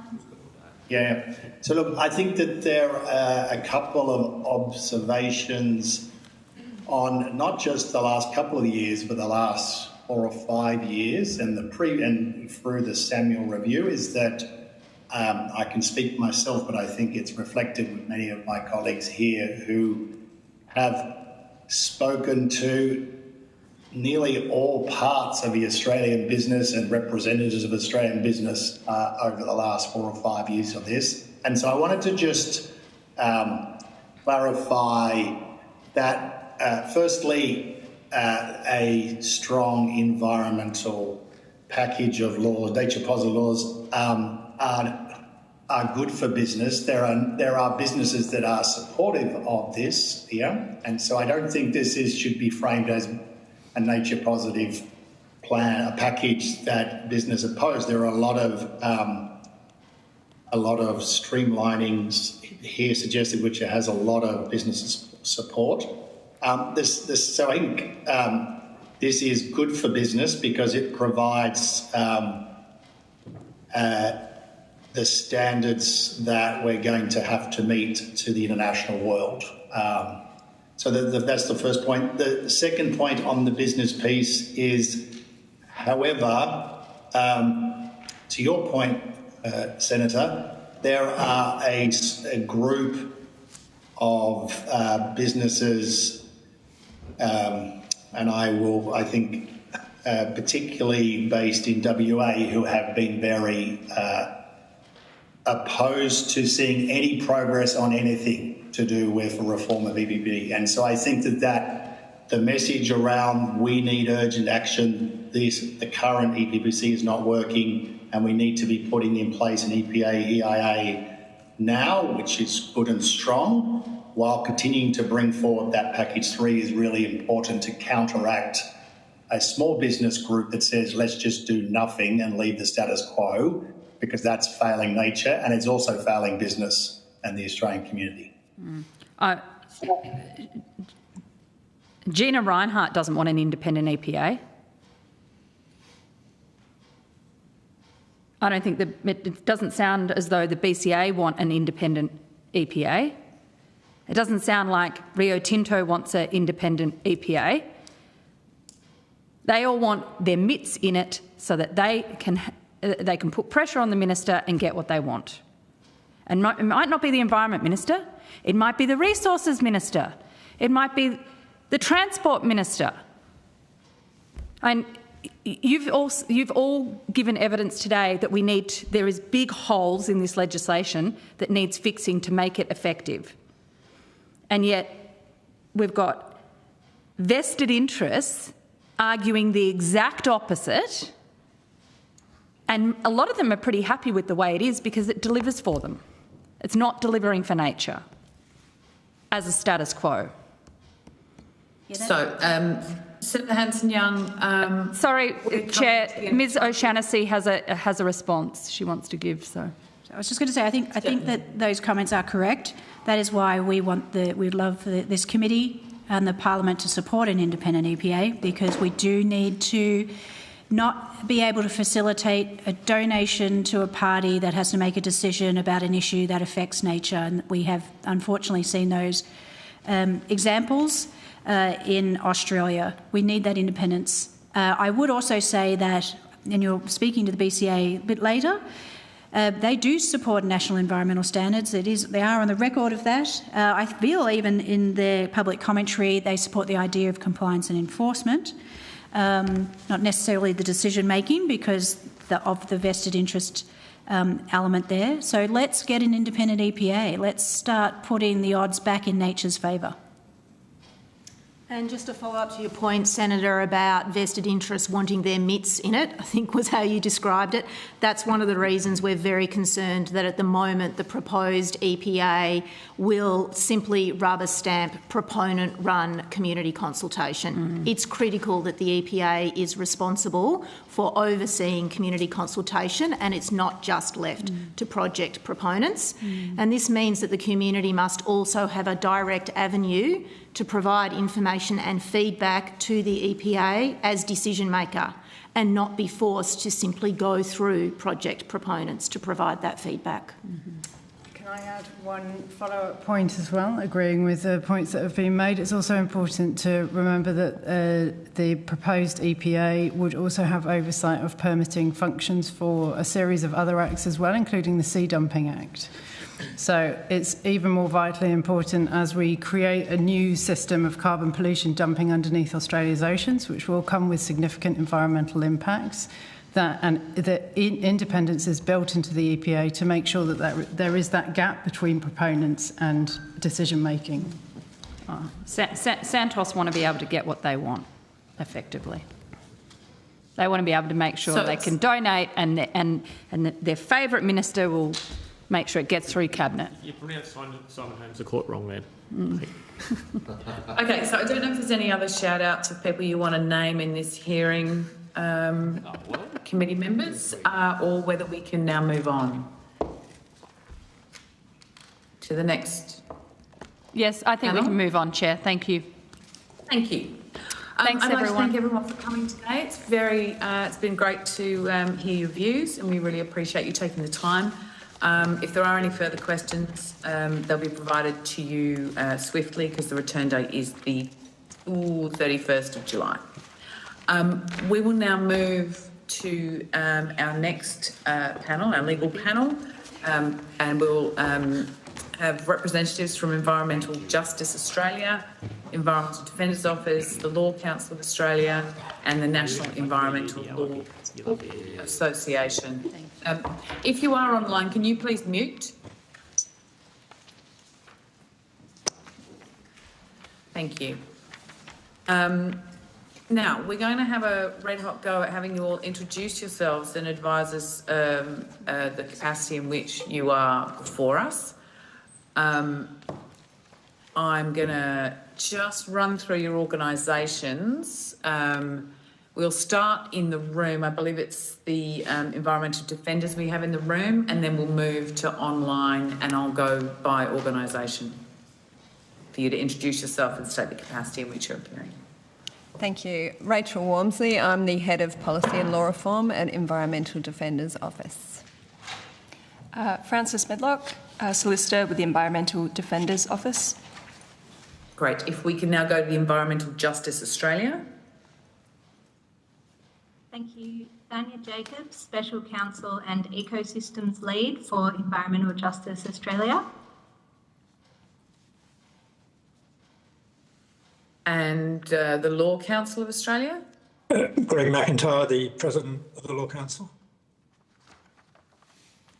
Robin Glindeman, I'm the co-chair of the Australian Environment and Planning Group at the Law Council.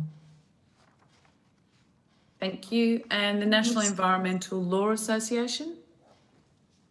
I'm Dr. Philippa McCormack. I co-chair our submissions and publications portfolio. Sorry, thank you, Chair. And I'm Justine Bell-James. I'm a director of the National Environmental Law Association. Okay, we have one more person who was not identified with any of the organisations. Ms Taneja? Apologies, Senator. I'm Ashna Taneja and I'm here with the Law Council of Australia as Principal Policy Lawyer. Thank you very much. Do any of you have an opening statement that you feel is deeply important for you to provide us a summary of at this point in time? Chair, EDO has a short opening statement Okay, if we could keep it short so that we can make sure there's enough time for questions from the committee, that would be great. Please go ahead. Thanks very much. And this complements our more comprehensive written opening statement that we've lodged with the committee. Firstly, we just want to place on record that EDO has long called for a strong independent EPA that can make expert approval decisions and undertake robust enforcement and compliance activities. Similarly, in EDO's view, EIA will be an important and useful new institution that will have a critical role in measuring our progress towards nature positive.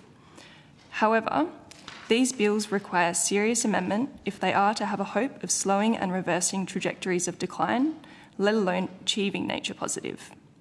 The bills, as currently proposed, are a bare minimum and will not be sufficient by themselves. But sensible and effective amendments can be made to strengthen the two new institutions so they can effectively undertake their functions, and we'll draw the committee's attention to the fact that many of these have been proposed already in the lower house. Secondly, we don't have to wait until so-called stage 3 to fill obvious gaps and fix loopholes in the EBPC Act regime so that the EPA is enforcing effective laws from day one. We recommend amendments which will provide rapid and effective protections for nature within the current EBPC Act model. This is different to, but establishes the foundations for, the necessary Stage 3 overhaul and a brand new Nature Positive Act. These changes can and should be done now to protect nature, including as part of Stage 2. In summary, we urge the committee to consider these amendments that are already on the table that could turn around the frightening extinction trajectory, address the climate crisis in line with our international obligations, and make a real difference for Australian wildlife. Thanks, Chair. Thank you. Any other organisation that would like to make an opening statement? Excuse me, Chair, Dr McCormack from NELA. We sent through a written opening statement this morning, so we missed the deadline, and I wonder if I could just confirm that we table that or have that accepted. We're happy for the written one. No, I can confirm that we have all of your opening statements. They have been provided to the committee and they will be considered as evidence here, along with your submissions and any verbal testimony you might make now. Thank you, Chair. Chair, the Law Council doesn't need to add to the written submission and the opening statement which has been provided to you. Lovely. Thank you very much. We'll go directly to questions and we'll start with Senator Hanson-Young. Thank you, Chair. Thanks all for participating today. Particularly to EDO and EGA, you gave evidence during the extinction crisis hearing by the sister committee, our sister committee, the References Committee, about the minister's announcement when it was made that, you know, dumping the standards and all the kind of the real meaty bits of reform that was needed.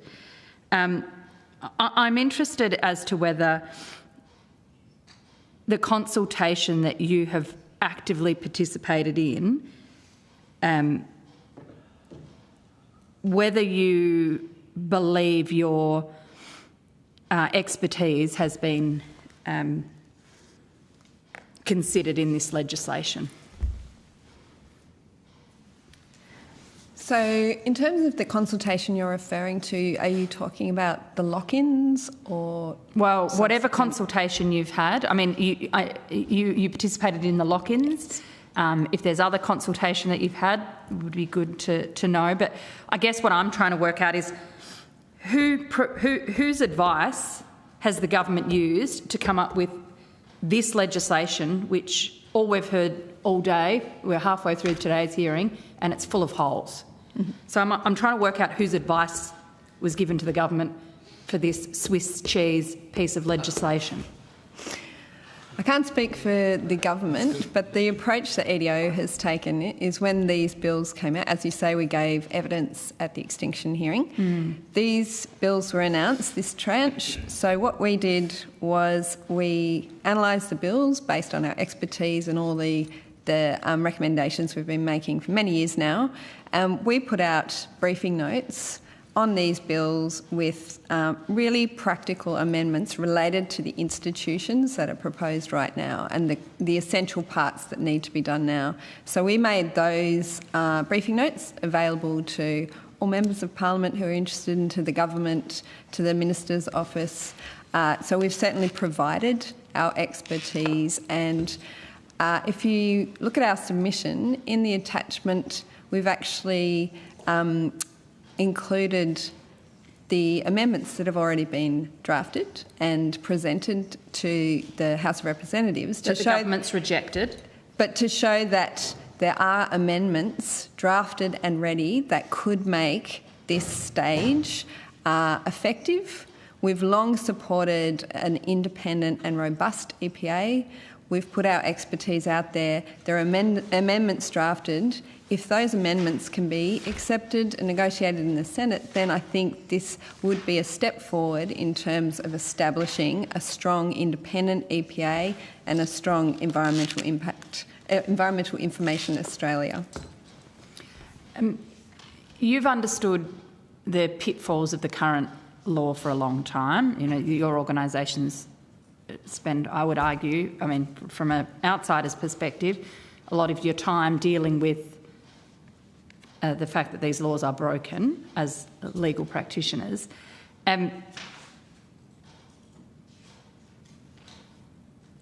Is there anything, what confidence do we have that the legislation as presented to us, as introduced into the Senate, will actually fix the problems that your organisations have for many years identified as problematic, as not protecting nature? The legislation as introduced at the moment will not fix the problem. It's got potential if the institutions can be significantly strengthened and clarified, and if some of the fundamental elements needed for this reform can be passed in by this Parliament. So some of the problems, as you say, we have long dealt with the EPBC Act and the problems. There are several things that are most relevant to this phase now that can be done now. One example of that is defining unacceptable impacts. The government has talked about getting a quick yes and a quick no, giving clarity to both community and to industry by putting national environmental standards in place now, by identifying unacceptable impacts now. These are some safeguards that can go in now and start protecting nature so that the EPA is set up for success from day one. We're not delaying all those really important elements until stage 3. But as you say, what we are looking at the moment in terms of drafting needs sufficient strengthening to be able to address the many, many problems of the EPBC Act. Graham Samuel identified a lot of those problems, including the RFA exemption, including the lack of First Nations, the distrust of the community in the law. So we don't deny that there's a really complex job to be done, but the starting point, that what we're working with is what's before us. There's some really sensible amendments like a power to make national environmental standards so we can get the ball rolling now on fixing those broken elements. What would a unacceptable impacts definition look like? I mean, when you say you would like that included so that there is clarity as to what the EPA is actually administering, can you give us a concrete example of what that means? Yeah, in our attachment to our submission, there's a draft amendment that would establish unacceptable impacts that's been proposed. So that basically steps through the current matters of national environmental significance and defines what an unacceptable impact would mean. I think that is one of the straightforward amendments that could give certainty to business, because we've heard a lot of, about time that assessments take, wasting time and costs. If we have really clear national environmental standards that are legally enforceable and we have really clear unacceptable impacts up front, we won't be wasting time by saying perhaps we should have this development in a Ramsar wetland, perhaps we should have this in core koala habitat. We can be more efficient with clearer guardrails and rules, and we can absolutely put those in place now. And in fact, they're necessary now for the EPA to do its job. So unacceptable impact could be the destruction of critical koala habitat. Yes. If I could add to that as well. So the concept of unacceptable impacts is already existing in the Act. What this is doing is providing a substantive definition that gives guidance to EPA as it makes its decisions, or to the minister as they make decisions, as it were, around what is absolutely off limits. And that provides a lot more certainty for proponents from the outset. It's a quick no. And this actually really complements the minister's intention around speeding up the quick yes side of things as well, that we've seen as part of stage 2. What's your organisation's view of climate pollution or carbon pollution or emissions increases as being defined as unacceptable? Yeah, thanks, Senator. So we, for a long time, have identified that climate is a glaring gap in the EBPC Act. It's completely nonsensical that our federal environmental regime does not consider climate pollution when looking at new projects, and it has actually been discussed in this room earlier today. We know that our other climate regimes, including the safeguard mechanism, don't deal with climate pollution at the pre-approval stage. It's only once a project has been approved. So we would want to see amendments to the EBPC Act in the form of a climate trigger and climate considerations that would set up a regime for assessment of climate impacts and emissions against our legislated emissions targets, as well as a hard barrier of some kind where we say that there is an unacceptable level of climate pollution. Because we know that every increment of greenhouse gas emissions will have an impact on the matters of national environmental significance that the EBPC Act is set up to protect. So that's absolutely something that we're calling for, and that makes sense in terms of linking these other climate regimes that we have, like a legislated emissions target, like the safeguard mechanism, to assessment of projects pre-approval stage. And what about logging of native forests? Is that should that be an unacceptable, caught under an unacceptable impact? That's not. Our recommendation there is to remove that exemption. That's actually flagged in the Nature Positive Plan that is the intention of the government. So that, again, there's some amendments drafted in terms of removing the RFA exemption. If the government was to remove the RFA exemption, does that save native forests from logging? Not immediately, no. There's a number of things that need to be done. I think, as previous witnesses have said, the issue of deforestation and illegal clearing are currently not addressed well by the EPBC Act, particularly if you look at jurisdictions like the Northern Territory. We're really heartened by government commitments in terms of improving the situation, and one of the reasons the Minister gave for this stage 2 was to get better compliance and enforcement of native vegetation clearing and to improve offset. So we support that commitment, but one of our concerns is you can have beefed up compliance and enforcement, so you might actually enforce, find a breach and find illegal clearing, but that's after the harm has happened. That habitat has already been destroyed. What we actually need is laws that are better in the first place, that identify unacceptable impacts, that have clear standards to protect that important habitat up front, not just stronger laws to give a slap on the wrist after that habitat has been destroyed. So a logging company in Tasmania or in New South Wales, if you remove the RFA, they could still apply to log, couldn't they? Yeah, that's one of the really important things about what Professor Samuel's vision was, that there were national environmental standards and that forestry would come under national environmental standards. So if you look at forestry in New South Wales, as you say, we have some really egregious breaches of forestry rules in the paper every second week at the moment, it feels like. So state laws certainly aren't designed to protect matters of national environmental significance. That is what the EPBC Act or the new nature positive laws need to do. So what we need to do is have the enforceable national environmental standards, that forestry is brought under that, and that once those national standards are set, state and territory laws need to make sure that those standards are met. So you can't just have your exemptions and your clearing going on under state and territory legislation. We need leadership and a coherent national regime with standards at the core and the compliance and enforcement. Senator Hanson-Young will need to rotate the call. That's fine. Senator Dunniam. Oh, thanks, Chair.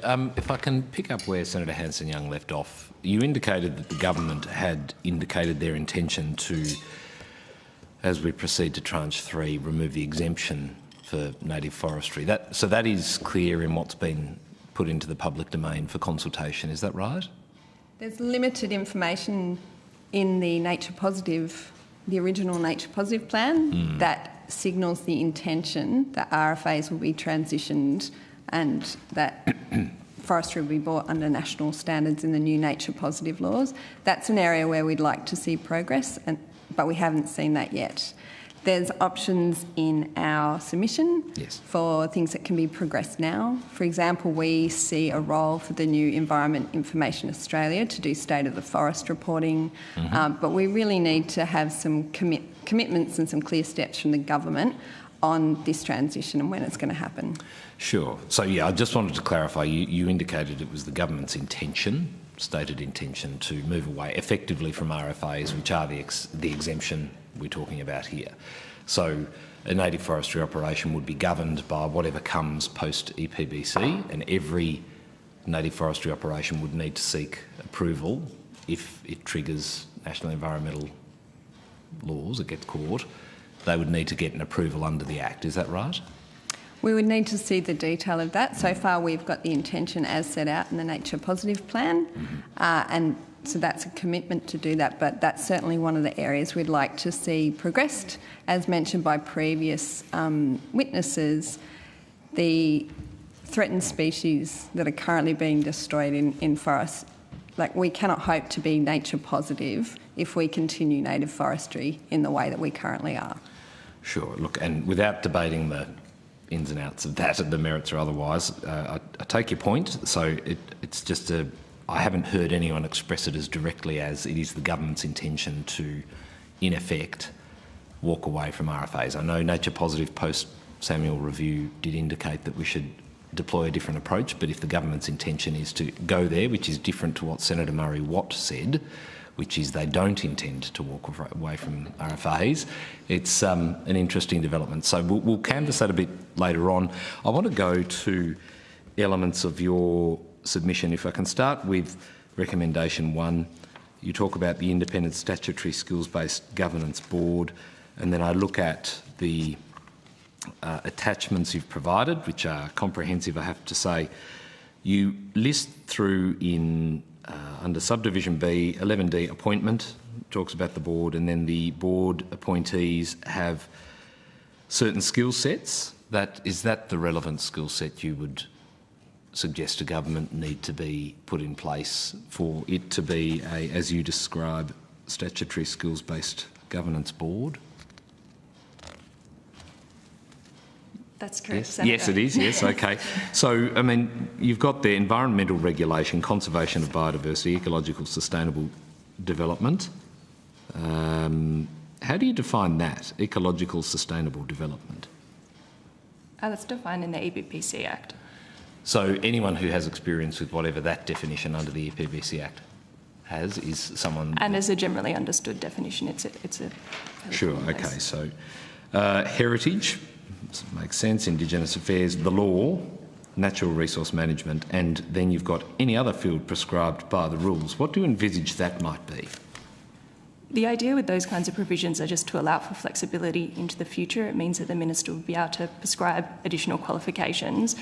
That is safeguarded by provisions that sit around the appointment process, including around conflict of interest, for example, to make sure the board members are subject to strong conflict of interest requirements. And we've also pointed to a couple of different sets of amendments that were tabled in the House of Representatives that set up appointment processes for the board, including by an independent panel in accordance with Dr Sophie Scomp's MP's model, or, for example, in Mr Andrew Wilkie MP's amendments proposed for appointment, there was requirements around who could be appointed. So restrictions on, for example, if someone's been a sitting member of the Parliament in the last couple of years, or the CEO of certain types of companies. So there's a whole load of different guardrails and safeguards that you can pull in to set around that appointment process for the board. What about members of organisations? Like, well, we had a panel of environmental organisations. Would they be caught up in the conflict of interest provisions, or does it relate to the ones you've mentioned before? None of the amendments that were tabled in the House dealt with environmental organisations, I believe, but I can double check that for you. Oh yeah, I'm just interested. I mean, I take your point around, and Senator Hanson-Young's talked about certain private sector entities seeking a certain outcome, and therefore you've mentioned here conflicts of interests around, or seeking to avoid allowing those to interfere with the decision-making process. I just wondered whether it went the other way. Wouldn't want anyone, defending the koalas, is that what you're saying? Oh no, I was just thinking about independence, and of course, cutting both ways. You know how it goes. But we can come back to that later on. In terms of those amendments that you've referenced that were, and there are some included here, did the EDO have any involvement in drafting those with, or working with, Ms Scomps, Mr Wilkie, anyone else for that matter in the House of Representatives? As I said earlier, we put out our briefing notes and made those available to anyone who was interested in the Parliament, and they're publicly available. And we got a range of inquiries from various people about how you might do various things. So the way EDO works is we make that expertise available to whoever's interested. But in terms of specific legal advice, that's a client, that's confidential, so we can't. So you can't tell us if you worked with any members of the House of Representatives on amendments? Yeah, we've provided that information to a range of members because we work with the Places You Love Alliance as well. So we do briefings with a number of members as legal experts, and we provide that advice to them. So you will not tell me whether you have worked specifically with any members of the House of Representatives on amendments that were presented in the House of Representatives on this legislation. I accept your point. We've engaged with a number of officers, and we get a lot of inquiries about how to strengthen these laws, because there are a lot of members who are concerned that these laws are inadequate. So we've had a lot of inquiries about how amendments could be drafted and how these bills could be strengthened, and that's our role. We provide that legal expertise to interested members. So you did work with members of the House of Representatives on preparing amendments? We've provided that information to a number of officers, a number of groups, a number of scientists, a number of First Nations. As I said, we've done our briefing notes. We provide that to everyone. We get a lot of inquiries about how to strengthen these bills, because as they're proposed, they're not strong enough to do what is needed for the climate crisis and the biodiversity crisis. Indeed. So specifically then, did the EDO provide specific drafting assistance to any member of House of Representatives as part of the preparation for this? I have to take that on notice, because we would need to consult with the people we have talked to.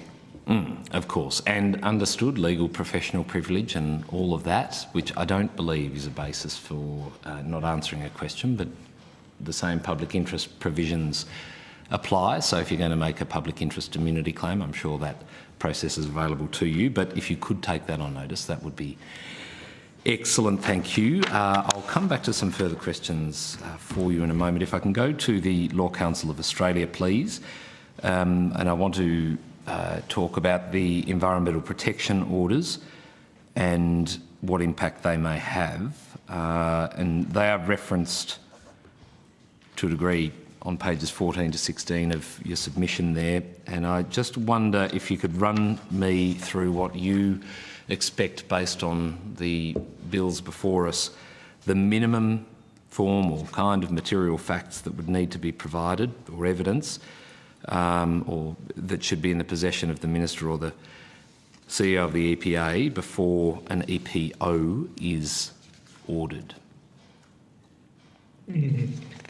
It's quite hard to answer that because the legislation as drafted doesn't create any criteria. And that's our sort of primary complaint, that it uses this term but then doesn't, either in the legislation itself or even in the explanatory memorandum, give us any hints as to what the Minister ought to be taking into account. So that's really our threshold problem with it. It needs to do that, and then I'll probably be able to better answer your question.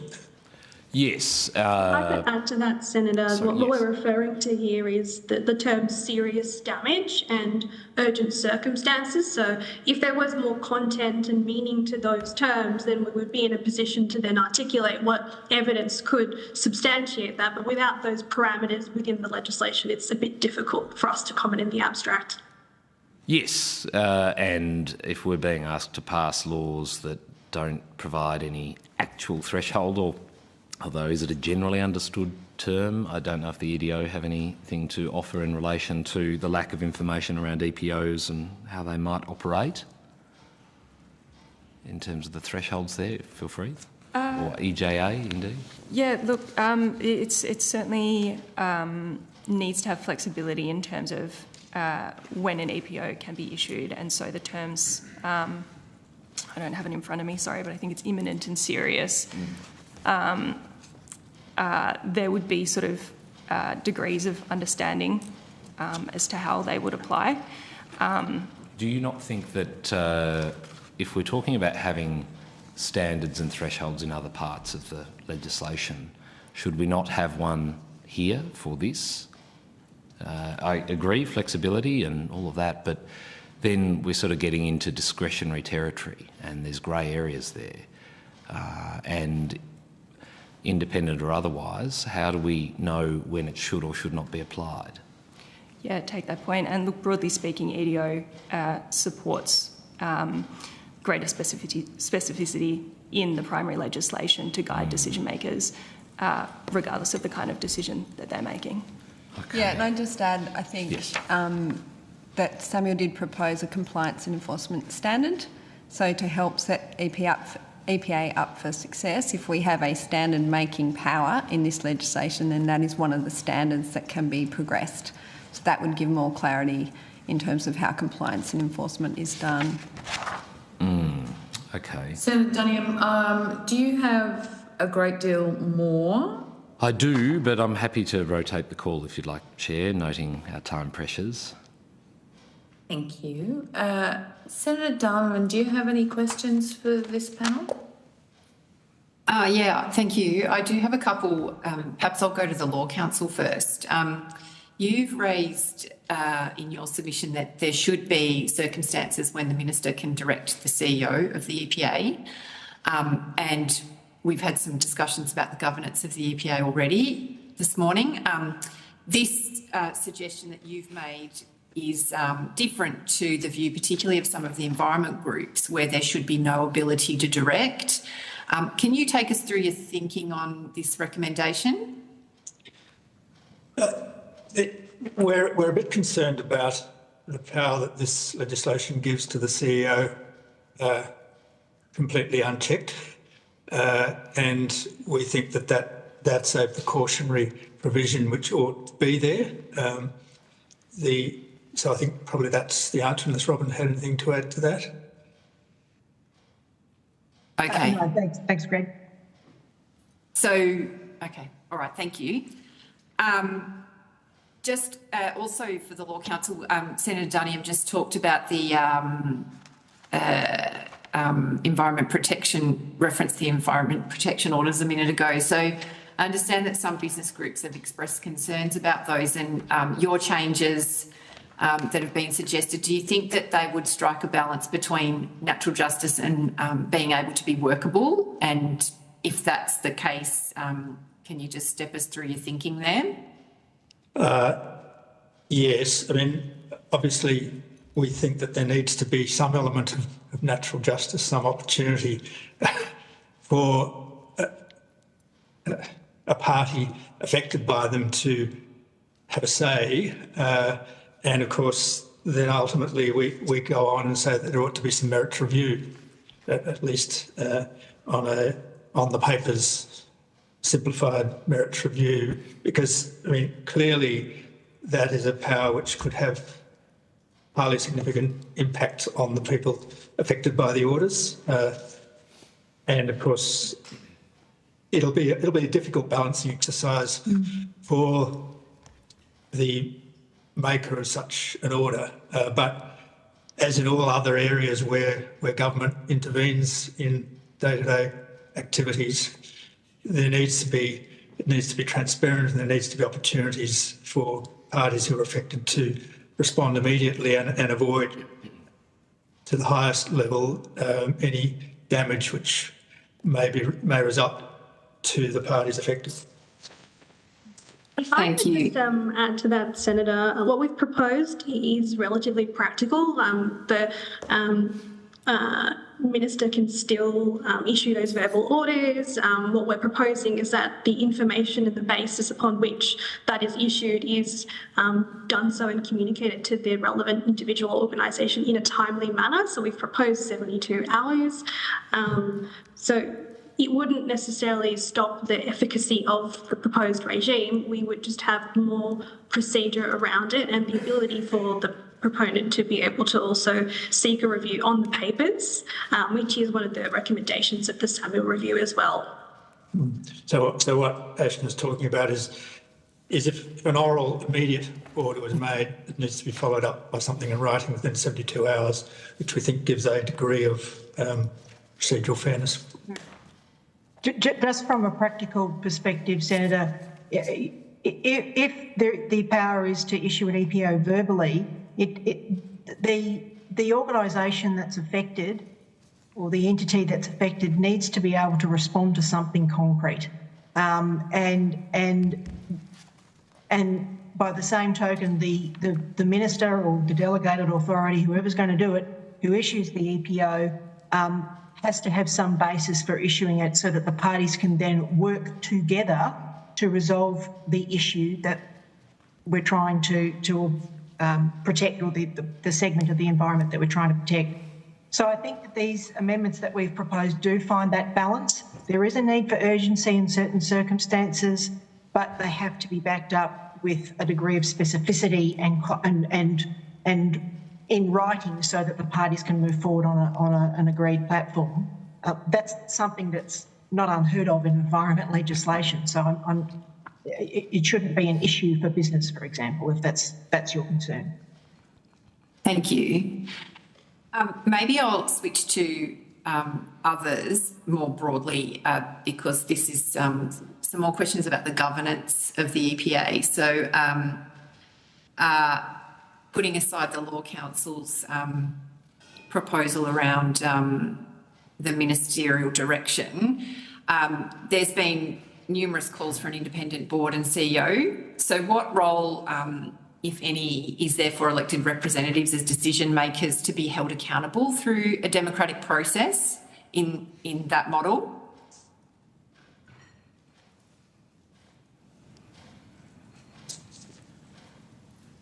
So maybe for the EDO or EJA? I think Neela also wanted to speak to governance. Oh, sorry. Yeah, go for it. Senator, just to clarify, are you asking how elected representatives within the Parliament might be held responsible for decisions made by an independent board? Is that the concern? Well, where does... So should there be any role for parliamentarians to be held accountable through a democratic process where you've got an independent, a proposed independent board and CEO running the EPA? Is there any relationship, or it's just through voting them out if you don't like the law and then changing the law? While others are thinking about it, your role is as at today, for example, where you're fashioning the legislation, and ultimately when it goes through the Parliament, it will fashion the limits on the roles of those sorts of bodies. And if you've done that well, and which is why we're urging the best possible form of legislation, then if somebody, the Parliament has given power to exercise a power, then that repository of the power is the one who needs to be held to the constraints of the power. Thank you. And if I may add to that, Senator, I think in the current model that's being proposed, the risk for elected representatives is that there is a person, a CEO, who's been given powers to make decisions. That power will be delegated by the minister, but that person will be making decisions without the rigour and the appearance of rigour of an independent board with a range of skills, with a series of procedures that govern how they make decisions in a collaborative way. And so in some ways, the current model exposes members of Parliament to a greater risk of electoral repercussions than that rigorous independent approach might provide. And I also, one of the things that I really want to highlight here is that an independent skills-based board is not unfamiliar to the law. There are plenty of decision makers and bodies that are established with this kind of arrangement. And NOPSEMA immediately jumps to mind, so the offshore petroleum arrangements as well. But there is also in the private sector, the Australian Institute of Company Directors establishes a series of principles about what it looks like to manage, for example, conflicts of interest, to govern independence, to think about strategic decision making and so on. Across our community, I would argue there's a lot of familiarity with the concept of a board that brings a diversity of perspectives to a matter and has not only the appearance of integrity and rigour in decision making, but does, the evidence suggests to us, produce better, higher integrity decisions and better outcomes. There's less corruption and misconduct within boards that represent a range of different skills and different perspectives, and the published literature and the research bears that out. So there's a protective element in establishing a strong and rigorous board, as well as a better decision-making process, and the opportunity to enhance trust in the processes, which is a really core part of what the government set out to do in this range of reforms. Yeah, I just add, I think one of the opportunities we've got now, if we can create an independent EPA, that will actually take the politics out of environmental decision making, because one of the reasons the community has lost faith in environmental decision making is because it's been so politicised, particularly with things like Toondah. If we have an independent decision maker that can make decisions based on environmental standards, on the information, the data, on the evidence, and take the politics out of decision making, that will strengthen the decision making and potentially restore trust in environmental decision making in Australia.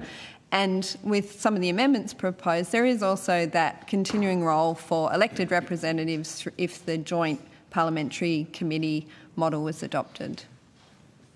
But just to clarify though, the independence, Chair, maybe I'll just, it will be a separate entity. Maybe just make it brief. Yeah, with its own legislation. So it seems to me that one of the key differences, I mean, your submissions provide some detail, but it's about the board oversighting the CEO, because it is a separate entity and it is, separate from the minister, with its own powers to apply penalties and enforcement rights. Is that right? I've got that right, haven't I? Sorry, just to clarify, you're speaking to the EDO now? I think you must be addressing that to the EDO. Sure. What's the question, sorry, Senator? So in terms of the what an independent board and CEO authority looks like, one of the key distinctions seems to be a skilled board that appoints the CEO as opposed to the minister, because some of the other elements that you talked about in terms of the independence are there established by the separate legislation and powers of the CEO. Is that correct? Is my understanding correct there? Yes. Thank you. Oh, thank you. Great. Thank you very much. Thank you so much for joining us. We really appreciate your time and your expertise and your perspective on this issue. The committee will now suspend for lunch and we will recommence at 1:35 p.m. Thank you.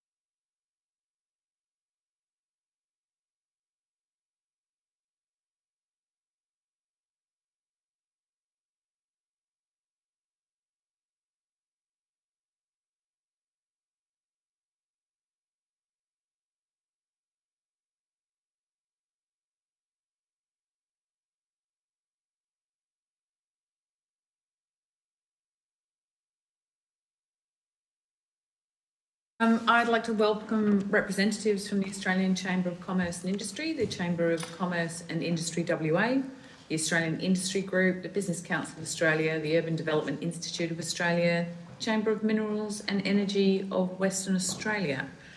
I understand that everyone's been provided with information on parliamentary privilege and the protection of witnesses. For the Hansard record, we'll just spin through and get everyone to put their name and the capacity in which they're appearing on the record. It is quite a large panel, so I'll ask that we just take any opening statements as read. They have been provided to the committee where they've been provided by your organisations, and also submissions that people have made, so that we can focus on questions. So if we can start online with Mr. Reid.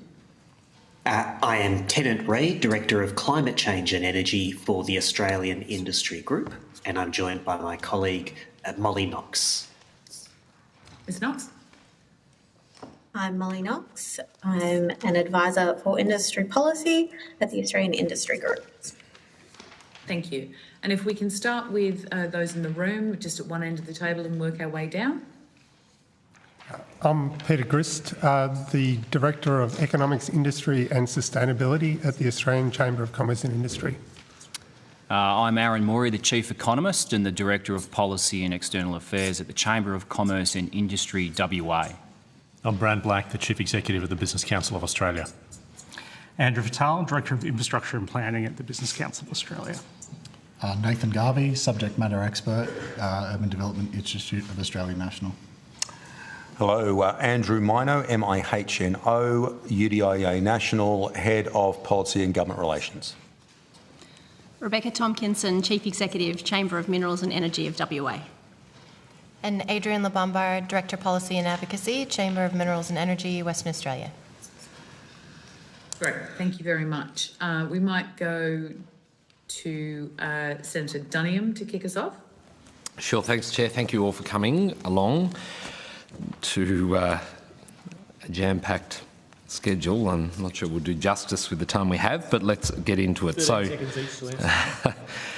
I'll start with CCIWA, if I can. Just given your membership base, which cuts across so many different sectors, I just wonder if you could let us know what the feedback from your membership is with regard to the nature positive bills we have before us and what the likely impacts are going to be in WA, please. Yeah, thank you, Senator. We've engaged very broadly with our membership, which cuts across every sector of the economy. To say our members are concerned with the direction of this agenda would be an understatement. Mining companies have said a new federal EPA risks making it difficult to start new projects, compromising the ability for those companies to continue to generate jobs for future Western Australians. Utility companies are concerned it will be more difficult to develop new electricity transmission infrastructure, making it harder to connect new sources of renewable energy to the grid. Tourism businesses concerned it will be difficult to get new projects up. Exploration companies are concerned at their ability to get new critical minerals mines up in areas like cobalt, copper and lithium. And housing and construction companies concerned these changes could limit future housing developments, pushing up rents and housing prices, and in so doing exacerbating a cost of living and crisis. WA's economy, more than any other, relies on major projects, and we just cannot assume that today's industries will continue to generate employment opportunities into the future. We must continue to invest in and develop new industries. Otherwise, we'll wake up one day and the only job opportunities for young people in regional towns will be working in the local cafe or driving a taxi. And that's why major projects are so important. They open up the opportunity for young people to break out of entrenched intergenerational disadvantage. And yet what we have on the table here is a system that allows unelected officials in Canberra to make decisions on the future of our economy without any regard to the economic and social benefits of a project. That is a massive problem for our economy, we have put forward constructive proposals to try and improve what is a flawed set of bills here today. Okay, so no doubt in where you or your members stand with regard to what we have before us. Do any other groups wish to add to the general question asked before the BCA or CMDWA? Happy to. If not, I'll just keep moving on. I might ask then a question of the yes, when you right. say that, yes. are you basically broadly asking the same question of everybody here at the table? Okay. Correct. All right. So from the Urban Development Institute of Australia's point of view, our membership, as you know, is a practical and straightforward group, and you have to be, for the simple reason that you can be in business for 30 years, get a feasibility wrong, and then all of a sudden be out of a job and lose your company, right? So what's front of mind is both the cash flow and your ability to maintain pipeline. So predictability is one of the main things that they care about. So we have been a supporter of government's initiatives to improve delivery of the environmental assessment approvals, and that means establishing the streamlined single simple environmental assessment system that coordinates federal and state needs and avoids unnecessary duplication. Mm-hmm. The problem that we've got at the moment is we see that the EPBC Act and the processes as they currently stand continue to be a significant drag on new housing, as pointed out by our colleagues over there. And so, yeah, there is a lot of concern going around in relation to how this goes forward, which is why we are taking a very, very close look and a focused approach to all of this to make sure that we are actually getting the right things in place. We basically support the process the government is doing, and we also support there being a staged approach, because what we want is for these things to be right. Quick is not great if quick is wrong. So we appreciate the fact that we are going to actually take the time needed to get it right in stage 3. And in relation to stage 2, we see that there are some necessary amendments that will make the bills work appropriately, not the least of which is making sure that the ministerial delegation with direction by the Minister for approvals and assessments also includes the ability for the Minister to direct the EPA on those delegated decisions, which it currently doesn't do, which is in total contravention of what a delegation does. So where we see it at the end of the day is we need to see more accountability and transparency on the EPA and the CEO actions. They definitely need to be able to act without political pressure, but a lack of accountability and transparency encourage poor decisions. Now, the really good thing about all this is it's all relatively simple to fix. So we just need strong accountability measures. We need to be able to have an annual review of CEO performance. We currently, at the moment, the CEO has no performance metric whatsoever against anyone. We need the ability to address major failures in statutory timeframes, poor administration.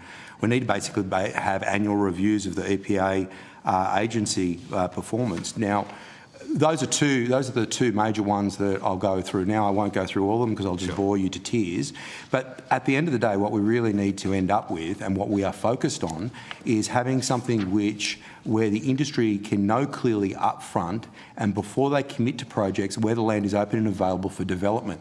We're not in conflict with anything that people want to do in terms of the environment, but it does need to be clear and it does need to be transparent and accountable.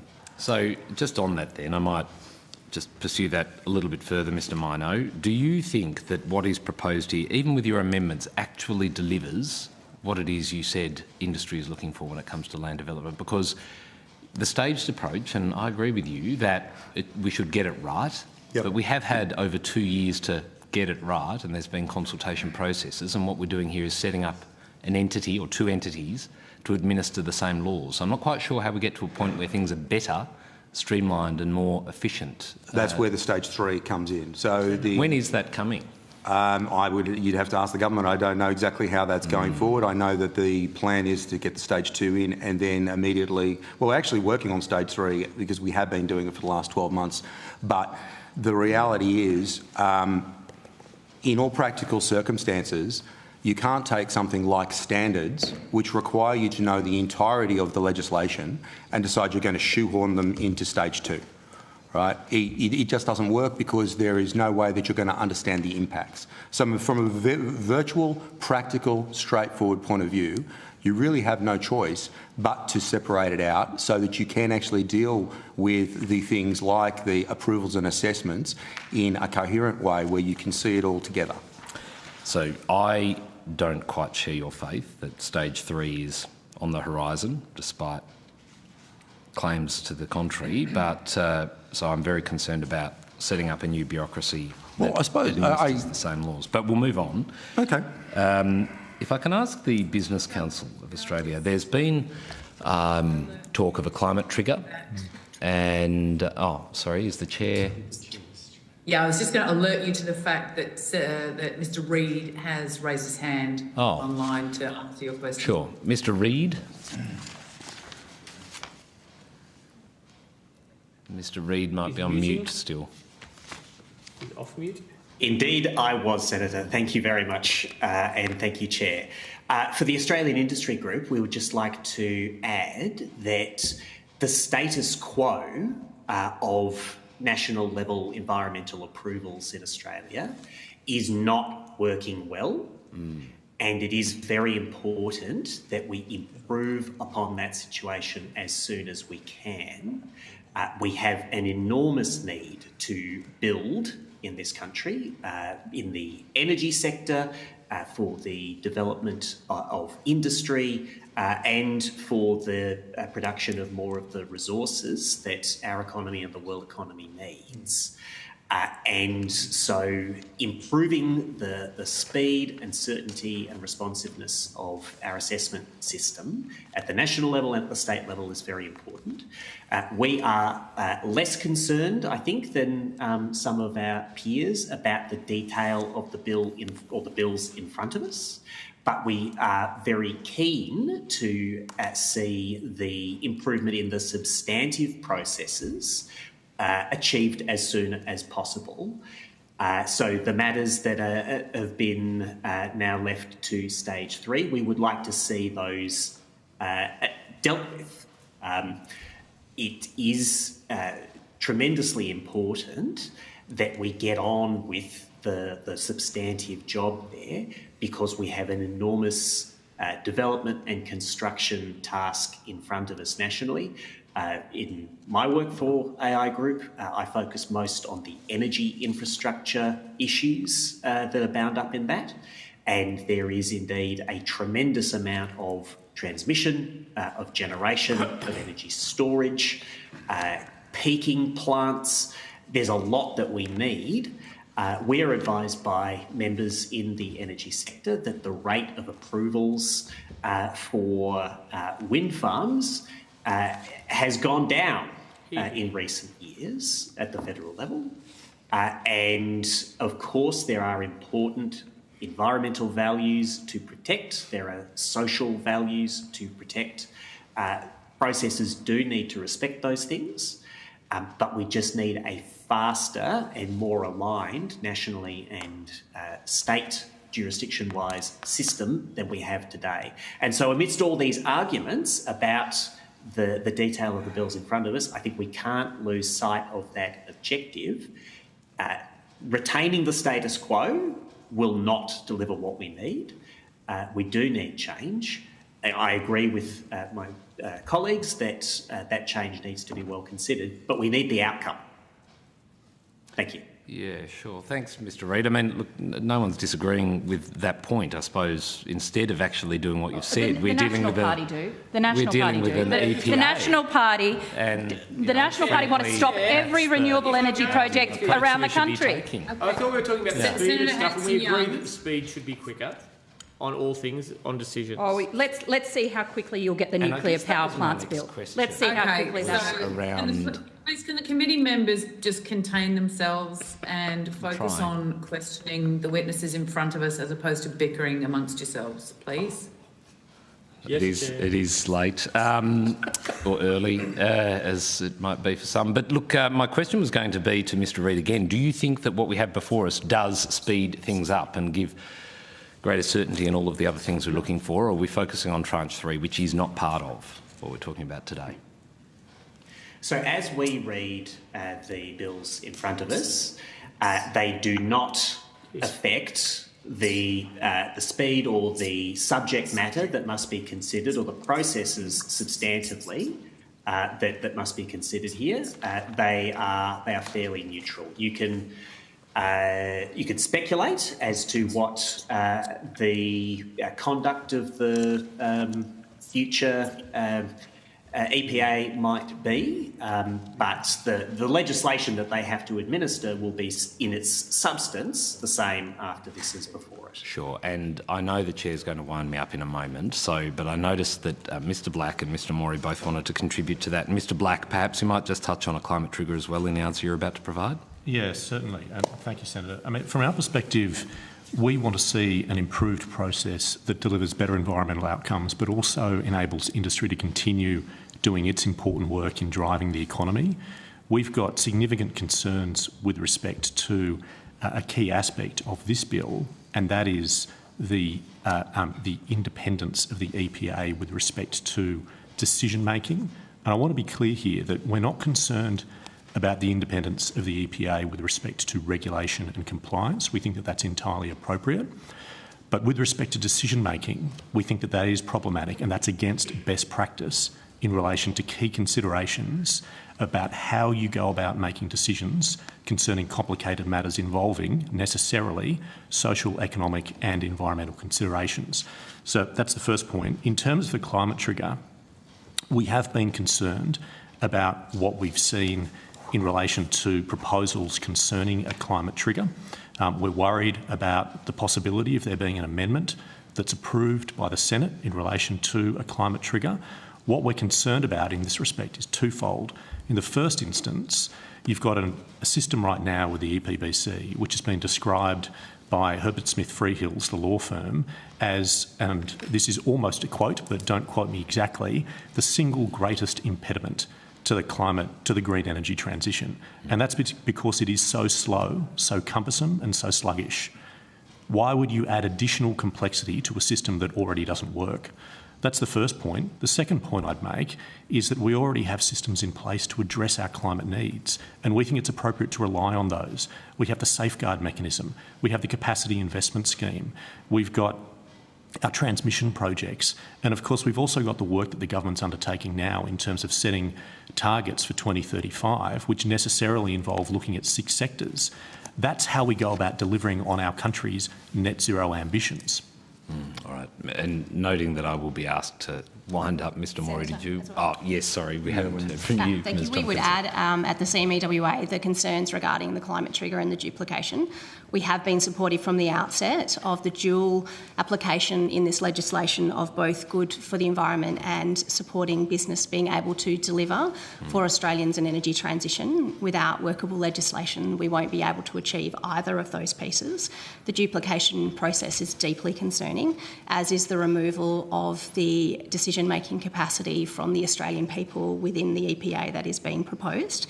We strongly recommend for the Senate to read through our submission so that we can ensure that we achieve those dual gains, which is better for the environment and better for business. Thank you. Mr. Minor. One quick, I actually agree with my colleagues on all those points. The one thing I would also point out, however, is that on the basis of an undertaking that there would be no climate change, also no climate trigger, everyone has been reviewing over the last 12 to 18 months all of the standards on the basis that it didn't exist.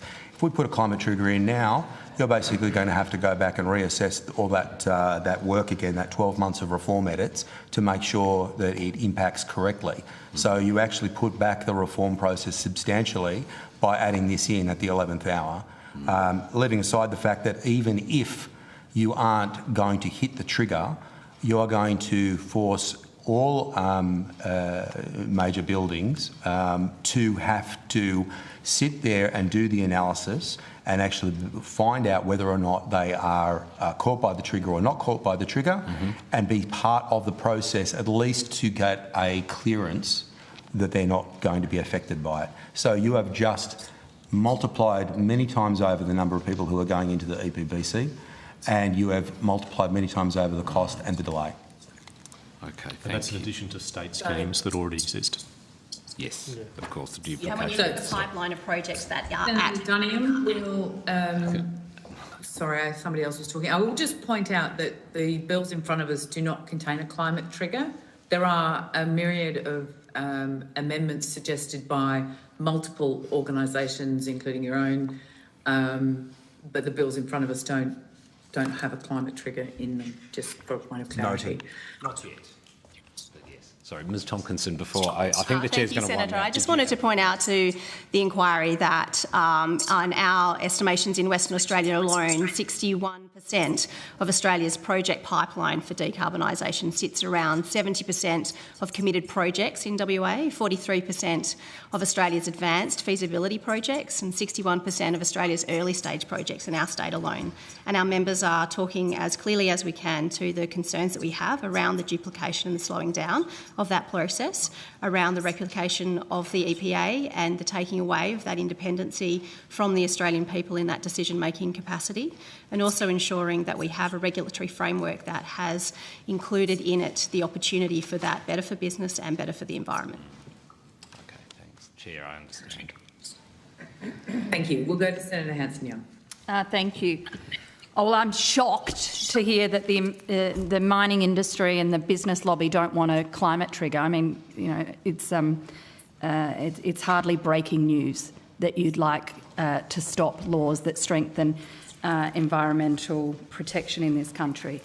But, you know, here we are. The government is still singing the tune of the business lobby. That's why you're all here. That's why this weak piece of legislation has been put to the Parliament. I'd like to know across, just from any of you and the organisations you represent, do you support the bills as they are? We would want to see some pretty significant amendments with respect to the bills, but we think that the amendments with respect to the bills as they are, and Senator, I do note the point that has been made that the bills don't include a climate trigger, but if you take the bills as they are, we still see that there are significant concerns with respect to accountability. So we'd be looking for amendments with respect to the qualifications of the CEO. We'd be looking for amendments with respect to the requirement for there to be a power for the Minister to direct the CEO of the EPA. We'd be looking for amendments with respect to how the decisions go about being made. There are significant changes that we're looking for in the context of these bills, which we believe are appropriate. And I just make one point, that there has been some discussion with respect to the independence of the EPA. I've been reviewing some of the footage that we've seen this morning. But one point that I think is really important to note here in the context of independent decision-making, the OECD has a report which is the Governance of Regulators, Best Practice Principles for Regulatory Policy. And what they say is where a regulatory decision involves value judgments that may be informed by independent expert advice, it may be most appropriate for the decision to be allocated to a minister who is directly accountable to the legislature. And specifically, what's interesting is the example that they give is decisions, and I quote, with respect to controversial planning decisions involving weighing up of policy objectives. That's the point that we would make, and that's the position that we would strongly support. So, thank you, Mr Black. So, as it stands, this legislation can't pass the way it is your view? We would certainly wish to see substantial change. Is there anybody at the table today who wants the legislation passed without amendment? No. I think that's a no. Righto. So, it's, what, 2 o'clock? We've been here since 9. We haven't had one witness today. We haven't had one witness who has said that this legislation should pass in the form that it's in. Not one. I beg your pardon, Senator. Oh, we might have one. Oh, okay, right, okay. All right. Well, we'll see how you take our response. We are less concerned about the contents of the bills before Parliament today than about the issues that those bills do not yet address. And so, again, there are There are concerns that have been voiced about the inability of, under the current bills, the Minister of the Day to direct this independent EPA.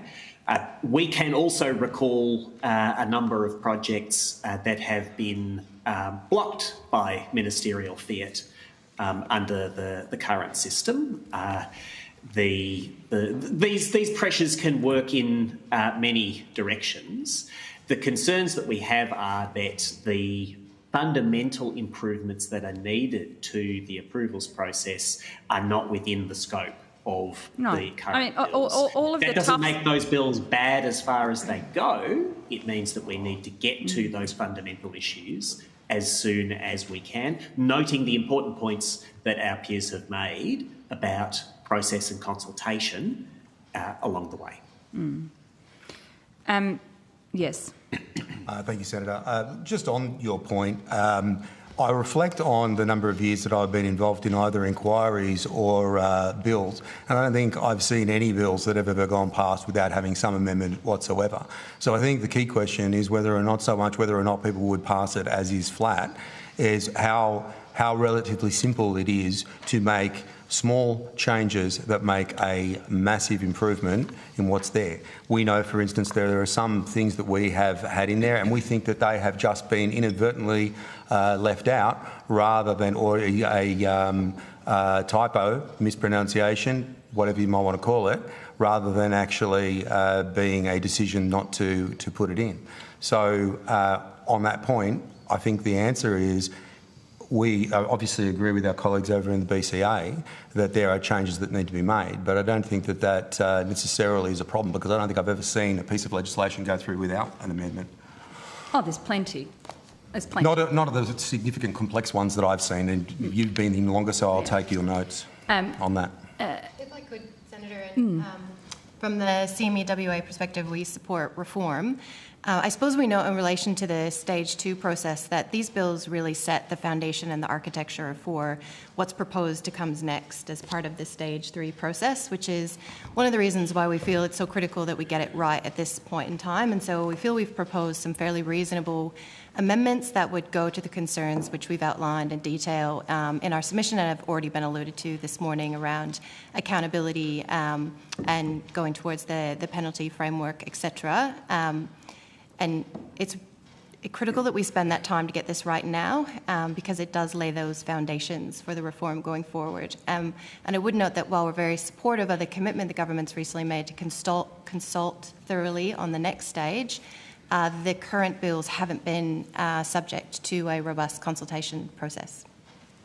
So there's been quite a consultation process, though, hasn't there? And there was a consultation process run by Professor Samuels that went over a number of months, within even 18 months.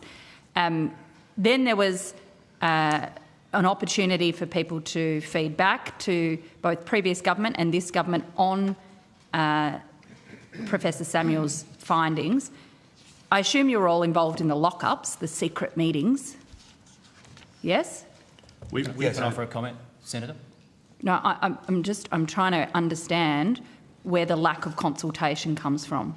There's been a lot. Seems to me there's been a lot of consultation, but are you saying that what we now have before us you weren't consulted on? Can I just make a point on that? We have been involved in the consultation process that's taken place to date.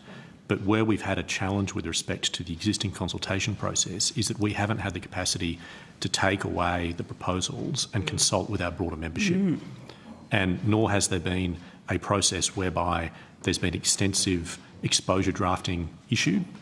Ideally, we would like to see all of this reform so that we don't have these discussions about whether or not you're delivering in part for the environment or in part for business with tranching up different components of reform. We would always prefer to see significant reform such as this developed in one go. Can I build on... And consulted on in one go, openly. Just one thing to add to the BCA's point, Senator. A key part of this bill are the environmental protection orders. No, well, hang on. I mean, isn't this the whole point? Which form no part of the consultation up to this point. So there are parts of this bill which we have not been consulted on. I would add that the consultation process has been one of the most bizarre we have ever been involved in. No genuine opportunity for industry groups or indeed their members who have been locked out of the process, who are at the front line of approvals, to provide meaningful feedback. So there is certainly an opportunity for better consultation going forward. We would echo that, Senator, in the opportunity to look at the application of the principles to the processes that we undertake so that we can ensure that the legislation is workable on the ground. The EPBC Act is the environmental protection law, right? That's the purpose of it. This is not law that is meant to be an approvals process for your mining operations or projects. Well, I think it needs to involve balance. That's fundamentally what we would say planning processes entail. You take environmental considerations, social considerations and economic considerations, and in some instances the environmental considerations should prevail, in other instances the economic considerations should prevail. But ideally you want to get the balance right with all of them. What we're concerned about with this legislation is that if you place the decision-making power in the hands of a body that cannot be directed by the minister, and that body has an environmental remit and priority first and foremost, then you won't get that appropriate balance. That's all we're all after. We want a balanced consideration. We don't want any particular interest to be prioritised. Well, I think people would be shocked. The general community would be shocked to hear, or maybe they just assume that that is what the business lobby does in this country, but they're environmental protection laws, right? That is the purpose of them, is to protect the environment. But Senator, our position is that they facilitate a planning process, and the idea behind a planning process is to achieve balance. That's certainly what you see at state level, and that's what you'd want to see at a federal level as well. So what we're worried about is that if you have these decisions taken by a body with a primary environmental focus, you'll lose that balance, and in the long term that's bad for all of us because you'll lose social licence. You want to see these reforms last. We want to see these reforms last. But to get them right, to get lasting reform right, you need balance. But do you accept that the environment is in decline? We need to do more to protect the environment. That's why we're saying that we want to see these reforms considered holistically, because those components of the reforms that are best geared towards protecting the environment are those, I guess, what's been described as stage 3 reforms, with the standards, with the plans, and of course with the scope for accreditation systems across state and federal arrangements. That's where you get the benefits of environmental protection. And we have stated from the outset our support for the reform process. We've asked for consultation and engagement, and the opportunity for those dual principles of both better for the environment and better for business are balanced in the application of the legislation. Do you agree with the proposition of nature positive? We absolutely want to see an outcome that is going to deliver better solutions for the environment. There's no question around that. I don't think anybody here would argue against that proposition. What we're saying is that the proposition before us, in terms of the bills that are before the Parliament, we don't believe that that's the best way of doing that. Senator, I would just add as well, one of the key things we're concerned about here as well is those future job opportunities for kids living in regional towns. We can't just assume that, for example, the iron ore sector will continue to generate those jobs, which provides an opportunity for children to break out of entrenched intergenerational disadvantage. We look at what's happening in Africa with what's coming online there with the increased iron ore supply. There's all manner of challenges to the current industry structure. We must continue to develop and generate new industries so that the future generations, particularly of Western Australians, I would add, the impacts of this will flow through to Canberra in terms of lower tax receipts, but it's the kids in WA, it's the kids in the regional communities who won't have that opportunity to break out of entrenched disadvantage, which is going to be the real cost of a system that doesn't get the balance right. There's also no jobs on a dead planet, is there? We'll need to rotate the call, Senator Hanson. Okay. But I might just go to Mr. Reid's had his hand up for some time. If you wanted to briefly. And so has Mr. Milno over Mino, here. thank you. Mino. Okay. Okay, we'll go to Mr Reid and then Mr Minor. If you could both be as brief as possible, that would be great. Thank you, Chair. I would say on the question of is the purpose of the Act and the framework of which it's a part just environmental protection, it does specify the need for the balancing of economic and social long-term and short-term considerations. We are in a world of trade-offs. Australia needs, the world needs, an enormous increase in its deployment of renewable energy, all of the infrastructure to support that, the resources and the processing of those resources to support that. And those developments are going to have impacts. Those impacts need to be minimised, and an appropriate level of scrutiny to ensure that minimisation absolutely is needed. But no, we cannot place an infinite value on individual environmental impacts. We need to do that balancing process and to do it as straightforwardly as we can, because we are on the clock. We have got somewhere between a few hundred gigawatts and a terawatt of new generation capacity to deploy in Australia over the next couple of decades. We need very responsive processes to make that deployment as responsible and timely as it can be. Well, surely an assessment of the climate pollution of projects might help with that ticking time bomb. Yeah. Senator, on those 2 points that you raised, first I'll deal with the question of where industry sits. We build houses for a living. We build the affordable housing for the majority of Australians. We build the at-market housing for the majority of Australians. As far as we're concerned, our industry is not inherently in conflict with doing anything under nature positive, because quite frankly, it would be our preference that if somebody says this is protected, we're not going anywhere near it. We will build somewhere where we can do it in an efficient and effective way, so that we don't actually have to interact and somehow compromise on the environment. Be that as it may, the reality is we have to have a system that takes into account everything, because at the end of the day, there is a confluence of issues across affordable housing versus environmental issues versus climate change versus infrastructure versus society and so on and so forth. So the reality is all that this bill was meant to do, all right, was in the EPBC process, was to balance all of those things. I don't think anybody is in disagreement with you that we have to look after our environment. We have all accepted that that is a virtuous thing that we should be doing. It's just a question of how we do it and making sure we get those things right. On your second question in relation to climate change, and in particular the climate trigger you were talking there, the simple reality on the climate trigger is we're not saying we're saying don't do it under the EPBC Act, because it's going to make it inherently very complex and it's going to conflate an issue.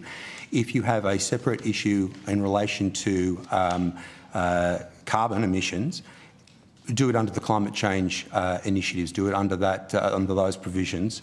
Don't conflate it with this one, because what you'll end up doing is creating a situation where, for one reason unrelated to environment in a geographical space, you're going to be limiting somebody from doing something in geographic space that doesn't actually have a protection issue. Except that climate change is the biggest threat to biodiversity collapse. And that's why it will be dealt with more effectively in a dedicated piece of legislation for climate change. Thank you. Thank you. Senator Darwin just has 5 minutes left. Okay, thank you. I'll try that. So I think from what I heard earlier, that the UDIA and AIG definitely expressed agreement around setting up the regulator before the stage 3 processes. I think that's right. What about the others? Is there benefit in setting up the regulator, putting aside, the amendments and other comments that you've got around how it could be improved before? Sorry. Sorry. Sorry. Say that again. You said with amendments, didn't you? Yes, I said our whole point is that, as has already been pointed out, that what we are actually supporting is the ministerial delegation with direction for the Minister for the approvals and assessments. So we are of the view that in order to get stage 3 done properly, you actually are going to have to see what the EPA looks like, whatever function that may happen to become in it. And we do agree with the idea of, as we've said before, that you need accountability and transparency. So nothing changes in terms of the fact that we actually need to see what are effectively relatively simply changes to make sure it works. And Senator, I might just add to that in terms of regulation Can I and just, compliance. sorry, if I could just finish my first question, I think perhaps the need for people to explain is not necessary. I just wanted to, at a threshold level, understand that everybody was of the view that this stage of the bill, with the amendments that you've proposed, is the way to go, as opposed to considering this plus straight stage 3 together. Is that right? I think we would always say that it is preferable to be considering the totality of this package in one fell swoop with a full consultation process EPA. And exposure drafts. Minister's favourite.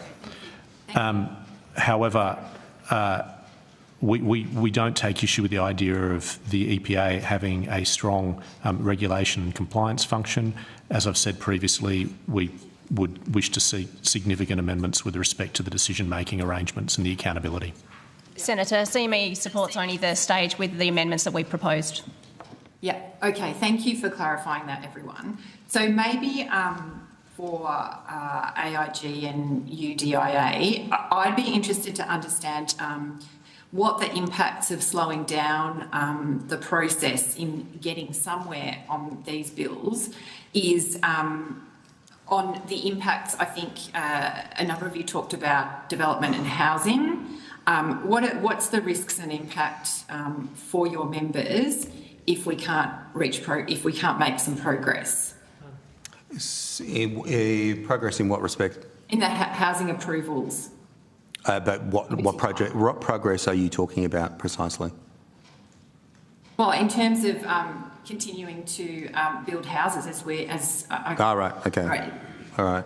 I think actually what I would like to do, I have Nathan here who's an expert ecologist who's involved across these, and I would mind getting him to give you what is effectively the front-facing battle line view of exactly what's happening at the moment and what's at stake with things the way they are. Thank you, Senators. Thank you, Mr Mino. I think one of the issues we're facing, it's been raised by a number of members here today, is that we are seeing a long delay in getting approvals under the EPBC Act currently, and I don't think that outcome is good for industry or the environment. And whatever changes we make, whether it's we stick with the status quo or we move to a new EPA and assessment under the EPA, we need to see improvements in that process. We have long delays due to a lack of clarity and certainty, inordinate requests and repeated requests for additional information that result in long delays in getting a timely approval on projects. And I don't think that's a good outcome. So if we're moving to a new assessment regime under a new EPA, we need to make sure that those issues are improved and make sure that those outcomes are achieved. And that is not necessarily done by a completely independent EPA without accountability and oversight.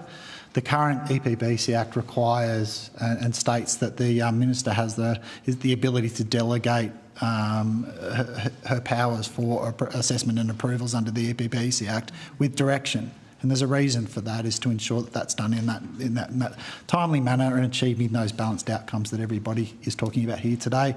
And I guess there's a risk that if we move to a completely independent EPA without direction, do we see those outcomes achieved, and whether or not that's good for industry or environment? Do I have time for one more? If you're very quick and the answers are swift. I'll leave it. No. Go ahead. All right. Maybe the answers is not for me to judge if they're quick or not. But there's been some talk about including defining unacceptable impacts as part of the reforms. I'm just interested in what people think about this And should the amendments be made by Parliament without further stakeholder consultation? I think the unacceptable impacts is really sitting within the stage 3 reform, Senator, is my understanding. It's about defining critical protection areas and areas that are essentially no-go zones for development. The feedback from UDIA members is they want certainty. They can deal with those areas if they're defined and they know ahead of time that they can't go into and develop in those areas. That is the certainty that a lot of industry is looking for. The issue will be in a transitional period where there are going to be people that are impacted by those decisions. Senator, Thank you. Can I just add to that very briefly? We would echo that point in terms of stage 3. As we see it, these parts of the reforms deal with the establishment of the framework around approvals and regulation. We think that the stage 3 reforms go to how you actually go about delivering better outcomes for business, better outcomes for the environment. Within that context, the definition of unacceptable impacts is very relevant, and that's accordingly where that consideration should remain. And we would add to that the importance of consultation with industry to ensure that we achieve those expectations and can provide that certainty. Thanks. Thank you very much. Really appreciate. Chair, could I just ask a question to be put on notice for each of them? Certainly. I'm interested to know when precisely you were made aware of this tranche of legislation, because we've heard that you weren't consulted on it. I'd like to know when each of your organisations were told or made aware that this legislation was coming in this stage. Thank you. And so I will thank you all for coming along. We do appreciate you taking the time to share your views with us, and we will let you go. I'd now like to welcome representatives from the Australian Forest Products Association, the National Farmers Federation, the Minerals Council of Australia, the Australian Energy Producers, and the Association of Mining and Exploration Companies. I understand the information on parliamentary privilege and protection of witnesses has been provided to you all. And for the Hansard record, as you get settled, can you just give us your name, the capacity in which you are appearing before we go to questions? I will just note that we have received some opening statements from AFPA, NFF and MCA. We'll take them as read. I hear somebody yelling out they didn't receive them. Could the Secretariat please ensure that they are provided? And also, I believe, a late one from AEP as well. So I don't have the room on my screen at the moment, so I'm just going to make a red-hot guess that there's a bunch of you sitting at the table, and you could start at one end and introduce yourselves and the capacity in which you're appearing, please. That'll be Mr. Richard Hyde on the left, Chair. Richard Hyde from the Australian Forest Products Association, Deputy CEO. Tony Maher, Chief Executive, National Farmers Federation. Stephen Brown, Senior Environmental Policy Manager for the Minerals Council of Australia. Tanya Constable, CEO of the Minerals Council of Australia. Chris McComb, General Manager of Sustainability for the Minerals Council of Australia. Samantha McCulloch, Chief Executive of Australian Energy Producers. Warren Pearce, Chief Executive Officer of the Association of Mining and Exploration Companies. Neil Van Drunen, Director, Commonwealth Association Mining Exploration Companies. And Mr. Knudsen. Thank you. Kel Knudsen, I'm the Queensland Director for Australian Energy Producers. Thank you. Thank you. As I say, we've received opening statements. Is there anybody who wishes to make a very swift summary or introductory comment? Thank you, Senator. I think it's Tanya Constable speaking from the Minerals Council. I think to echo the sentiments of the mining industry as a whole, what we want to see in this legislation, which we have been working on for a very long period of time, along with other business groups, NGOs, a range of interested parties within the Samuels Review. What we've always wanted is better environmental outcomes, balanced with what business needs are to make sure that we have good economic, good social, good environmental, in particular, outcomes for Australia. So that's balanced decision making, a system that is accountable to the Australian people, efficient administration through this legislation, no duplication across with the states and the territories, no climate trigger because we already have that under other legislation, and we want to see mitigating the misuse of challenges and appeals within this legislation. Great. Anybody else? Just a short comment, Senator. I echo and agree with everything that Tanya Constable has said on behalf of the Minerals Council. I think our particular concern here is duplication between state and federal legislation. One of the promised part of the proposals was that, along with improved environmental outcomes, which would likely come at some additional cost to industry, there was the ability to remove cost from industry and time by removing duplication between state and federal approvals.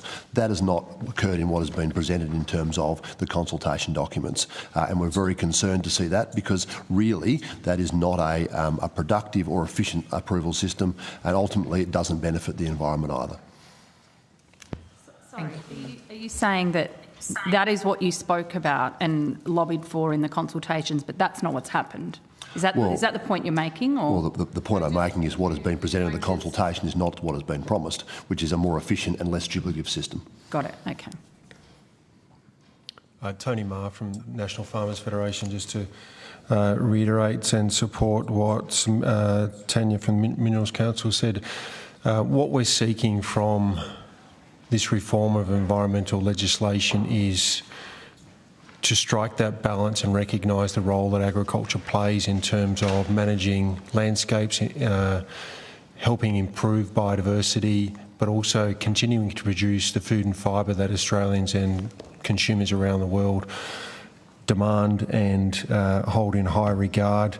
The duplication, the confusion and at worst inconsistency between state and Commonwealth legislation is a huge concern for farmers. Farmers want to do the right thing. They are managing landscapes, but the complexity of the environmental legislation is something that when I talk to farmers, when I'm in paddocks, it is something that is raised with me consistently, that farmers haven't got a good enough understanding, and the legislation is incredibly confusing. So for us, we want an increasingly simplified system where it strikes the right balance between managing landscapes, protecting the environment and improving biodiversity. And Senator Sam McCulloch for Australian Energy Producers. I think, like the other business groups, on behalf of the oil and gas industry, we're really seeking reforms that deliver those improved environmental outcomes, but also provide certainty for business and for investment, that provide confidence in a fair and balanced decision-making process, and importantly, that are allowing for much faster and streamlined approvals processes. The delays that we're seeing, particularly in our industry around approvals, are just not consistent with the scale and the pace of the transformation we need of our energy system in order to deliver net zero goals.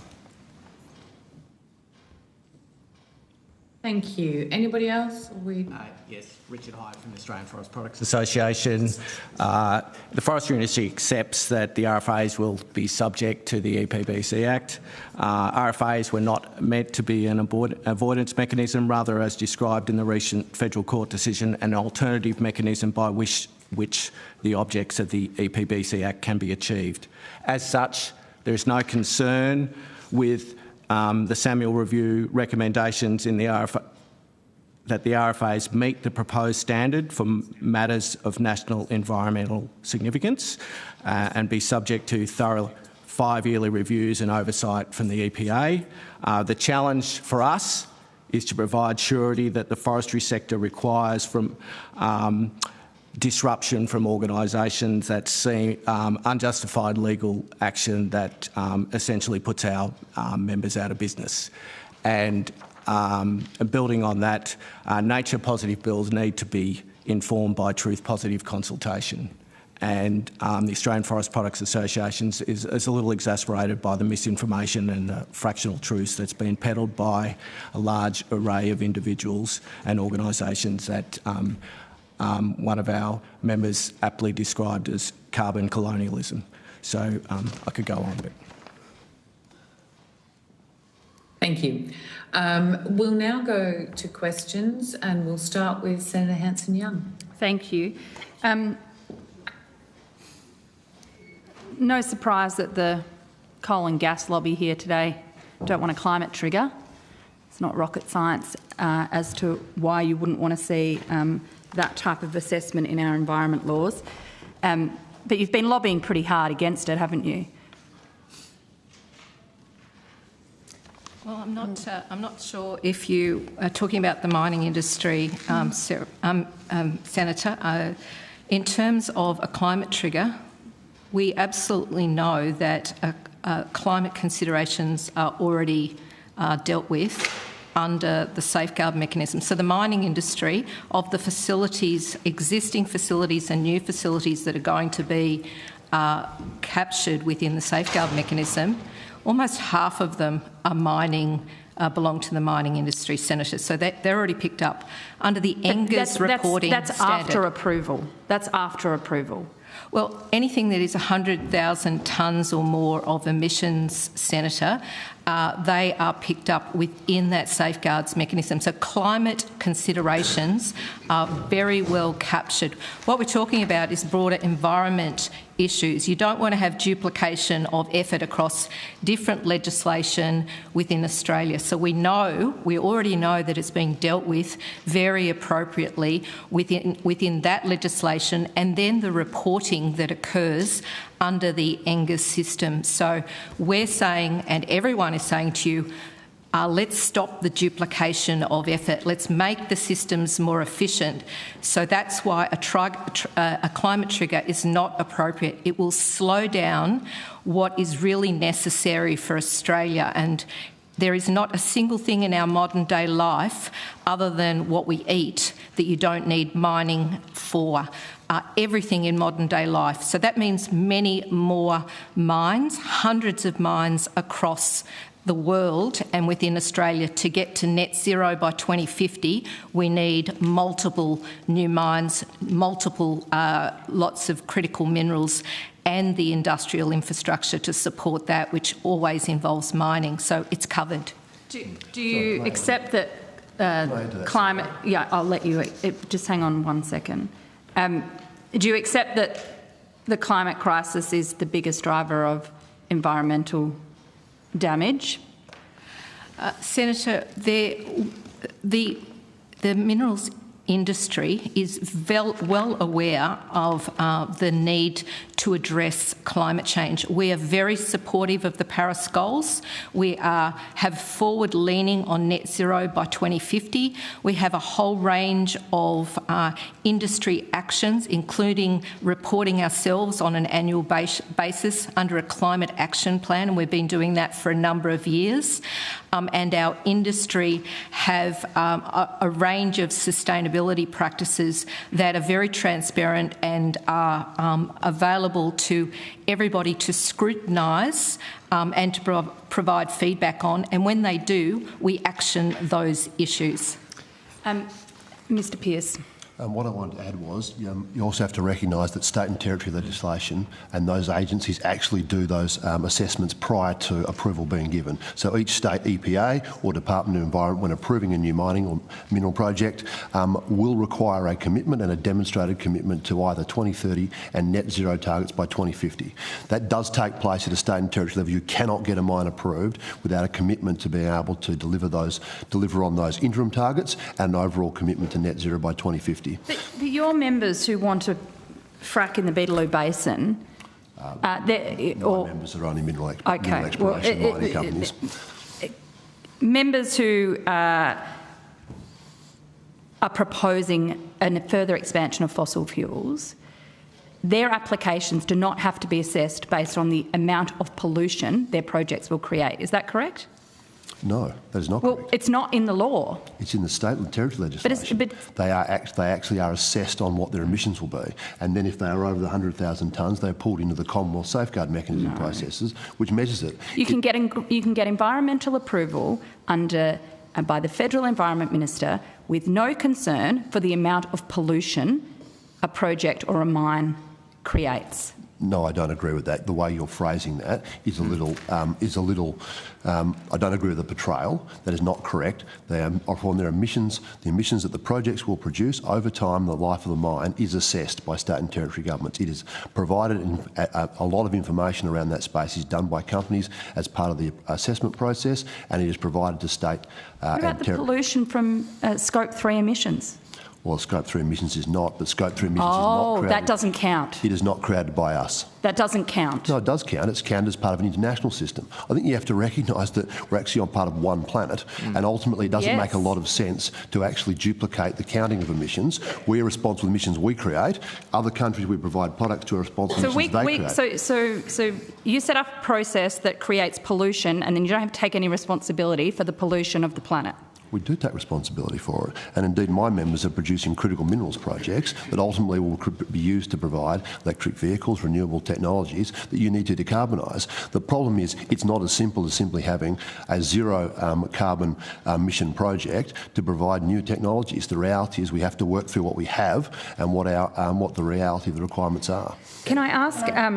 No, I want to move on to some other questions. The Chair's going to make me hand the call over soon. I'd like to know what your relationship with government and the minister responsible for this legislation is like. You've all talked about not happy with the legislation. You wouldn't want the legislation to pass the way it is. Is that correct? I think it requires significant amendments to pass this legislation. Okay. Again, no friends on this legislation. Witness after witness says there's problems with it. For a variety of reasons, let's be honest. Senator, I just did a count prior witnesses, 50 amendment areas prior to the last panel of witnesses that they've proposed so far. Okay. Are you in regular contact with the Minister's office is what I would like to know.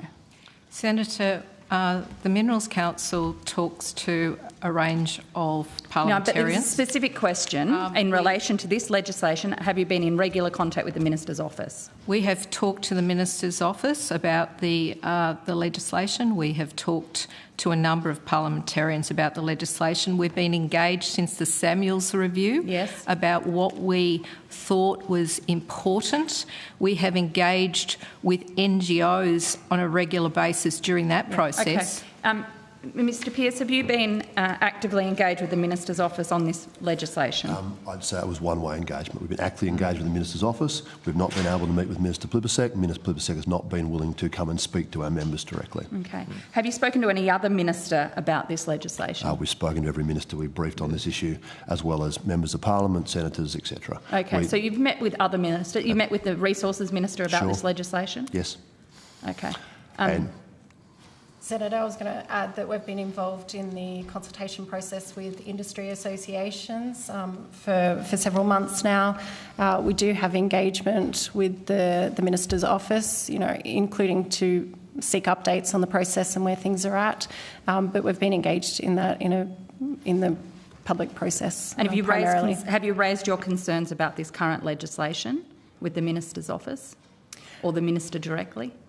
I have not spoken to the Minister directly on this issue, but we do have regular contact with the Minister's office and other ministerial offices. But specifically on this legislation is what I'm trying to ascertain. Not specifically on this legislation, but we do express our desire, as I mentioned earlier, for ensuring that these reforms actually deliver the certainty for investment, the improved environmental outcomes and the efficiencies that industry needs in order to continue to deliver reliable and affordable energy for Australians. Mr. Ma, have you had direct conversations or consultation with the Minister or the Minister's office about this legislation? We've been in consultation with the Minister on many things. This would have come up in a conversation here or there. We've been, like other organisations, been part of the consultation with industry groups, NGOs for a long period of time.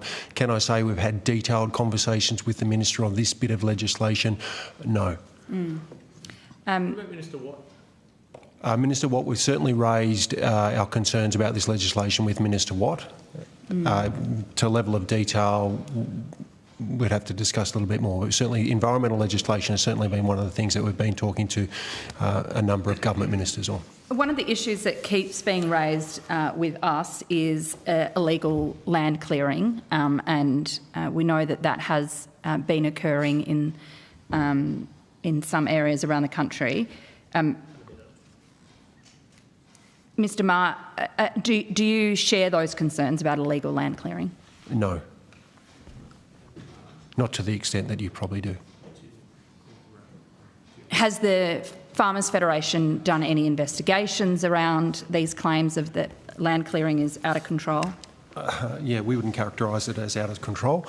We would look at case-by-case basis and make sure we've got accurate evidence and data to have an informed discussion. And that is one of the things that we have some concerns about this legislation is the importance of data to make informed decisions and the trust that the community has, that we have a shared understanding of where the data is coming from and how accurate it is to actually have that informed discussion. So we do have some queries about some of the data that is used for discussions about land clearing. So where there have been reports of illegal land clearing, you just don't believe that, or you think it's misreported? I'm trying to understand where the difference of view comes from. Well, it would have to be on a case-by-case basis, Senator. I mean, there will be some cases where there's clear evidence and there's some cases where it's allegations and yet to be proved. So we certainly take a case-by-case basis, and where there's clear evidence of wrongdoing. And have you ever seen that? Look, over my time there has probably been cases where there has been illegal land clearing, but it would be wrong to say that the agriculture sector is overwhelmingly breaking the law in terms of land clearing, and I think that's a proposition that some like to believe. We don't believe that. How extensive is your opposition to this package of legislation? How extensive is it? Well, we certainly can't support it in its current state. Is that the same for everybody? We can't support it in its current state, Senator, but we support establishing an EIA with guardrails. We support independent compliance and enforcement under the EPA. We don't support independent assessment. We believe stronger guardrails are needed for the EPA. On the EPBC amendments, the environment protection orders must have an evidentiary basis and be reviewable and we think the increased penalties that apply from 20 million to 780 million are too extensive and should only be applied to serious breaches, and delegated decisions overall for the EPA must be subject by direction of the Minister. Question on notice, seeing as Ms Constable, you've raised the issue of fines and breaches. Could I get you to give us on notice whether any of your members have ever been fined for breaches under the current Act? I'll take that on notice, Senator. Thank you. Thanks, Chair. Thank you. We'll go to Senator Duniam. Thanks, Chair. I mean, every witness that's appeared before this committee today has pointed to not only the shortcomings of the existing legislation, as Senator Hanson-Young and others have pointed out, no one wants to see these bills pass without amendment, if at all, but everyone points to another thing, and that is tranche 3 of the reforms, the actual changes to the EPBC Act, which would provide some clarity around what a new EPA would be governing. Now, I assume no one in this panel is comfortable with the idea of us just establishing a new EPA with no tranche 3 coming. I mean, the government have said it's coming. I don't believe it is, but is that sort of a fair assessment, if anyone would like to comment on that, that having these bills passed in whatever form they might ultimately pass is only worthwhile if we do happen to reform the EPBC Act as per the Samuels review? Look, I think what we would probably, Chris from the Minerals Council of Australia, what we would reflect on is where are the benefits for the sector. The bills in front of us do bring some benefits, mainly through the establishment of the Environmental Information Function and some of the changes, of course, to the process around request for further information. There is a tweak, I'll probably describe it as that. So that does bring some benefits, but they're long-term benefits, ultimately, by the time the function is fully established. All the benefit for the sector really is all going to manifest itself as part of the Stage 3 reforms. Yes, that's where we get the payoff, I suppose, in terms of the efficiencies, an assessment and approvals process that has more certainty built into it as well, and other things which, of course, remain under development. So that's where we're hoping that we'll get the payoff in terms of improved business outcomes. Because a lot of the proposals put forward this morning related to amendments to the consequential amendment bills to shoehorn into this tranche of reforms changes everyone else would like to see or perhaps have considered as part of tranche 3, which I think would be a very dangerous pathway to go down. So I guess my question is, if we don't end up getting tranche 3 dealt with in the way it was promised we would by the end of last year, nearly 8 months ago now, is going down this pathway, setting up the EPA and EIA, the EPA to preside over and administer legislation that is, as described by Graham Samuel himself, as woefully inadequate and broken. Is that an acceptable outcome? No, it's not, Senator, because when we started the Samuels review, we were looking for a better outcome in terms of environmental benefits and a better outcome in terms for business, more efficiency, less duplication, more projects on the ground. That's what it meant at the end of the day. So unless we see those changes in the tranche 3 legislation coming forward, then all we're doing is shifting the process that we have out of the department as it stands into a segregated part of the department through a national EPA, and we don't get better outcomes. I think in the Environment Information Australia, which is a repository for information that actually will bring together a whole range of information, set new baselines, etc., for the environment. That's a good thing because we want to understand what the environment looks like, the work, the research that is being done. They're all great things for the environment, and I think that's a good thing. Yeah. Can I just clarify in relation to that? Are you suggesting that you've got no problems with that bill, the EIA? If it had significant guardrails around that piece of legislation, I think so that needs to be amended too. That needs to be amended. Right. It needs to be amended. 52. Yep. It needs to be amended from an efficiency perspective. We want to ensure that the EIA, the data agency, is there already a function within government that can already do that? What's the need? Let's make sure we identify the problem. Let's absolutely do the environmental data collection. Let's do the reporting, the analysis. But where does it best fit that comes at least cost to government, is most efficient, but also doesn't go off in flights of fancy, i.e. does the research into the stuff that informs the policy decision, the policy development and the decisions being made by government and of course others in the national interest. And you think it could just be done within the department? Is that what you're saying? Absolutely. It could be done by Geoscience Australia, for example. I mean, we haven't done that analysis, but there are other expertise within government in which could house such a function. That said, conceptually, as a function, we support it. Of course, in the EIA legislation, there is a lot of discretion placed with the head of the EIA around what reports they commission, which ones they factor into decision-making processes to set baselines for environmental data. Are they the guardrails you're talking about? Having some consistency around that sort of thing? That's correct, Senator. Yeah. Okay. The Law Council, of course, which is not necessarily an entity that would line up with industry in terms of debates like this, echoed the concerns you have around EPOs and the fact that there is no sort of threshold or evidentiary basis. Are there any specifics you would like to see enshrined in legislation around the issuing of EPOs and how they come about? We would want to make sure that the environment protection orders are constrained, that they're reviewable, that they don't extend beyond a certain period, and if they do, that they need to be reviewable in the way that they are administered. So that's an area that is extremely important to the minerals industry.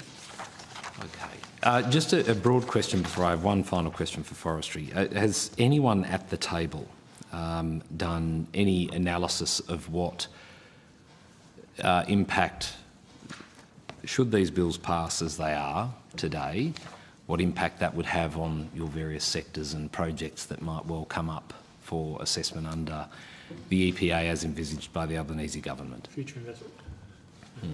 There is some work being undertaken at the moment led by the Chamber of Commerce and Industry in Western Australia, along with the Chamber of Minerals and Energy of Western Australia and the Association of Mine Exploration Companies, attempting to do that analysis.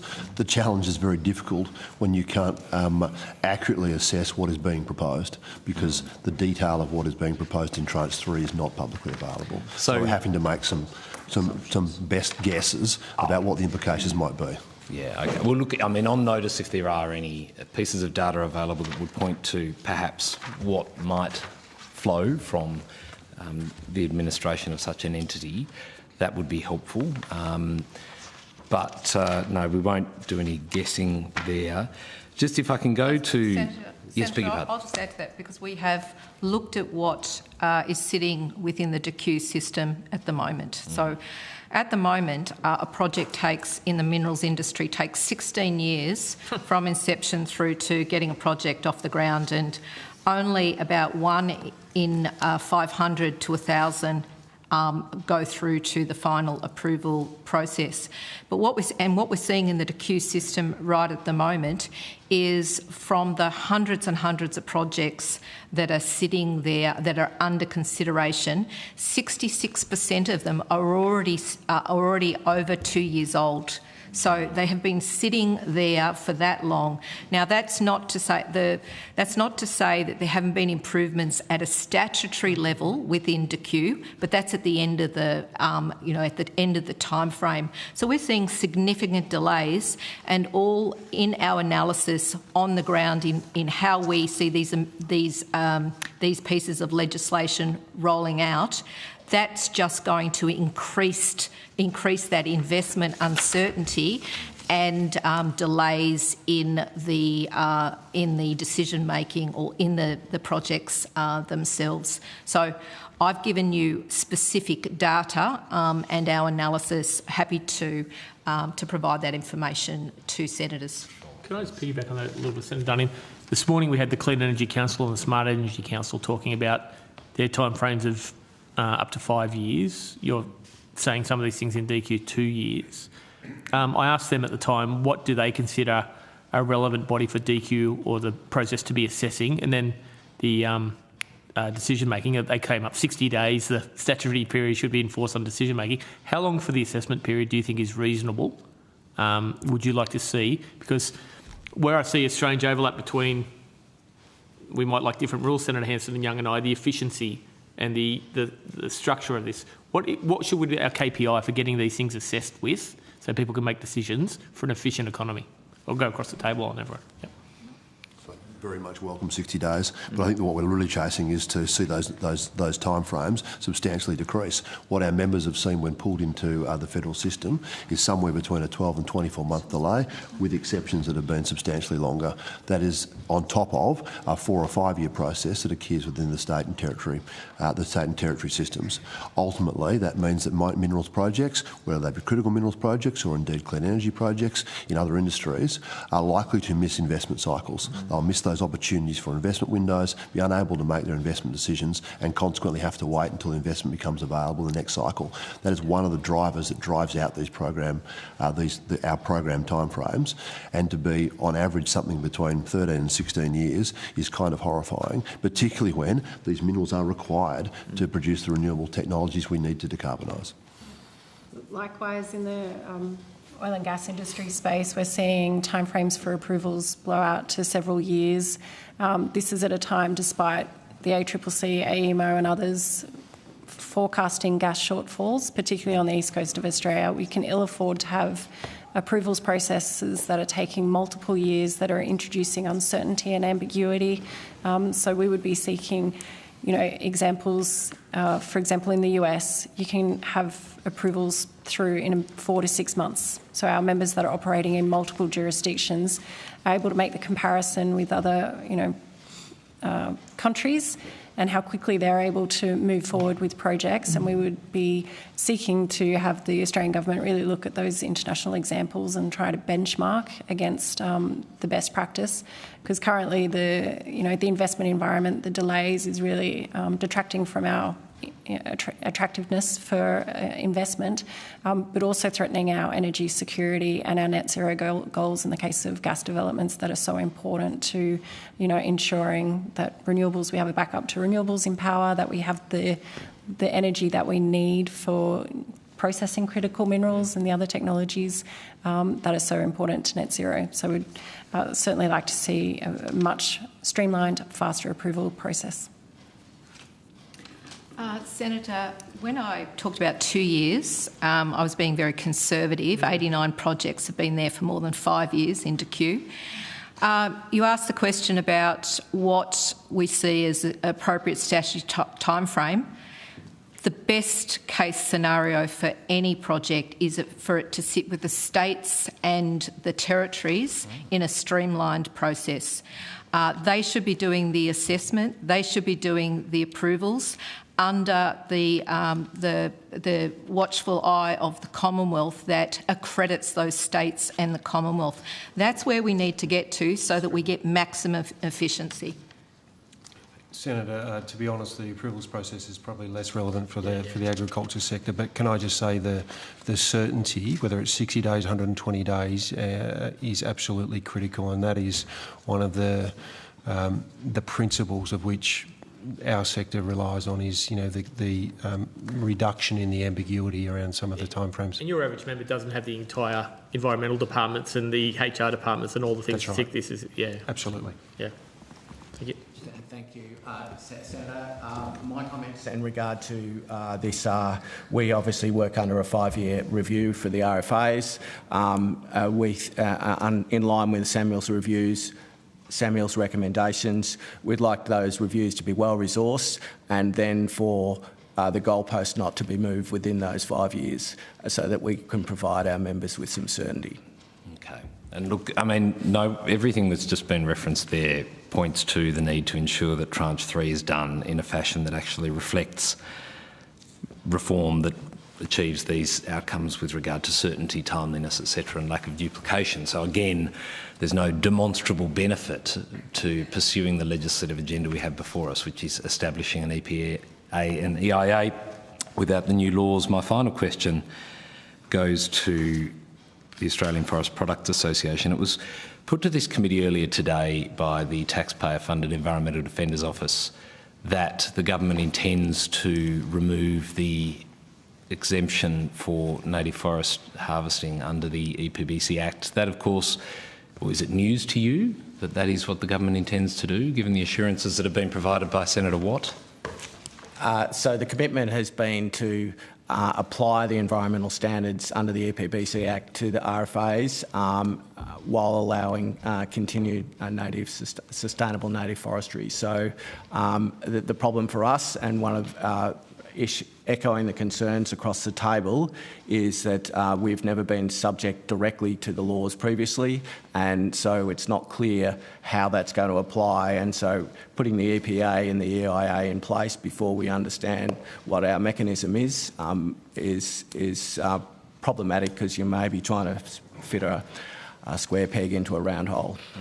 That's my concern. No, thank you very much. Thanks, Chair. Thank you very much. We'll go to Senator Darwin now. Thank you. There was a reasonably, I guess, extensive discussion just then around stage 3 matters and whether, if they haven't been considered, whether the current bills that we're looking at now should be considered as well. There's been a range of recommendations from environment groups. If you've been listening in, you will have heard some of these, no doubt, and other substantial changes that do really go to stage 3 matters. Notwithstanding, perhaps some of your own potential in-principle opposition to perhaps some of the changes proposed by other groups, if the committee was to recommend that they be included in the bill, or some of yours, before us, what process do you think would need to be put in place to allow adequate public scrutiny? Would, for example, you think that an exposure draft process would be necessary? I think, Senator, what we've got before us is we've got 3 bills before us. So there's a long way to go in terms of what the tranche 3 legislation might look like. I think the important thing is that when all of this is considered, it must work together, and it must provide that balance. So we would want, as an industry, and I'm sure that every industry wants the same, is that there is appropriate scrutiny around what that new legislation might entail. There is a lot of consultation around it, and that we road test it. What does it mean on the ground? How does it actually work for the environment across regions, across projects, different projects? It must be able to be workable as legislation. So unless we go through that sort of process, we're not going to know the answer to that. I think trying to bring all of that into this legislation is just completely unworkable. That would mean it would mean delaying the whole lot, because we don't want to see it shoehorned when we don't know what might be involved. And there are a lot of unintended consequences, as we all know, with every piece of legislation. So I think that's the very minimum you would want to see. But there are things that would help us to be able to bring forward projects, to be able to get those projects off the ground much quicker than the 16 years we're currently facing. You want the things that you like to be shoehorned, not the things you don't like to be shoehorned in. It's effectively what you're saying. No, I didn't say that, Senator. I said we don't want any of that shoehorned into legislation. We don't know what it's going to involve. It must be scrutinised. It must be road tested. So it doesn't matter what is there at the moment. To bring it forward and be considered right now would be totally inappropriate, because nobody has really had the opportunity to look at that legislation. Senator, can I just support what Tanya was saying there around the road testing? I think we all, as industry associations, and I don't speak for them all, but we understand the gravity of this legislation. We understand the importance of a balanced approach here.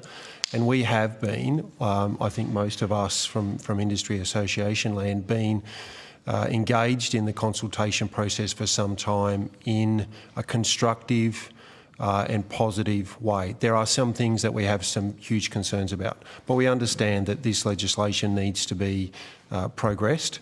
what we would really like is if there is time to road test it and make sure that it is going to be workable and it is going to achieve the outcomes that is intended to achieve without having the huge unintended consequences. So a process that allows that. There'll be stuff we don't like, right? Clearly, and there'll be probably, if it's right, all groups, whether they're NGOs or industry associations, might be a little bit unhappy, and that may be a good outcome. But at the very least, we should have enough time to actually understand what the implications are, and I think that's what we're all seeking is recognition and acceptance of the gravity of this legislation. But let's give ourselves enough time and chance to make sure what the impacts are.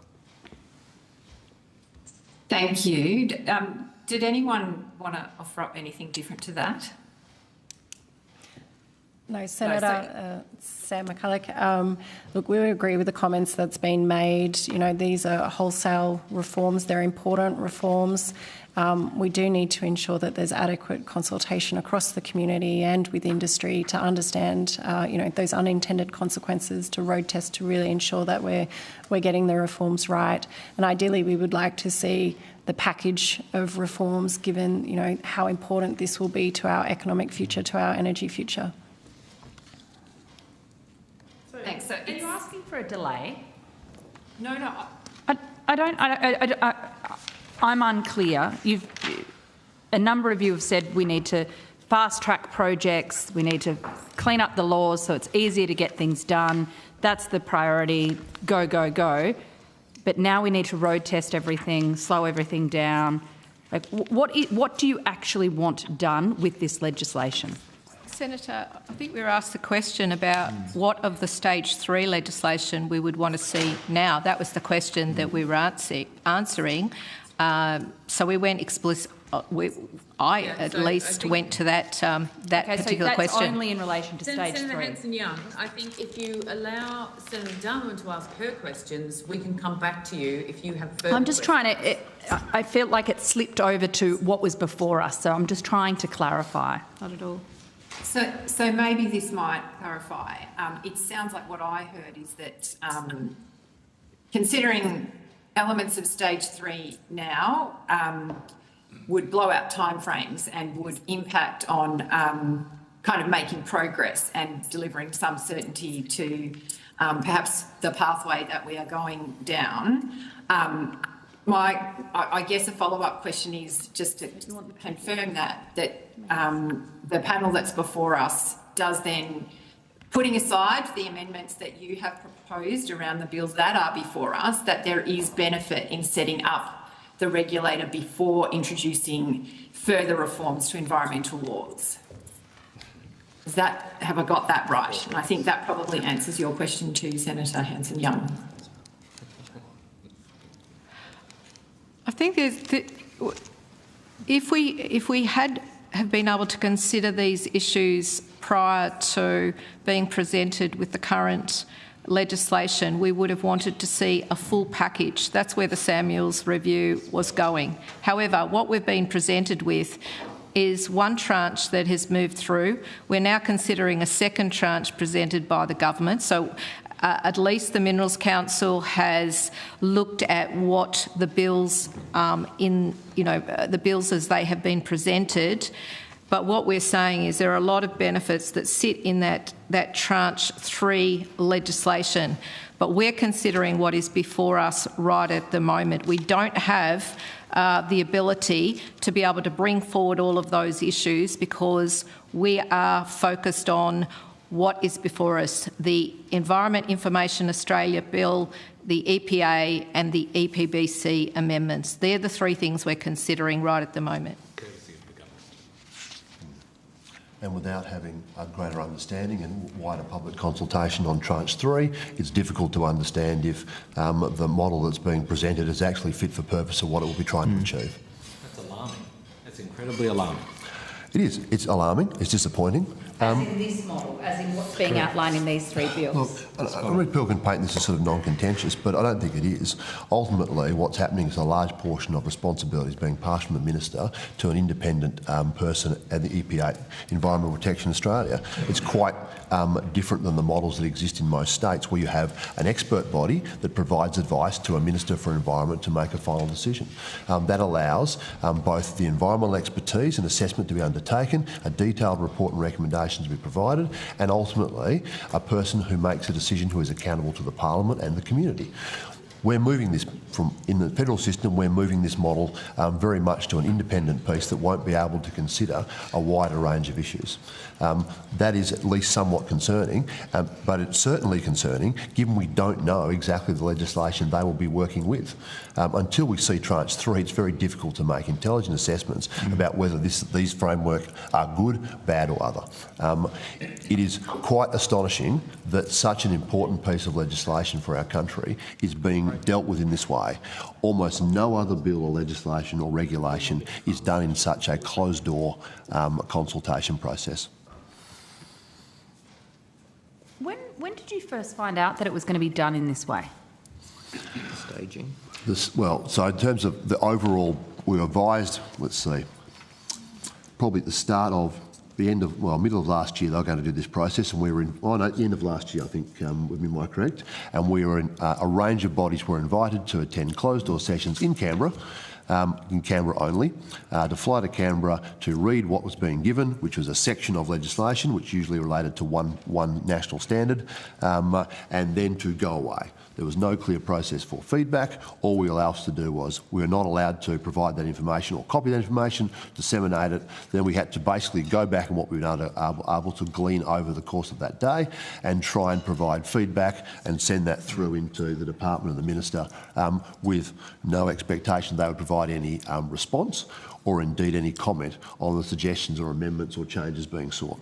We've gone through that process with under significant protest that this is not a good way to do things, and ultimately, after continuing to do that over the course of 8 or 9 months, the government finally agreed to split the bill into two processes and to put the further piece out for consultation at a future date.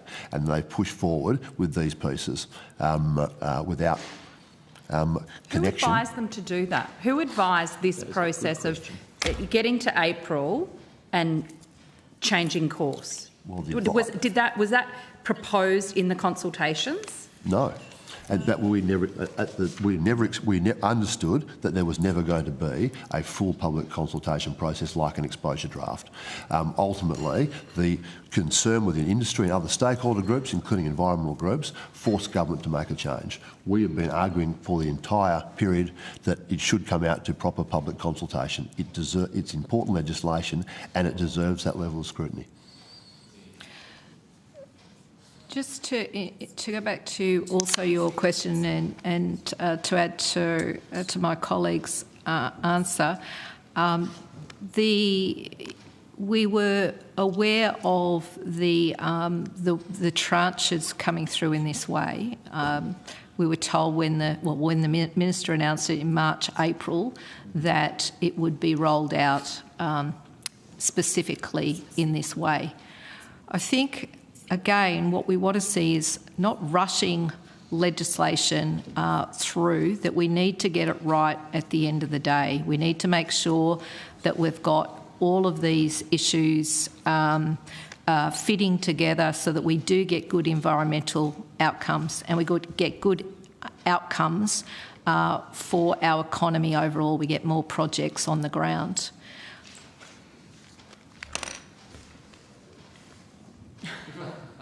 Right. Does anyone have any last questions before we move on? Senator Cadell, Chair. Clear it, please. Go ahead. To Mr Maher, specifically in your submission, you talk about the EPOs and lack of natural justice and the timeliness of having them not rolling, 14-day hearings, and your concerns over that. Can you go into, I think you fear EPOs becoming a stop work mechanism rather than a true thing. Is that a concern for farmers? Yes, it is. It's the delays and as you say, as you referred to, the stop work processes are something that's of serious concern, as I alluded to before. That the certainty and the integrity of the system is something that we hold highly in regard, and that uncertainty is causing great anxiety and great confusion within the agriculture sector. So we are seeking some more surety and certainty around that process, because as I said before, the confusion, farmers want to do the right thing. They want to make sure that they manage the land, they want to improve biodiversity, but the uncertainty, the confusion, the duplication of some of these legislation and the overarching level of ambiguity with an EPA is something that's of concern to the ag sector for sure. Generally, across the board, we heard some things this morning that things that mitigate climate, wind farms, those sorts of things should take precedence in the planning process, have fast track. Sort of George Orwell, some are more equal than others. When you're talking about mining facilities that get the minerals that make these things, is a koala habitat next to a critical minerals mine less important than a koala habitat next to a wind turbine? Look, I don't think so.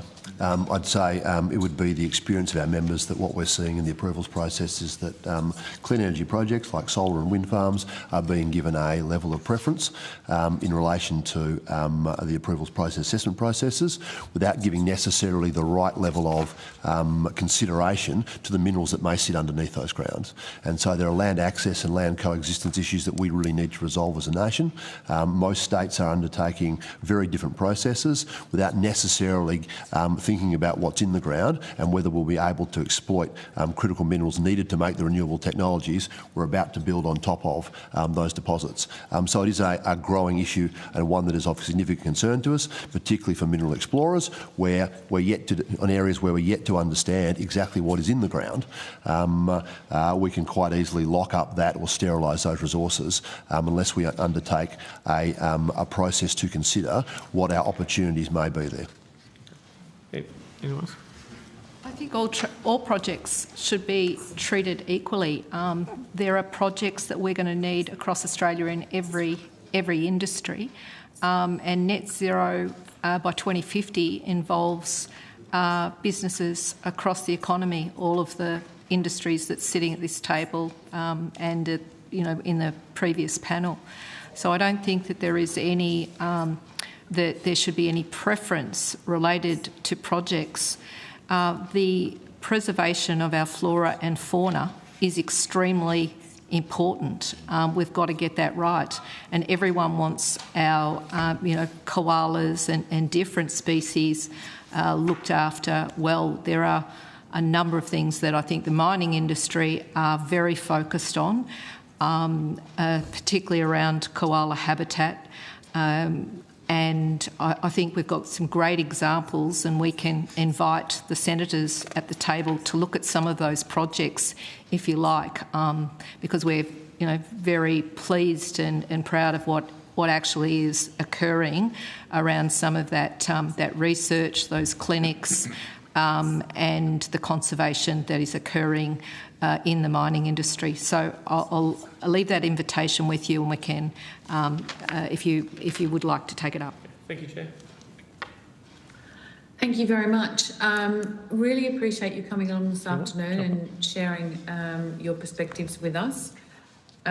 We will let you go now, and the committee will take a short break, and we'll return at 3:30. Thank you. Thank you.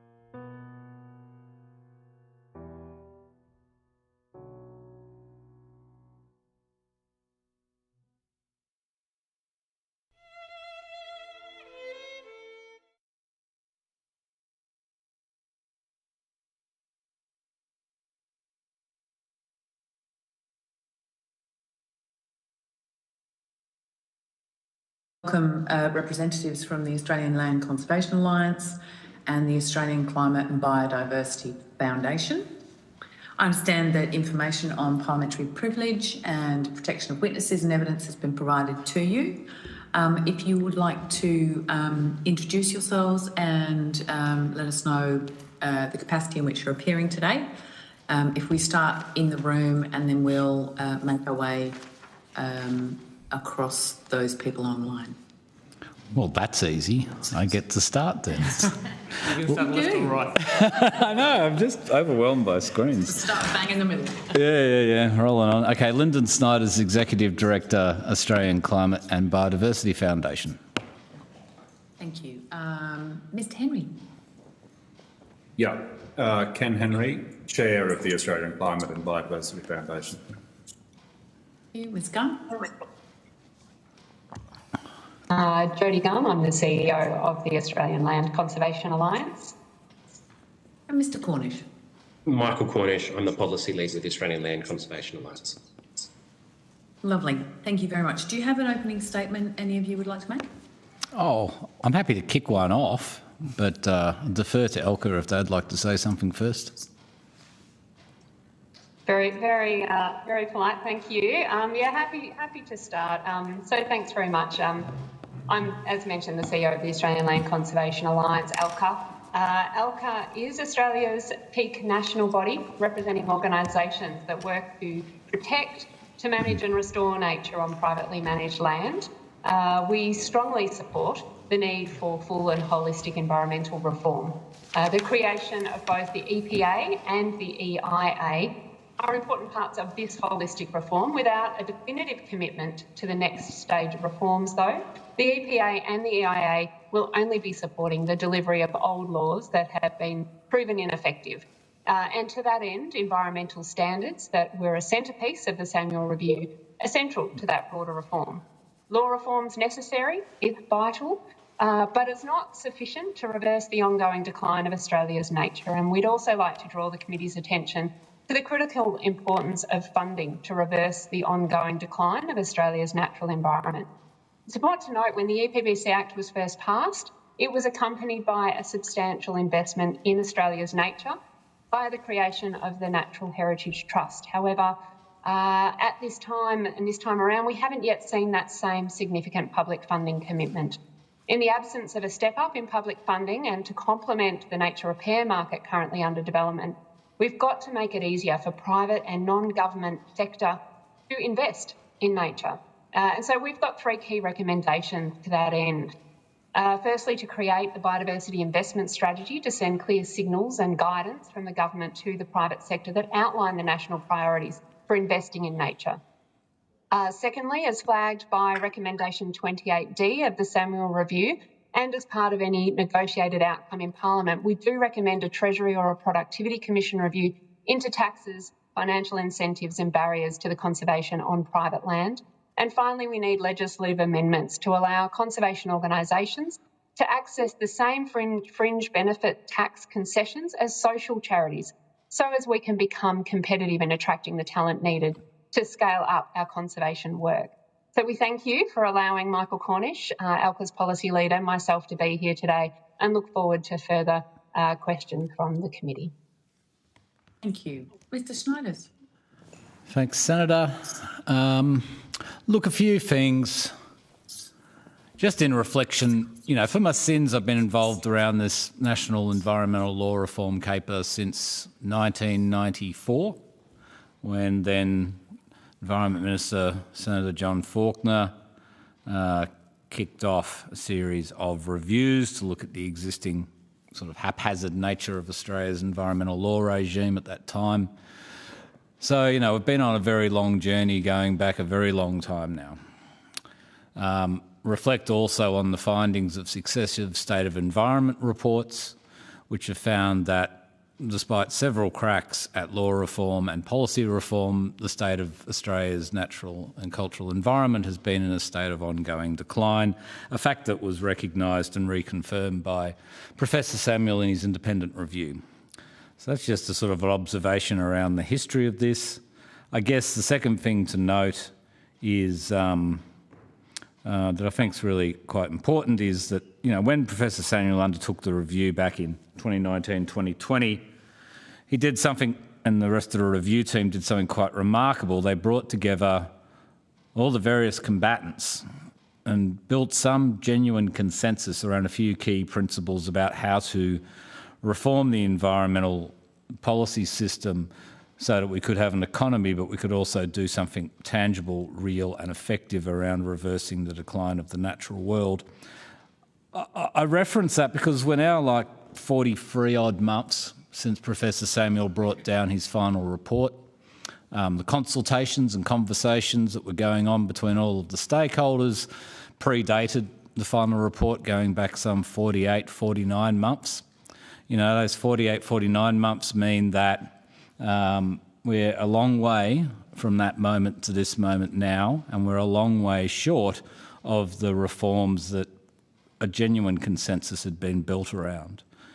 I reflect also that, from my calculation, there is almost no way I can imagine stage 3, tranche 3 of the reforms either getting into this place or getting out the other side of this place this side of a federal election.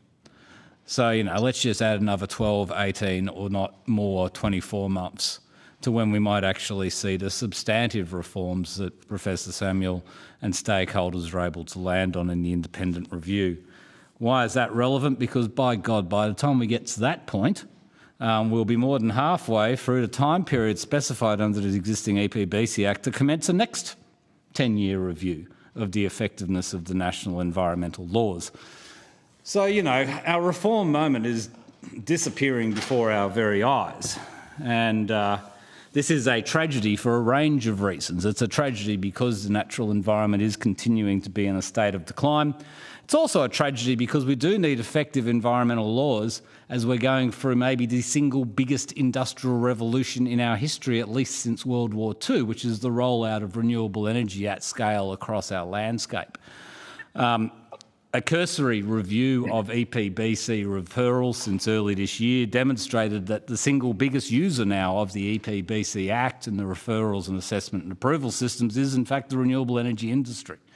And we know from all of the representations made by business and others is that we've got a hell of a job to actually find a coherent pathway forward to meet both environmental concerns, community concerns, and also the needs to make sure that that rollout of renewables happens in a seamless fashion. So we've got a lot of challenges right at this moment. That's why at the heart of the ACBF submission is a focus and a plea to the committee to work with the government and the minister to try to fast-track the centrepiece of the reform process as recommended by Professor Samuel, which was the creation of these legislatively binding national environmental standards. The standards are important for two reasons, as I think the committee knows. The standards involve specifying outcomes-based approaches to protecting the matters of national environmental significance, which are the constitutionally enabled head of power for the Commonwealth to act on behalf of fulfilling a range of treaty obligations.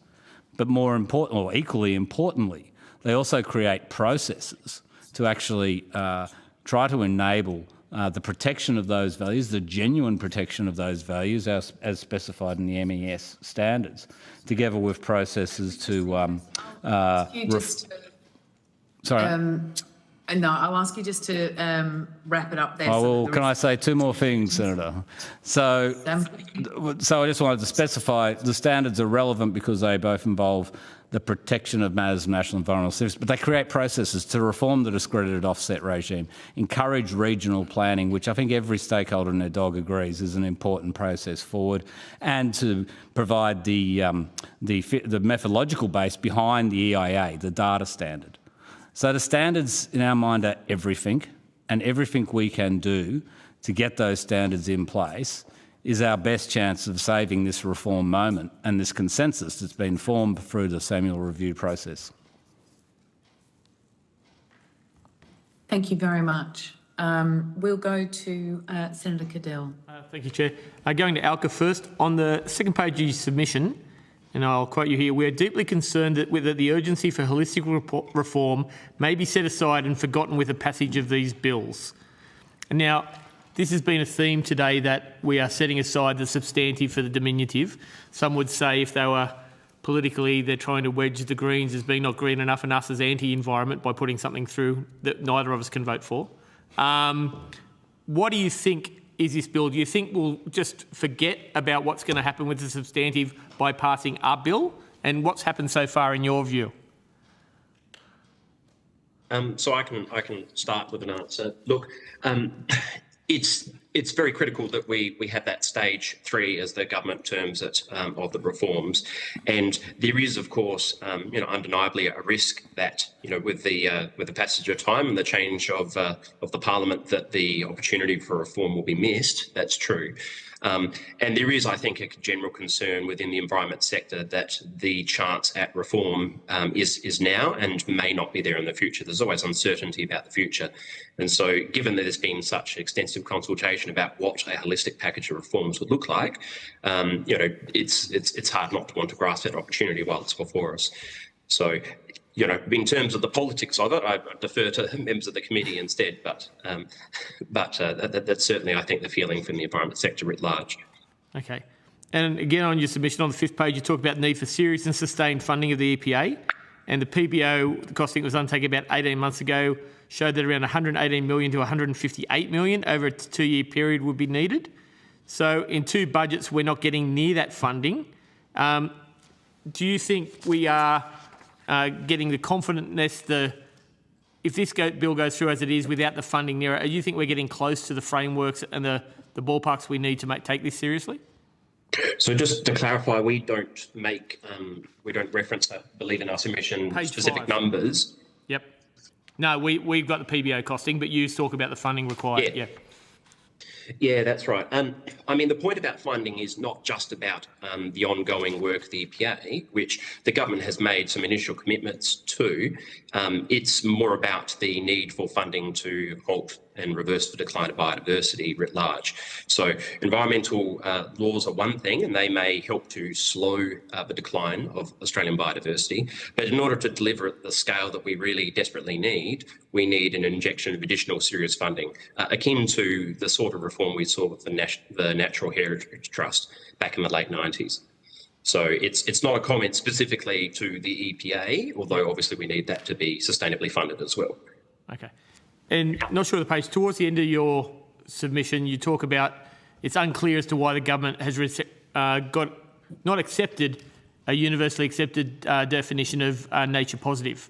And lots of press releases talk about this as a world-leading definition of nature positive and the only one going forward. World-leading because it's the only one that doesn't say anything. Yeah. Has anyone from the government or the Minister's office been in touch with your comments about not taking up the nature positive standard definition or worldwide definition, and why this is a better or other one? Yeah, if I can respond to that, we have been in discussions with others around that. I think the definition of nature positive is in this bill is different to the international definition, and what we've advised is that this is confusing and it's not helpful. This would be the first time that a nature positive definition would be implemented and defined in legislation. And so it's really important that that aligns to a global definition, which is to halt and reverse nature loss by 2030 on a 2020 baseline and achieve full recovery by 2050. And further, delivering the nature positive goal requires measurable net positive biodiversity outcomes through the improvement in the additional abundance, diversity, integrity and resilience of species, ecosystems and natural processes. Now, the definition as it currently stands is missing some key elements there.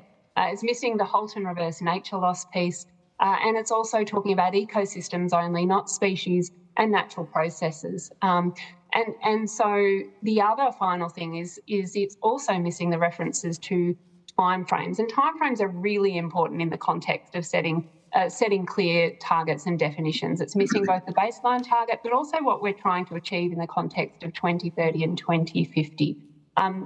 So the international definition has a clear 2020 baseline. We support that baseline, and we really do at least need to get the other parts of the definition set. Okay. Thanks very much. Might switch to you, Mr. Schneiders, maybe Mr. Henry. You mentioned in your opening statement that, I quote, standards are everything. Now, how frustrated are you that there are still no finalised national environmental standards? You talk about tranche 3 and that goes forwards. Can we be serious about sustained national environment law till we get those on the books?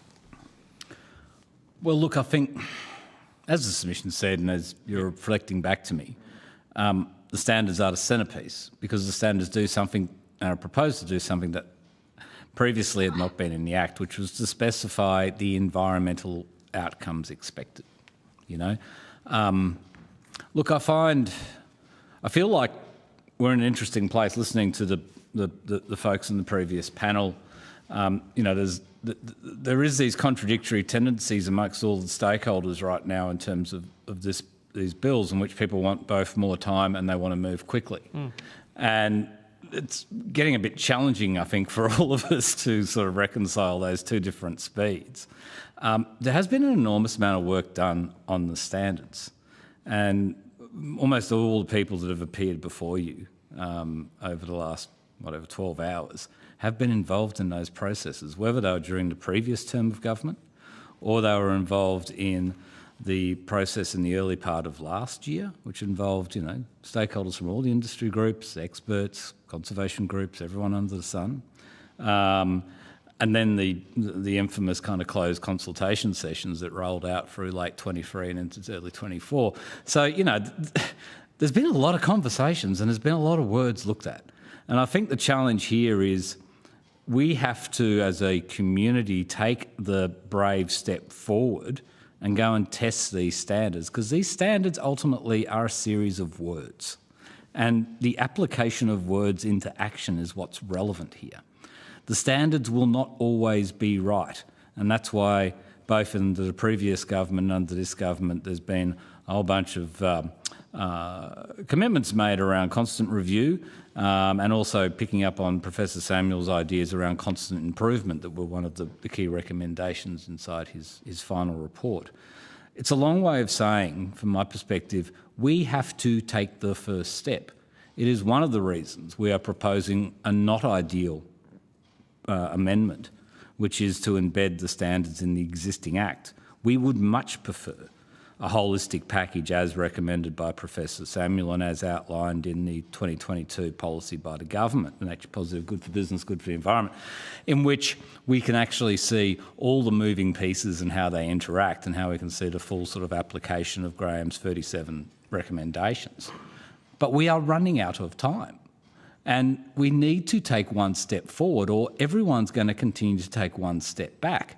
And that's going to have negative environmental outcomes and it's going to have negative economic outcomes. It's going to be a mess. You know, to quote Taylor Swift, I've seen this film before, all right, and I didn't like the bloody ending. We got to this point in 2009 and 2010 following the Hawke Review, where very systematic and very similar recommendations to what Professor Samuel put forward were made. Legislation was drafted. We went for an election period. We came out the other end and the whole package stalled, and it stalled for another now 15 years. We've got to take a step. It's not going to be perfect. Test the standards, put them in real life applications. Like, we need to make this step or we're in trouble. But anyway, I don't know if Mr. Henry, just on that same last question, I'll open up. On your work with the NRM, would having standards like an offset standard that you could trial out now make the process easier for you?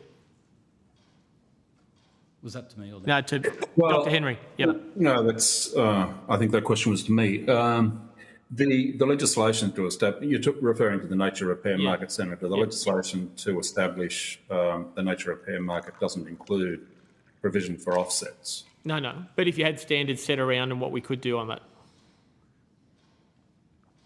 Well, certainly if a decision were, no doubt, if a decision were taken to include offsets, then having a standard or a set of standards, and in addition, having regional plans driven off those standards, based on those standards, those would be extremely helpful inputs into an offsets program. Okay. It's ironic, isn't it, Ken? We turned up in this place when the NRM bill was the committee process was underway, and we were actually saying it is best to delay some of the features of the nature repair bill until we could see the full nature of the EPBC reforms, partly because all of us, I think everyone across the spectrum, agreed that the existing offsetting system had failed. Yeah. Industry says it, that's right. Professor Samuel said it, that's right. Everyone said it. So, you know, from our perspective, the fact that offsets didn't get brought into the nature repair bill kind of made sense because no one wanted to implement the existing offsetting policies, right? Yeah. But now we're kind of getting to this groundhoggish day where we're not going to get the EPBC reforms. We're going to have an NRM bill that has no capacity to get any reformed offsetting arrangements into it, so it's not liquid, and the whole show is looking like a bit of a mess. Okay. Thank you, Chair. Look at the time. Yep. Thank you. Appreciate that. Senator Hanson-Young. Thank you. I think you're right to pinpoint that there seems to be confusion about the go slow, faster, and that is because the process has changed halfway through, right? There was the consultations were extensive with Graham Samuel, and I can see Mr Samuel on the screen there. They were extensive. There was an interim report, and then there was a final report, and this was under the previous government. And then this government responded. They said that there would be public engagement in the legislation. And then all of a sudden the record stopped playing in about April and the whole thing changed. At what point did any of your organisations, were you told that the process was about to be upended and changed so dramatically? Elko, do you want to go or do you want us to go first? Oh, look, I mean, broadly speaking, we learnt at the same time as everyone else did. We weren't given special treatment in that regard. So, yes, I don't know that I have any more comments other than that. Mm-hmm. Look, obviously there was the public announcement in April, I think.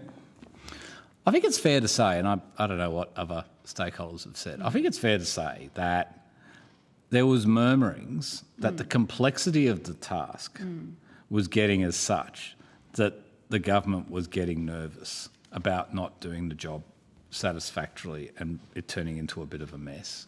And I think, you know, I don't want to get all Canberra insider on this stuff, but those conversations were starting late 2023, I reckon. You know, I remember distinctly the minister wanting to ensure that the legislative package was going to be less complicated and less sizeable than the existing EPBC Act. And I think for those of us that were in the consultation sessions, it was becoming pretty clear that the complexity of the reforms was such that it was looking like it was going to be a very big piece of legislation again, you know, and then you bring in the standards and all the rest of it. So if I was making a defence for the government, which I'm not trying to do here, if I was making a defence, I would say these were sweeping reforms, and once you actually went from the sort of principle level that Professor Samuel took them into practice, and particularly around then trying to build the transition between the previous phenomenally complex and opaque system into something that actually looked like it would deliver outcomes, I reckon at some point, well before April, the concerns started to be raised. Yeah. You know, I think that's... Yes. Okay. Yeah. I think you've called a spade in that sense, which is helpful because actually no one wants to say it. I know. Right. It's the joy of old age. Yeah. But I think it's also fair to say, it's just as a comment here, I mean, it is obviously a deeply complex set of reforms to try and progress. And, you know, we can make commentary on why it didn't progress as timely as we might have liked it to. And we now have at least a step forwards in front of us. And yes, we want to see the next tranche of reforms progressed with urgency as well. But there is benefit to trying to progress at least, you know, what we have in front of us with hopefully some improvements if possible. You know, knowing that, you know, seeking a proper commitment, a fuller commitment, definitive commitment from, you know, all sides of politics to being able to progress that third tranche. with as much urgency as possible. So I wouldn't want to give the impression that we would want to delay the reforms that are before us. Moving, I think, as Lyndon indicates, taking some steps are more valuable than taking no steps. So, thank you, Mr. Cornish. I guess my concern, though, is that the reason it became complex or was complex and difficult is because actually there is a fundamental disagreement amongst industry, stakeholders, the community, between whether these laws are meant to be primarily about protecting the environment versus facilitating a process of approval. And we had the industry groups before us over the last couple of hours, and they clearly want to weaken it even further. So surely the government has to make a decision, the parliament actually has to make a decision as to which way we want to go. Do we want an environment, a package of environment laws that stop extinction, stop pollution, or do we want a process that streamlines and fast tracks, and that's the language that is being used, applications for projects that do have a damaging impact on the environment. You only have to seek approval if there's some damage on the environment. And isn't that the fundamental problem? Yeah, I think it is, Senator. Like, the EPBC Act, as it is, has always had a bit of a problem so far as what's on the box isn't exactly what the Act itself does. Yes. For those with an eye to history, the EPBC Act was an amalgam essentially of 5 separate pieces of legislation that were put together in a sort of incoherent fashion over about 25 years, some of which were economic policies, essentially like the early environment impact assessment legislations did have a focus, and process had a focus on ameliorating environmental impacts, but they were still about facilitating development.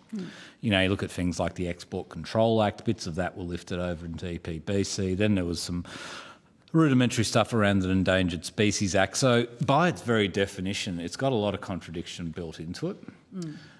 So I think that is true, and that is the nature of trying to, understand what does this ecologically sustainable development principle mean, because it means 20 different things to 20 different people. And, Dr Henry addressed that for the New South Wales Biodiversity Conservation Act review. I would say that I think one of the things that Professor Samuel did well was try to find the best way in which you could bring the division closer together. And that was around the construct of the standards. I've still heard today from folks who have not always been on my side from industry say they want a fast no. They keep saying they want a fast no as well as they want a fast yes. Now, the proof of the pudding... They could stop applying to put things in critical koala habitat. Indeed, which is one of the reasons we need EIA, right? Is to actually create the evidence base so that the contestation can stop. One of the things that we haven't said explicitly, or the ACBF hasn't explicitly said today, is whether or not we support the existing bills, and we do, right? Like, they're not perfect, but I'm all for the EIA because, as, again, the Samuel Review said, the very basis of policy making has to be some sort of construct of there's a single source of truth, and there has never been a single source of truth in terms of environmental policy in this country. Everyone's got a different take. Every scientist has got a different take. I've been a lifelong greenie. I've got a particular take about what should be prioritised. Industry's got a different take. So some of these reforms, including the ones in front of us, even if they are not everything that we wanted, they will help.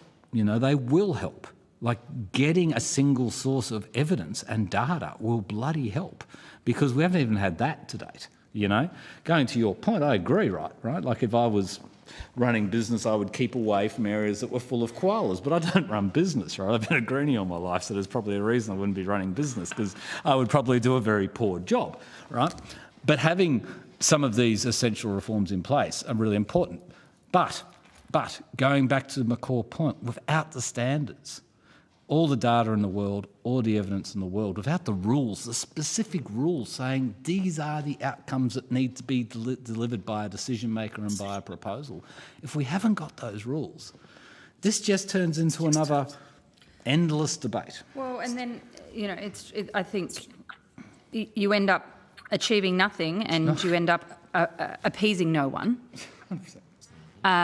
We wind up. I do want to ask you though, and perhaps Mr. Henry, you might be keen to jump in here. I don't know, but one of the glaring gaps in both what the government has proposed and the existing legislation, the existing laws, is no assessment or concern around climate impacts of projects and climate pollution. We heard from industry, the mining industry doesn't want it, the gas and coal industry doesn't want it. No surprises there. But something has to be done to modernise our laws, and surely that hole has to be filled. Do you want me to start, Ken, or do you want to have a crack? Well, go on. I am keen to jump in. So, look, but only to say, and maybe this is not what you're expecting me to say, Lyndon, so that's even better, is that there are multiple ways of having climate policy and nature impact policy, or policy to address nature impacts more broadly, having those two things brought together.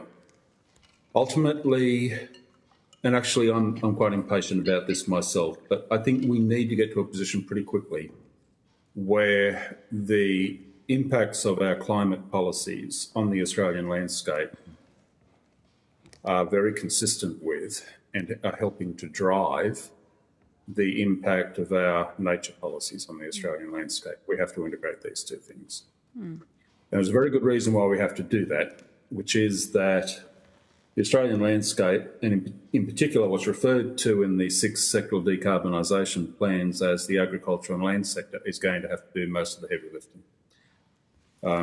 And, by the carbon projections that I'm getting myself increasingly familiar with, by 2050, when Australia is a net zero in aggregate, it is very, very likely, seems to me, that 5 of the 6 sectors will still be big net emitters, which implies that the agriculture and land sector has to be a carbon sink, and a significant carbon sink. And if we don't do that well, if we mishandle that, then climate policy could very well be nature negative. But we've got an opportunity here. If we do these things together sensibly, we've got an opportunity to ensure that climate policy improves the condition of the Australian landscape. That climate policy is, in and of itself, not only the vehicle for reducing emissions, carbon emissions, but is also the principal vehicle, or one of the principal vehicles, for achieving nature positive.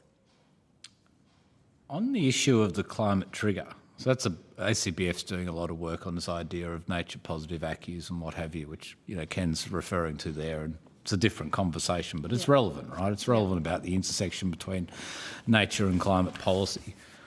On the issue of the climate trigger, as someone who's a long-term greenie, I was a firm advocate of a trigger back post around the discussions around the original EPBC Act, and Senator Hill from the government at the time, the Howard government at the time. But this is not a new concept. No, he put the trigger up at the flagpole, right? It didn't make it, as far as I could tell, through Cabinet, but it was put up there. And certainly at the time, as a then Queenslander, we were pretty concerned about the climate implications of a whole bunch of things that were affecting also the natural world, particularly broad-scale land clearing, which was still very substantial today. I heard that wasn't a problem today. Oh, yeah, I heard that one too. Anyway, everyone's got different perspectives. But look, so at various points in my life, I have advocated firmly for a climate trigger. I'll say that.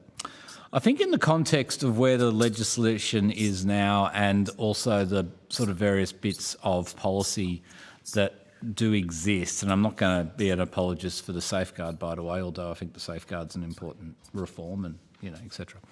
I think the challenge is this, like, there are 2 or 3 things that are trying to be achieved, I think, by those that are advocating strongly for a climate trigger. I think one of them is, as you said, Senator, a proper understanding by decision makers, whoever the decision maker is, whether it's still a minister under the existing regime or is being proposed under a future regime of being the EPA chair or CEO. I think it is appropriate that that decision maker has a accurate understanding of the emissions implications of a major development, because this is, as we've already talked about, a contradictory bit of legislation. It has both economic development components and also environmental protection components. So I think it's appropriate that there be a requirement that the emissions footprint, at least at the domestic level, because I think it's harder just on, and I understand the point fully around scope 3, right? But I think it's harder for a decision maker to understand exactly how much of the product's going to be burnt somewhere else. But I think it's appropriate that the decision maker has a full awareness and the proponent is required to document how much emissions are likely to come over the life cycle of a project, whether it's the direct emissions or the secondary emissions. I think that's appropriate, and that should be a part of a new system. I think the issue that's underlying this, and I think what spooks industry and what have you, is that part of this is also a concern, which is backed by the science, that we shouldn't be opening up new coal and gas fields, right? And part of the challenge, obviously, is there is not much consensus right now inside the Australian community about whether it's a good idea not to open up new coal and gas fields. As an advocate, I've campaigned extensively against new oil, coal and gas fields over my lifetime, so I've got a particular view about the sensibleness or otherwise of opening up new fossil fuel fields given the trajectory we're on. But I do think if that's the policy outcome that is required, there are directer ways to achieve it than through inserting a climate trigger through EPBC. There is the Export Control Act, 1982, and if one wanted to prohibit the export of a commodity which was dangerous, I'd be sticking it in that place, not necessarily here. That's my personal judgment. I've thought about this a lot over the last 10 years, working on the Great Australian Bight and dealing with all the complexities around the oil and how the hell do you deal with that and why are we opening up a new oil field in a dangerous place, etc., etc. So I think there's just a fundamental problem here in that we're missing a few bits. If really the public policy intent is no more new fossil fuels, then I'm not sure EPBC is the direct way to do it. If we want to understand the footprint, and we want to build that into effective decision-making about the environmental implications of development, I think that's appropriate. I think we also need to have what we still don't have, which is a proper carbon budget for the country, about how much carbon can we actually afford to emit in line with our international commitments through Paris and what have you. And I also think, and this is where, again, I think the standards do become important and where the EIA becomes really important, we don't have a real way inside the existing legislative framework to start to adapt to what's already happening. Like climate, I think Senator Hanson-Young mentioned earlier, has mentioned a number of occasions that, climate is looking now like the single biggest threat to nature in Australia. That hasn't always been the case. I remember the first State of Environment report chaired by Ian Lowe, provided by Ian Lowe, it was habitat destruction. But clearly, as each expert reference has been made over the subsequent 5-year reporting periods, you're correct. The implications of climate change are devastating in the short, medium and long term to the state of nature. Especially when it comes to extinction. 100%. But, to the whole, the whole fabric. Yeah. But there is also a problem in that a lot of this change is already happening. Like the change is happening before our eyes. Ecosystems are changing. They are moving. Habitat is moving. So one of the things I think, is important about reforms like the EIA, and one of the reasons why we need really strong and clear standards, is we're not dealing with a steady state environment anymore. Like it's changing before our eyes because the climate is changing before our eyes. And I'm sorry that's a long answer, but for me there's real complexity around the issue around a climate trigger. There's the bit around how do you hard bake in existing adaptation that's going to be required to hold on to species and landscapes. There's the component about understanding the carbon footprint of the individual developments, because I think your point was, I think, right in the previous session. Like, this is the approval process, not the safeguard process, which is what's happening after the approval. There's the issue about, is the country genuinely ready to ban exports of economically lucrative developments? And if it is this the way to do it? And then I'm going to just intervene here, just because we are over time, and I know the issue of climate change and all of these things is deeply, deeply important. We don't have a trigger in front of us. We have a set of bills that don't include a climate trigger, and we're going to have to wrap it up. So maybe get a little pithy, and Senator Hanson-Young, I'm hoping you don't have anything else that you can't put on notice. I guess the only, and this draws it together, is that I'm hearing the concern about the fact that the standards have been effectively put in the too hard basket. Do you think that if we don't amend this legislation to get at least some standard mechanism in there, that we lose the opportunity? I think that's the risk, right? I'll try to be pithy, Senator Grogan. You know me. I'm surprised you're not commenting about my beard, by the way.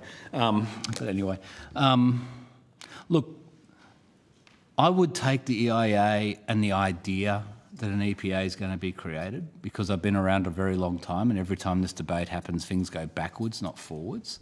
So to be honest and frank, but to actually re-energise the Samuel process and give us some hope that we can get through this next electoral cycle and get into the next term, my level of confidence that we could reassemble the support from business, the NGOs, the experts, et cetera, behind the core of the reform process would be helped, I think, if we embedded this amendment around the standards. It's not perfect. Graham will probably say, well, it's a dumb idea next, which is fine, but we've just got to get moving, because we'll lose it again, because we've lost the reform momentum 2 or 3 times previously. Thank you. Thanks, Chair. Thank you. Look, in the interest of time, I think I'm probably going to have to put my questions on notice. I guess there's just one, if you could manage a sort of swift response. Putting the standards into this tranche, into this second tranche of reforms, rather than the third, which is where they were originally going to be.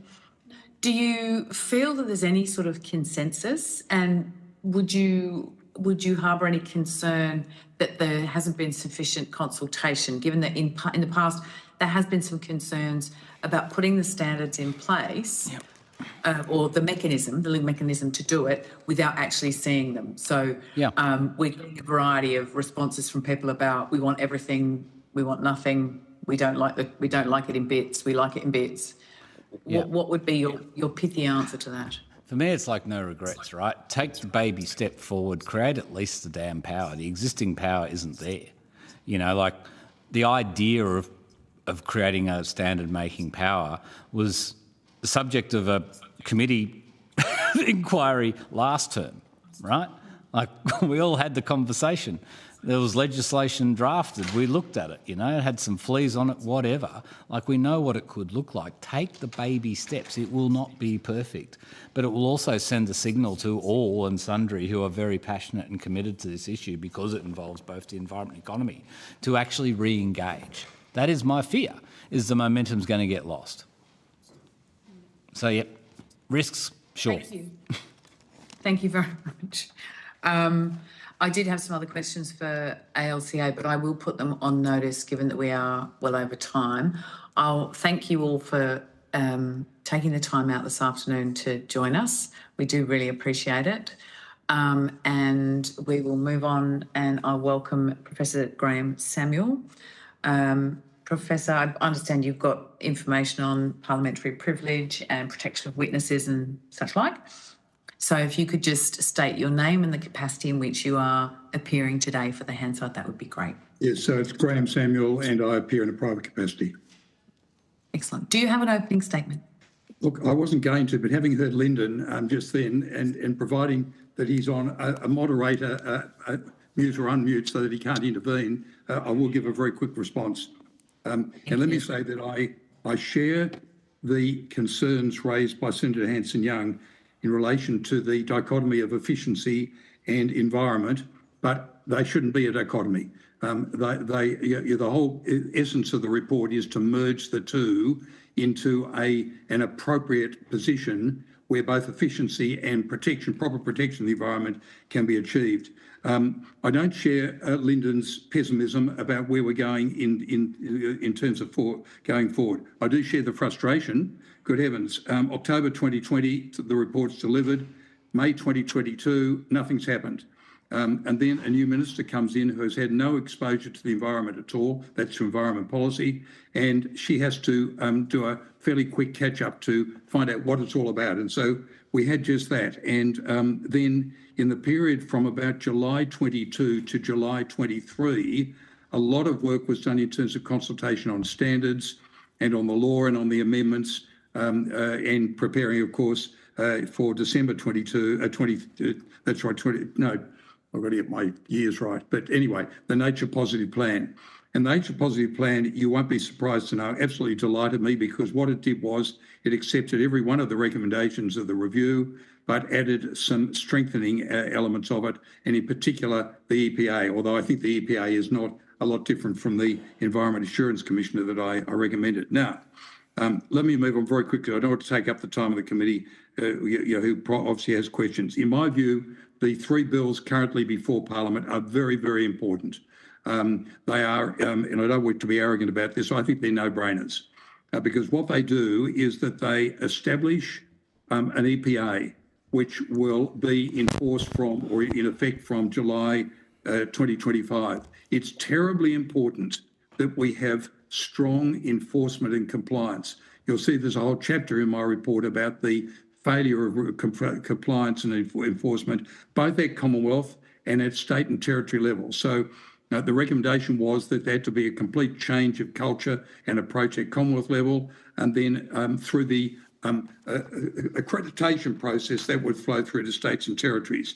Now, the EPA will do that in a significant way. I can say to you, having heard a report from the department on Monday this week in Canberra as to what is occurring in compliance and enforcement, that the culture has done a 180-degree turn, and that is under successive secretaries that have occurred both during the course of my review and then subsequent to it under David Fredericks. And Graham Grossi is heading up the compliance and enforcement area, and there is a dramatic change that's occurring in terms of compliance and enforcement. Now, anything we can do to strengthen that in the context of establishing the EPA, because that's what will happen. The EPA is there to focus on compliance and enforcement and to independently deal with applications for approvals under the current Act has got to be a step forward, a major step forward.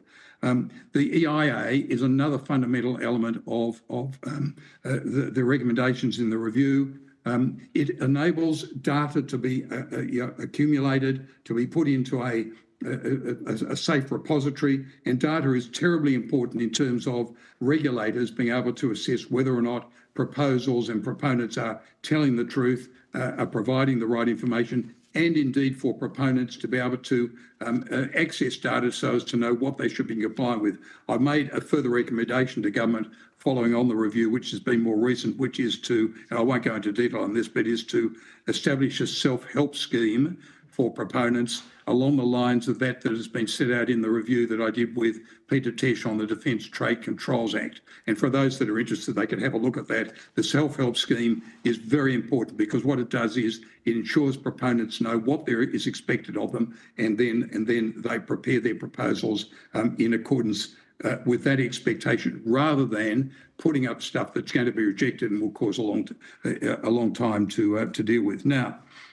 if these bills are passed, and I think they are very important, they should be passed, and I don't agree with Lyndon on the amendments, the amendment he's proposing in terms of enabling the creation of national environmental standards. There's a very good reason, because you can enable all you like, But if you haven't got the standards there, you've done nothing. All you've done is you put a clause into the Act that says the government is entitled, or Parliament's entitled to create national environmental standards. Big deal.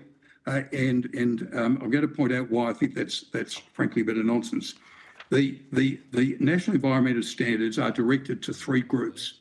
They're directed to the Commonwealth Government and what it must comply with in future in terms of dealing with environment protection and biodiversity conservation. They're directed to states and territories, but they'll only bind states and territories if states and territories have agreed to accept their binding nature through the accreditation process. That is the accreditation in terms of assessments and in terms of approvals. But the most important targets of the NES are proponents.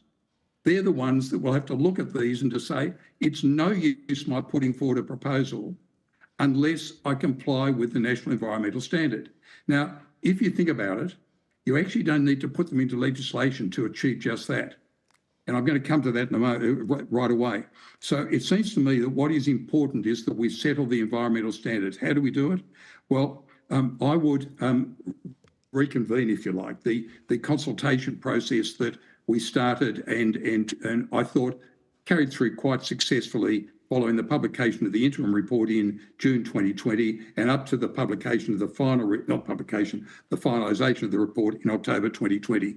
We had a very effective consultation process. The parties that were involved in that are set out in the review itself, and that brought everyone together. And then there were sub-consultations occurring, particularly with First Nations. That was led by Aidan Ridgway, and they worked alongside us, particularly in putting together, for example, in respect of First Nations, the draft First Nations NES or engagement with First Nations NES that was set out in the report. So I would draw together a group like that, all the relevant parties, and facilitate a consultation process with them.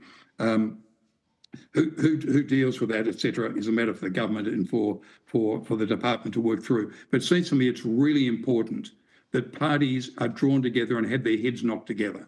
And it's important for two reasons. One, there's a bit of warring going on at the moment, but the warring is caused by misinformation and a vacuum of information. Now, I chuckled as I listened to Lyndon before, and I read the Nightly, my beloved newspaper, The Nightly, over in Western Australia. Beloved is said with a high degree of sarcasm or cynicism. And here it is, The Nightly is saying that the business groups are now warring and that they're slamming the reforms. Well, with respect to The Nightly, and I don't have much, I have to say to you, the business groups are not generally warring with government on the reforms. What they're warring about is two things. One is the rumours and the innuendos and the suggestions that government might be considering certain things. That's the misinformation, and it's the rumours that are out there, and it's the vacuum of information that's causing that to occur. The second thing that business is, and there is one section of business that's warring, it's coming from the West. And the West is saying that frankly, God, what do I see here? That the only people that would be employed if these reforms came into place, they don't know what the reforms are yet, by the way, but if the reforms come in place would be nurses and I think it was checkout attendants. I mean, I do so much nonsense in my life. It really is nonsense. And that's why when these bills were published and the Nightly got out there and was clapping itself on the back with an editorial congratulating itself that it had got the rest of the reforms delayed, which I thought was wrong. Then they clapped themselves on the back and I told them to stop clapping because all they do is just hurt their backs. And the conservationists were believing this nonsense and were out there saying, this is terrible. It's a shocking thing. That's why I think we've got to draw people together and have them understand really what's happening. Now, my understanding is this, without wanting to betray any confidences in terms of comments that might have been made to me by the Minister or the Minister's office, that the Minister has publicly said what is left to be done, stage 3, is very complex. And believe me, I know it's complex. I tried to do some of the drafting myself and I gave up. I just thought it was too hard. It's 1,000 pages of complex legislation. Part of the NES, if you're going to bind the Commonwealth, has to go into the legislation itself. It has to be part of primary legislation. I understand the legal view is that you cannot bind the Commonwealth with subordinate legislation, i.e. NES that are regulations. So you'll have NES maybe it's regulations, although I think there's another way of doing it. And there will be elements of the NES to bind the Commonwealth that will go directly into the legislation itself. So it's got to be carefully done. And the Minister wants to make sure that it's done in a way that provides us with a sound base. So the final thing I'll say about it is this. It's quite interesting. We talk about the NES going into legislation and yes, that'd be in one sense it might be the ideal way. I actually think, and I have conveyed this to the department and to the Minister's office, that there is indeed another way with the NES, and that is to say to states and territories, you want efficiency, business wants efficiency, it wants single touch. Okay, we will give you an accreditation bilateral agreement along the lines of what we've done in the past, but attached to that will be NES, and it'll be conditional upon you complying with the NES, which will be overseen by the EPA.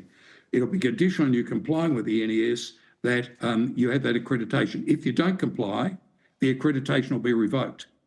And, by the way, the Minister will reserve the right to amend the NES at any time at her pleasure, right? But remembering that any amendments always have to go before the Senate for allowance or disallowance. And, by the way, if you, the state or territory, don't like the amendments, that's fine. Give up your accreditation. Say to business, you've no longer got single touch, you've got dual touch, the way you used to have it in the past. It seems to me it's a very effective way of getting an evolving NES that meets evolving imperatives in respect of the environment, because the environment is evolving. It's the issue evolving. One final thing about climate trigger. There's been an awful misunderstanding about this, so can I perhaps put it on the record as to what's happening? My recommendation too said, transparency.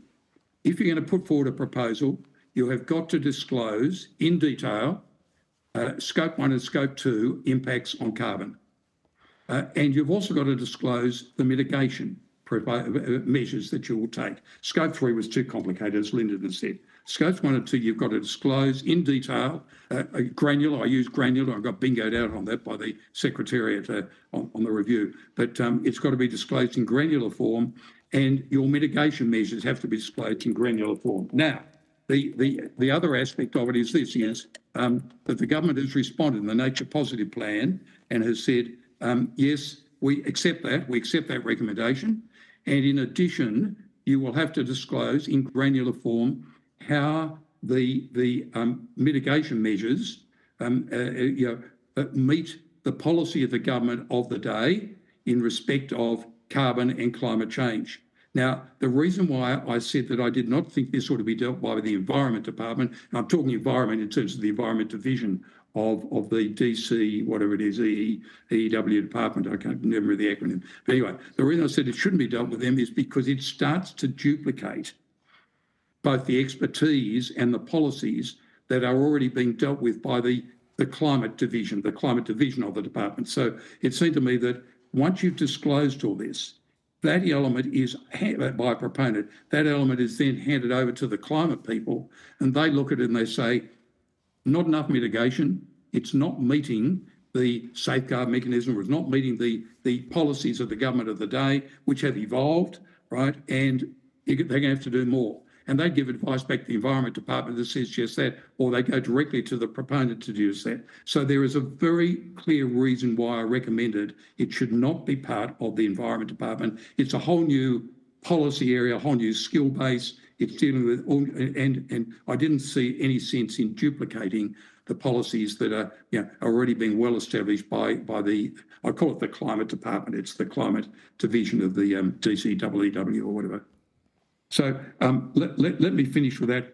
Efficiency in the environment, as you can see, by the way, and I will conclude, efficiency in the environment need not be a binary or a dichotomy. They are intended to be merged. If you want efficiency, you're going to have to comply with the NES, and the NES are there to protect not to protect the environment, to enhance the environment in terms of nature positive. Thank you very much. You've actually railed through a bunch of my questions, so thank you. It's good to hear you try and clear up all of the rumour mongering and the shocking, Senator. I cannot believe it. I don't understand why people believe it and listen to it. It's deeply frustrating. Yeah. So thank you very much. That's very very helpful. We will now go to Senator Duniam.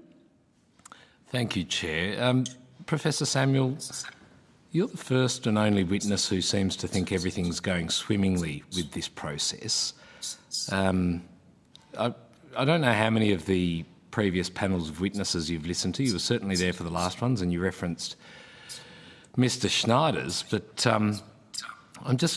there are a range of amendments that have been proposed. Many are reasonable, some go beyond the remit of what Tranche 2 is all about, but is it really simply just in response to rumour mongering that all of these stakeholders right across the spectrum, from environmental groups to business lobbies, have got it wrong? Senator, let me say two things. First of all, I didn't say, I've never used the word swimmingly. No, I did, but it was to characterise what you've just given us. Yeah, let me just correct that. I think things are going a lot better than what people out there in the people like Lyndon and others in both conservation groups think. And part of that has been festered and fostered by particular groups in WA and the Nightly newspaper. I thought it was very interesting actually to read the Nightly just the other day. I don't read it that often, but I do read it when I get streamed up on this or media monitors and I get mentioned. But I thought it was very amusing that suddenly they're saying, this is terrible. The government is actually proceeding down this route and this is going to be the end of the world in WA.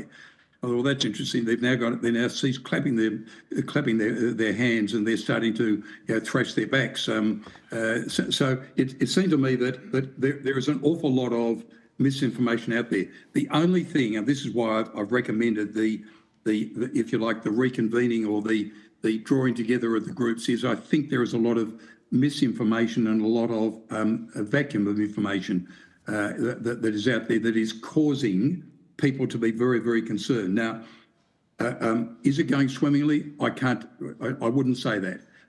Is it going as bad as some people think? I don't think it is at all. I think that, and the Minister has been quite public in indicating that the reason why there is more work to be done is because there is 1,000 complex pages. The sort of process I've suggested here is designed to try and overcome the misinformation, to try and overcome the lack of information, the vacuum that's out there, and to stop. I was with a group on Tuesday this week up in Canberra, the Biodiversity or the EIA, and said 400 people there, and I said, listen, just get behind government. If you really want this to be done, get behind government and encourage it, and start thinking about really where we are heading. Look at the three pieces of legislation we've got here and say, yeah, there's an awful lot in this that is very, very powerful. It's very important. It's a big step forward. You've got to remember this, that if you were to leave these three bills until the major legislation was before Parliament, what will end up happening is that you will, you're going to have a set-up time for these bodies, that is the EIA and the EPA, which if the legislation was passed now, enables that infrastructure to be established over the next 6 or 9 months. And that seems to me to be a really important element of the whole thing. So the evidence that's been provided today, the submissions that have been made, the range of amendments that have been proposed, largely come from groups who've been involved in the consultation process that's occurred over the period of time you referenced earlier on. So they're more informed than us about this. So I just find it very hard to reconcile how you've characterised where they're coming from with how you're characterising the process now. I mean, are we to sit here and think, well, let's just back it in because this is the right thing to do when we have witnesses, yep, granted, from different backgrounds with different priorities. As the author of the review that is the basis of all of this, I'd seek your guidance here because they can't all be wrong. Well, with respect, Senator, if they're operating on misinformation, they can potentially all be wrong. But what misinformation if they're part of a process that we haven't been a part of, the consultation with the department, reviewing pieces of information we're not privy to? I'm not sure where this misinformation is coming from. It can't all come from the nightly. Well, yeah, if there are rumours out there and there are innuendo out there, then people do get concerned. But let me not just put it at the nightly or anything like that. Let me say this, that I'm not sure when the consultation process that had been occurring ceased. I know certainly that up until June, July last year, the NES were being developed and had gone a long way down the track towards completion of development. Now, I'm not sure what's happened since then, but that's why I'm suggesting that the way forward is to actually draw the parties together again and say, okay, whatever you might believe, whatever is really happening, this is the reality, this is the truth of it.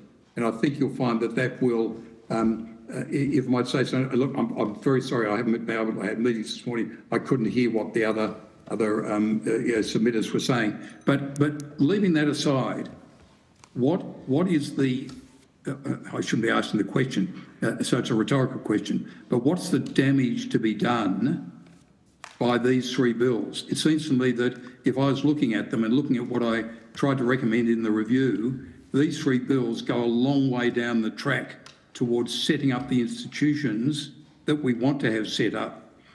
First, to deal with the law as it currently is, that is the EPBC Act, but also then to deal with the law as it hopefully will be amended once the legislation of 1,000 pages has been settled and hopefully passed through Parliament.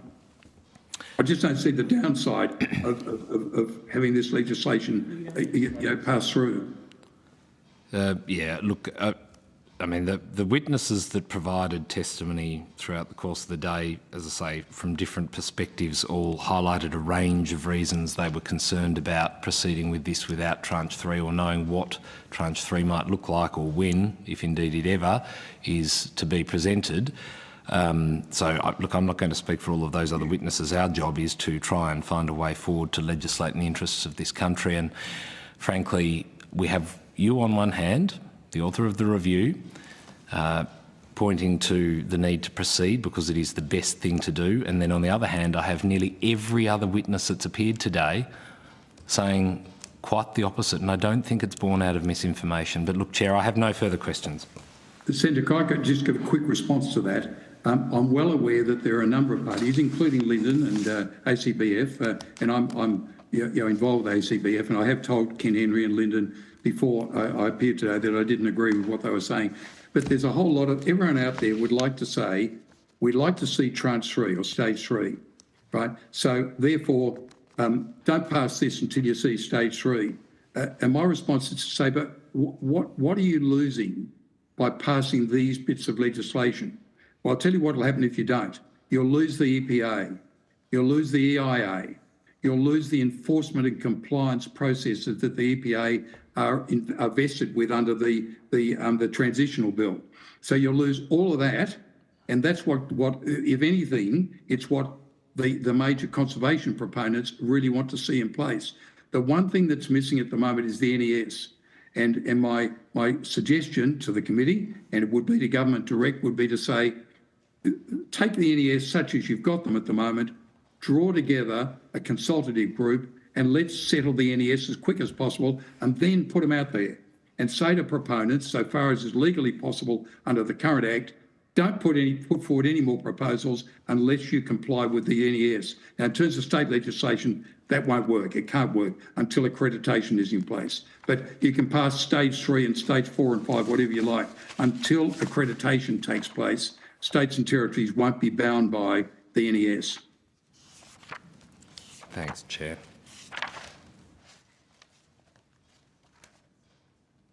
You're on mute, Chair. Sorry, you're on mute, Senator Grogan. Thank you. Thank you so much for joining us. Really appreciate your perspective as ever. We will let you go now. If we have any further questions, they'll be placed on notice. Thank you. And we have a very short and ridiculous turnaround for return of questions on notice of the 31st of July. Thanks so much. And I would now like to welcome representatives from the Department of Climate Change, Energy, Environment and Water, and the Australian Bureau of Statistics, if they would like to either come to the table or pop up on the screen.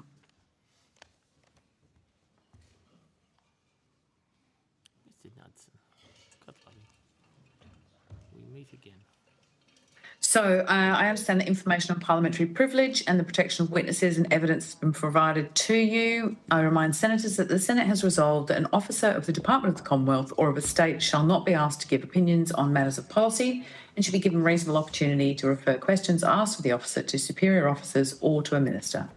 This resolution prohibits only questions asking for opinions on matter of policy and does not preclude questions asking for explanations of policies or factual questions about when and how policies were adopted. So for the Hansard record, if we could start at one end of the table and work our way down and just get names and capacity in which are appearing onto the Hansard, that would be really helpful. Bruce Edwards, Head of Division, Nature Positive Regulation Division from DQ. Mahani Taylor, Branch Head, Nature Positive Task Force, also from DQ. James Tregurtha, Head of Division, Nature Positive Task Force. Dean Knudsen, Deputy Secretary, Environmental Reforms. And I'm Greg Manning, Head of Division for the Nature Positive Integration Division. Lynn O'Connell, Deputy Secretary. Lisa Nitschke, Acting Head of Division for Environment Information Australia. Jackie Vitas, General Manager of the Economy and Environment Division at the Australian Bureau of Statistics. Great. Do you have an opening statement? No, Senator. Excellent. We'll go straight to questions. Senator Hanson-Young, would you like to kick us off? Sure. Thank you. Thanks, everyone, for being here. First of all, have we got a time frame for stage 3? No, Senator. The timeframe remains as soon as possible. What has changed, which I think we canvassed in estimates, is that we will release a full and comprehensive exposure draft prior to introduction of stage 3. So we are working to deliver that as soon as possible. A day prior? Senator, no. What I've said is that an exposure draft, and it will go through a proper process so that we can have robust input from citizens and interested bodies on the proposed legislation.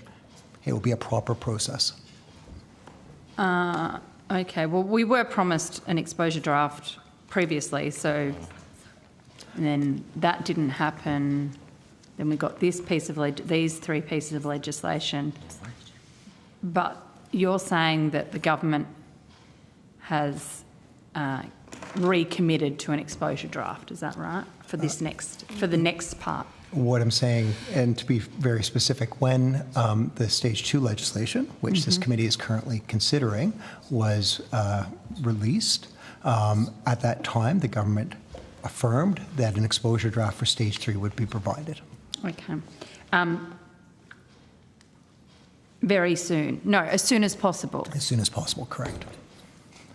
Is there a government definition of soon as possible? I think the definition would probably be as soon as possible. Do you have to budget for that? We do have budget for the task force undertaking and how long? What's the time frame of the budget? The budget for the task force effectively ends at the end of June of next year, 2025. Okay. Has there been any official or formal consultation with stakeholders around the 3 pieces of legislation that we're inquiring into today? Absolutely, Senator. We can talk about that and whichever elements you would like us to. Because I've been asking witnesses all day about this, and there seems to be no confidence that they've been consulted on the legislation. So you're saying that they're not being honest, they're confused. What's the? So Senator, what? And we've again canvassed this before in estimates, so I'll try to be brief about this. We've gone out with policy papers on every single piece of the legislation, which included EIA and EPA. We then developed very early drafts of that legislation. We consulted on that as well. In that included the EPA and EIA. What I think stakeholders are rightly pointing out, however, is that the legislation that was introduced into Parliament and now passed in the lower house is standalone legislation to deliver the EPA and EIA. What the stakeholders would have seen was that as a package of all of the comprehensive reforms that make up stages, in particular. So they haven't been consulted on the new strategy? The splitting out of those two bills, correct. When will the government start consulting with stakeholders on the rest of the process? The stage 3 legislation? Yeah. So again, turn to my colleagues momentarily, but those began back last year, the end of last year. They've carried on into this year. We can't keep saying that because it all got thrown back up in the air in April when people were being consulted on this full process. Yeah.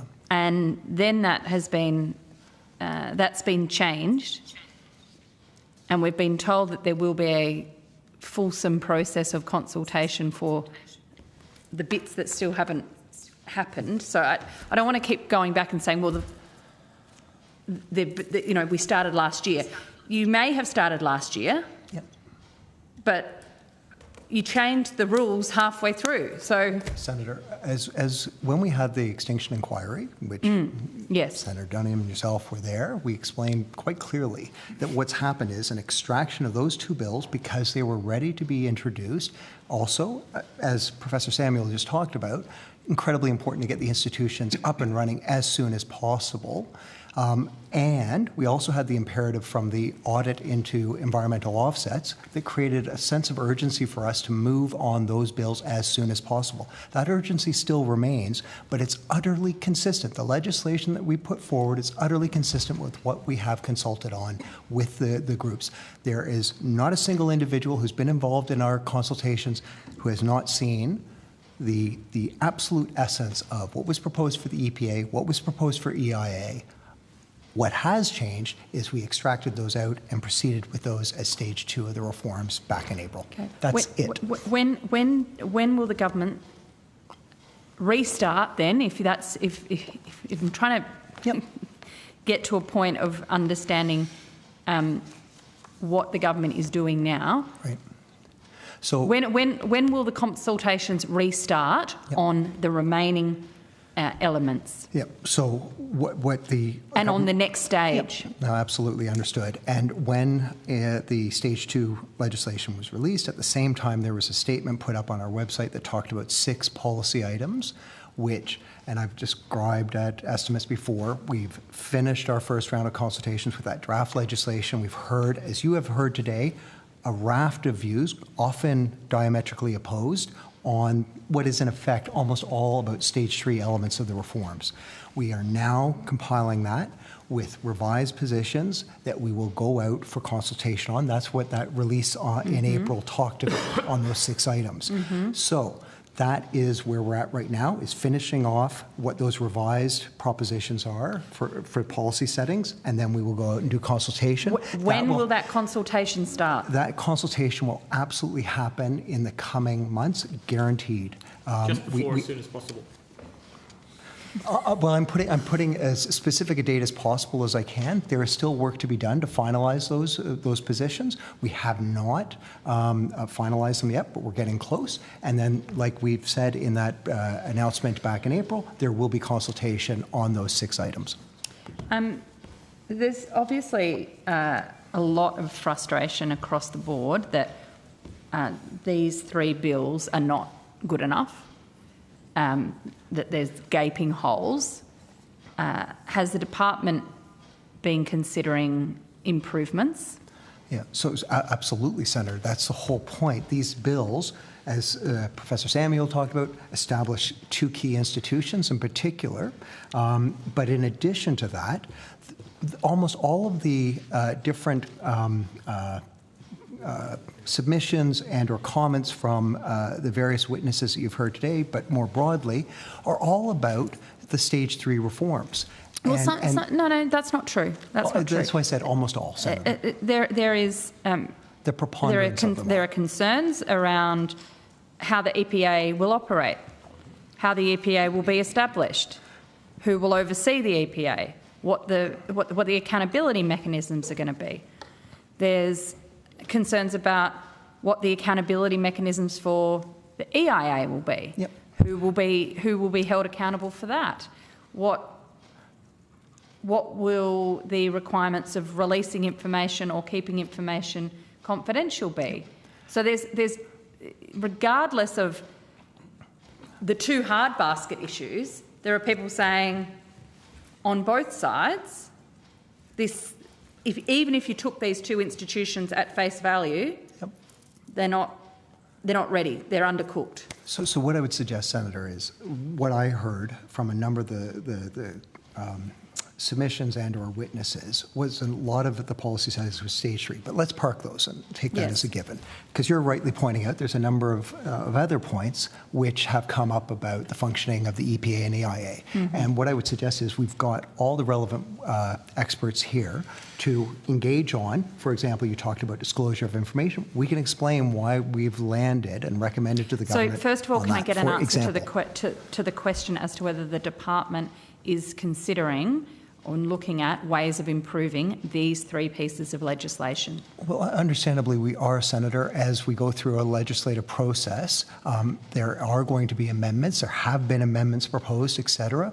There is engagement with our minister and the minister's office, and they are engaging with Parliament. So, absolutely, we are part of that and stand ready to Has the department given drafting instructions for any amendments? Have we given drafting instructions? Well, is there any briefing? Is there any amendments being considered?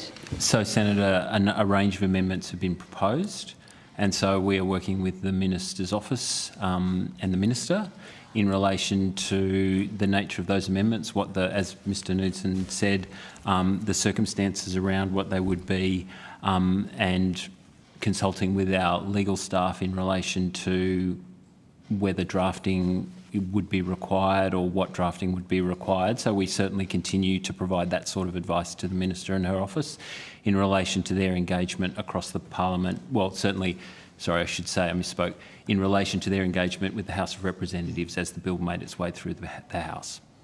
Yes, okay. That's advice on amendments that have been drafted by other people.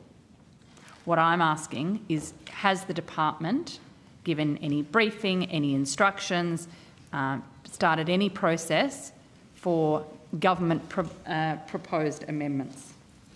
Well, or government-sponsored Senator, amendments? we continue to support the government in relation to the progression of the bills through the Parliament, where we have discussions with the Minister's office around the potential for required changes to the bills. We will work with our legal staff to get instructions drafted. Can I have a direct answer to my direct question? Has the department given any drafting instructions or any drafting or any amendment briefings, any briefing documentation, instructions around amendments? Senator, the issuing of drafting instructions is done when that is required. Is done by the department's legal staff. So you haven't sent anything. You haven't. Senator, I'm not on the department's legal staff. I'm not in a position to disclose advice they've given otherwise. Do they? They don't do it unilaterally. They do it in well, certainly, Senator. What I can say to you is my staff have not released drafting instructions to the Office of Parliamentary Counsel. And your team is the only one that would do that? No, Senator.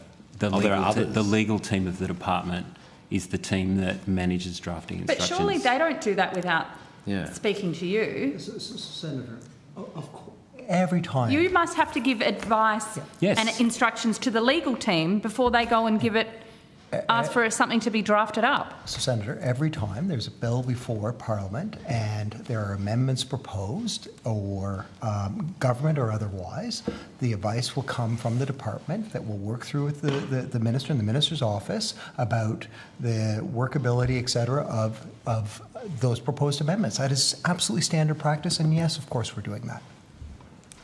No, I'm really sorry. I am struggling to understand why you can't give me a clear answer. I think I am, Senator. No, you're not. You continue to talk about amendments proposed by other people.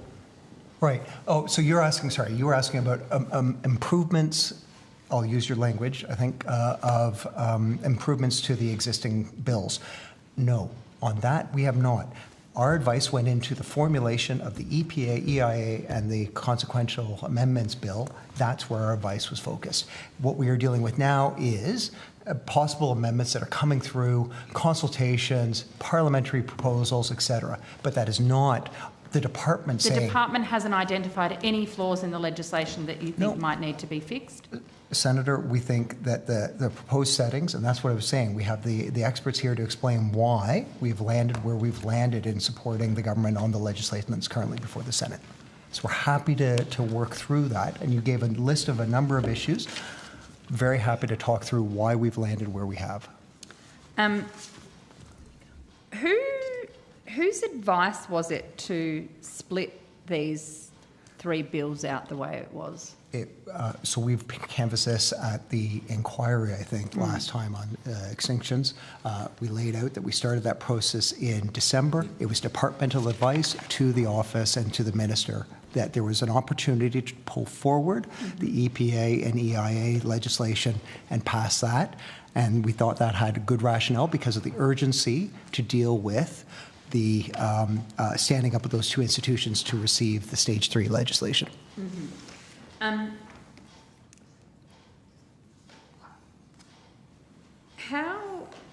What's the department's, or what's the government's response to the criticism that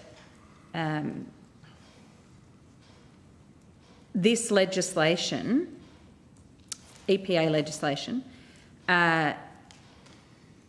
is too independent? We think the position that is in the legislation, we think, is exactly the right balance. You've certainly heard from some groups saying it's too independent, others saying it's not independent enough. We think we've actually got the balance exactly right. So it's not independent, is it? It is independent, Senator. So, and we can walk through why we believe that is the case, and I think that's probably a really important thing to do if you would like us to do so. Independence of the EPA. Just before you do that, Senator Hanson-Young, we're going to have to rotate the call after this question. So, Senator, the EPA is being established in law as a Commonwealth entity. It will be subject to the PGPA Act and the Audit Act and all of the standard areas that of government, whole of government compliance that are required for an entity like that. The CEO will be appointed as a CEO by the minister. But the minister will be able to and will issue a statement of expectations in relation to the operation of the EPA. The CEO will respond with a statement of intent. Both of those documents will be made public when they are provided. That will broadly give the minister an opportunity to set out her expectations around how the EPA will function and operate. In terms of the functions of the EPA, there are a range of functions that are being vested directly in the CEO of the EPA, and so primarily that is... Does that include approvals? It includes the compliance and enforcement powers under the EPBC Act and the other 8 pieces of, I think it is 7 or 8 pieces of legislation for the EPA. There are a range of permitting and licensing functions that will also be vested directly in the CEO of the EPA from the first, I think it's proposed from the 1st of July 2025 when that position comes into being. Assessment and approval powers will not be directly vested in the CEO of the EPA. They will be in the first instance, given they operate as they are under the EPBC Act, those powers will remain powers of the minister, but the minister will be able to delegate those powers to the CEO of the EPA to operate in the same way that the minister at the moment delegates those functions to the department, so the relevant areas of the department. So what Mr Knudsen was saying about the balance is that there are a range of powers that demonstrate the independence of the EPA, compliance and enforcement, permitting and licensing. then there are other powers that demonstrate that the EPA operates within a broader ecosystem of the government, including the delegation from the Minister. So it will be up to the Minister from project to project to decide whether it will have, whether the EPA will have any role in approval. So, Senator, as the process functions now, and Mr Edwards can probably give you more information on this if you like, but the process at the moment is that the Minister makes a general delegation at the moment to the department, but we in future would be to the EPA under the EPBC Act, that provides for the department to undertake the decision-making in relation to those areas that are delegated, and what you're talking about specifically goes to basically parts 7, 8, 9 and 10 of the EPBC Act, which is the assessment and approvals functions. What I'm trying to get to, though, if we can just... the Chair's going to ask me to, hand the baton around. What I'm trying to understand is, does that... how is this going to work in practice? Is the delegation going to be general, as in all these projects, any projects applied for, once June 2025 happens, it'll be up to the EPA to assess?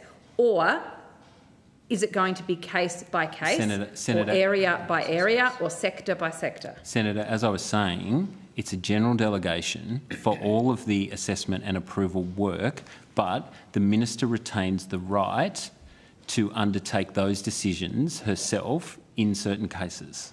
So any of those decisions. So the EPA will make all of the decisions except the ones the Minister doesn't want the EPA to make?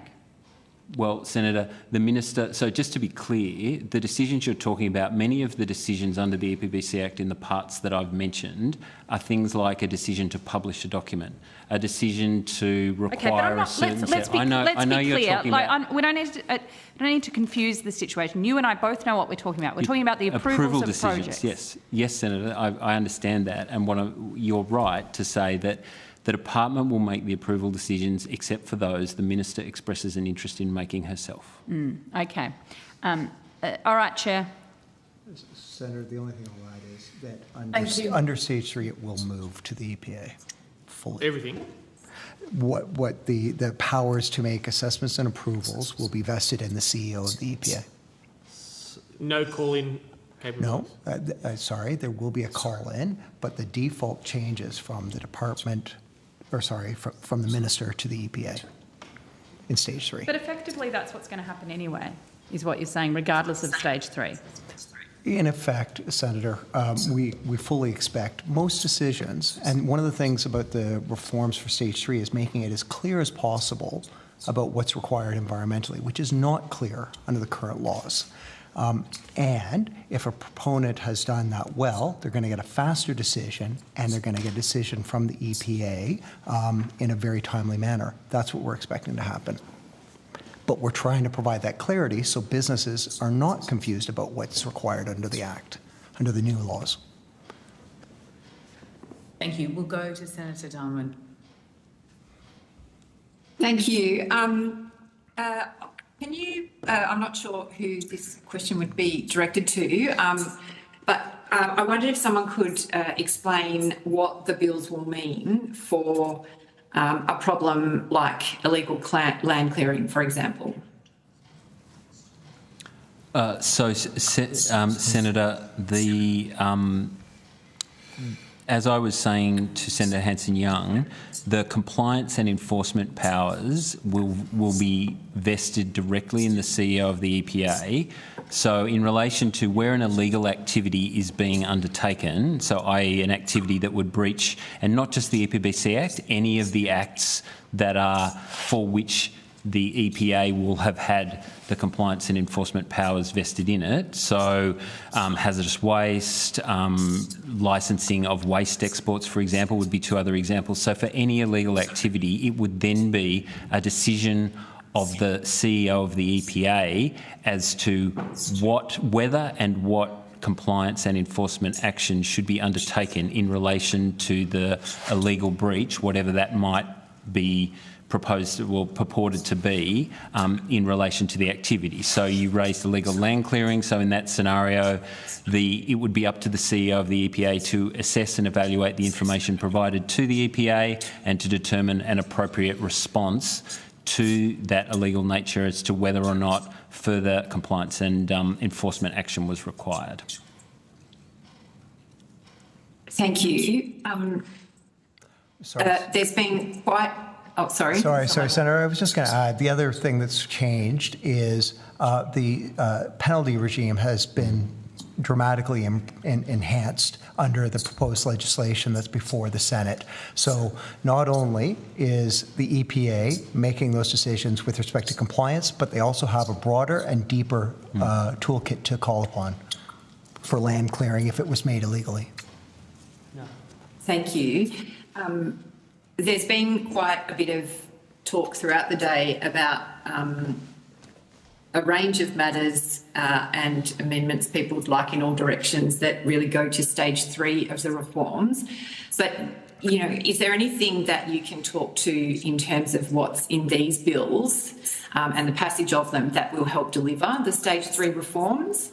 So, Senator, this is what I was saying a bit earlier on in response to a question from Senator Hanson-Young. One of the key things and the reason why we recommended to the government to proceed with stage 2 in advance of stage 3 was standing up two very complex and important pillars of the reforms in the EPA and the Environment Information Australia is absolutely, I think Professor Samuel said, a no regrets proposition to actually get these two institutions up and running. We've talked about what the difference that the EPA will make on day one in terms of the compliance powers, as well as having those responsibilities vested in the EPA. That's from day one. But the other piece that's really important is when you're creating two large institutions, it takes time.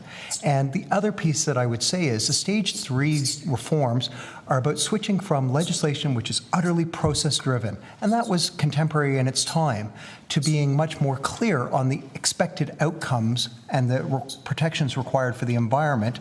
That is a change in the culture of how we regulate in this country for environment, and that will take time as well. So we want to get these institutions up and running, understanding the new legislation and its proposed very different way of regulating as soon as possible.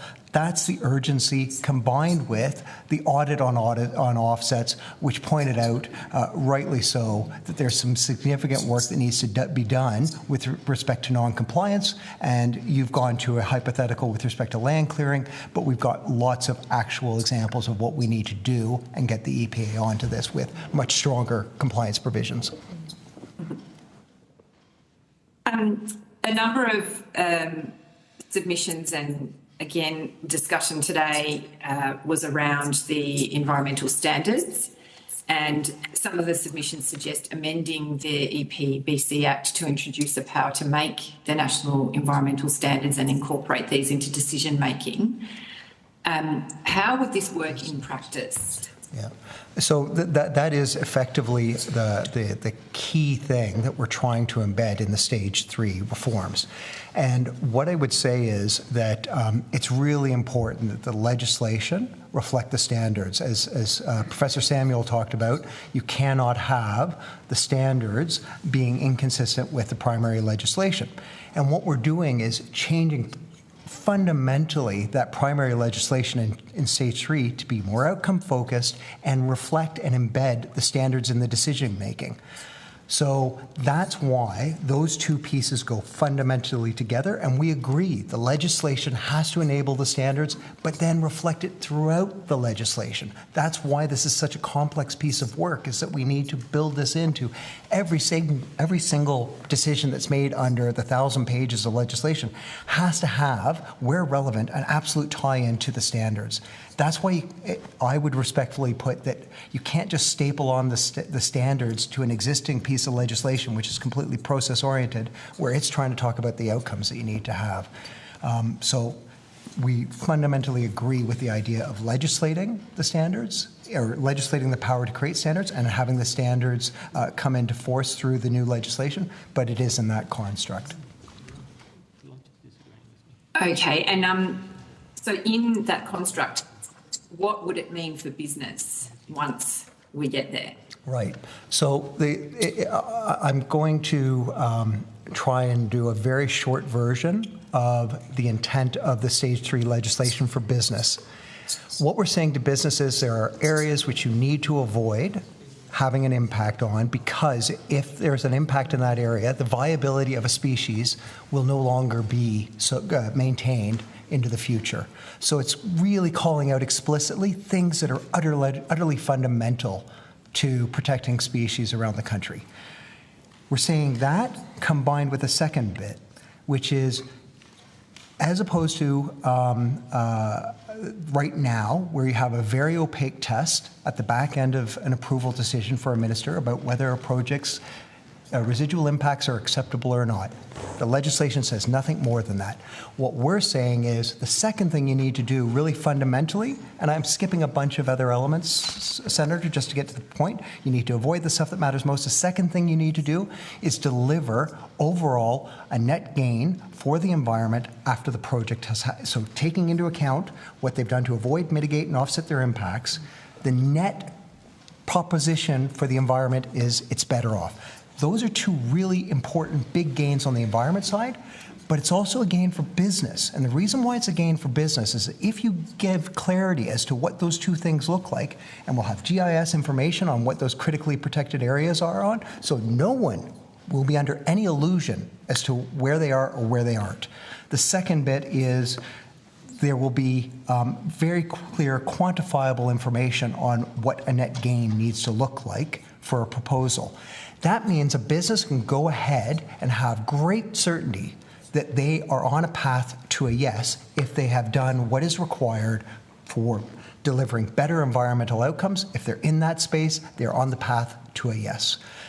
We're also trying to look at how we tighten and streamline the process so that if a company has done the right thing and situated their project so it's not going to have those type of absolutely unacceptable impacts, and they've got a really good plan for how they're going to deliver that net gain, then we want them to have as fast an approval as possible. So that's what we're trying to get to. So we think we're lowering the uncertainty for business. We think we are clarifying their obligations, and we're also, I heard Professor Samuel talk about a service offering effectively for businesses to de-risk, that they want to know that at the various steps in a process that they're on the right path. And we're absolutely considering how does the EPA provide early advice that's clear advice on whether, for example, their consultation strategy meets the standard, whether their proposal for how to deliver net gain meets the standard, et cetera. So that's how we're backing in the standards fundamentally into the hardwiring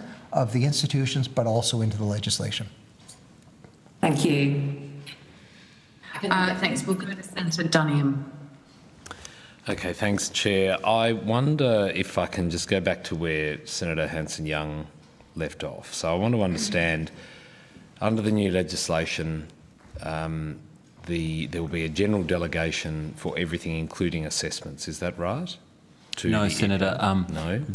The general delegation, yes, will be in relation to decisions in the EPBC Act that relate to assessments and approval. If we're talking about the delegation under the EPBC Act, which I think is what you're referring to. So, correct.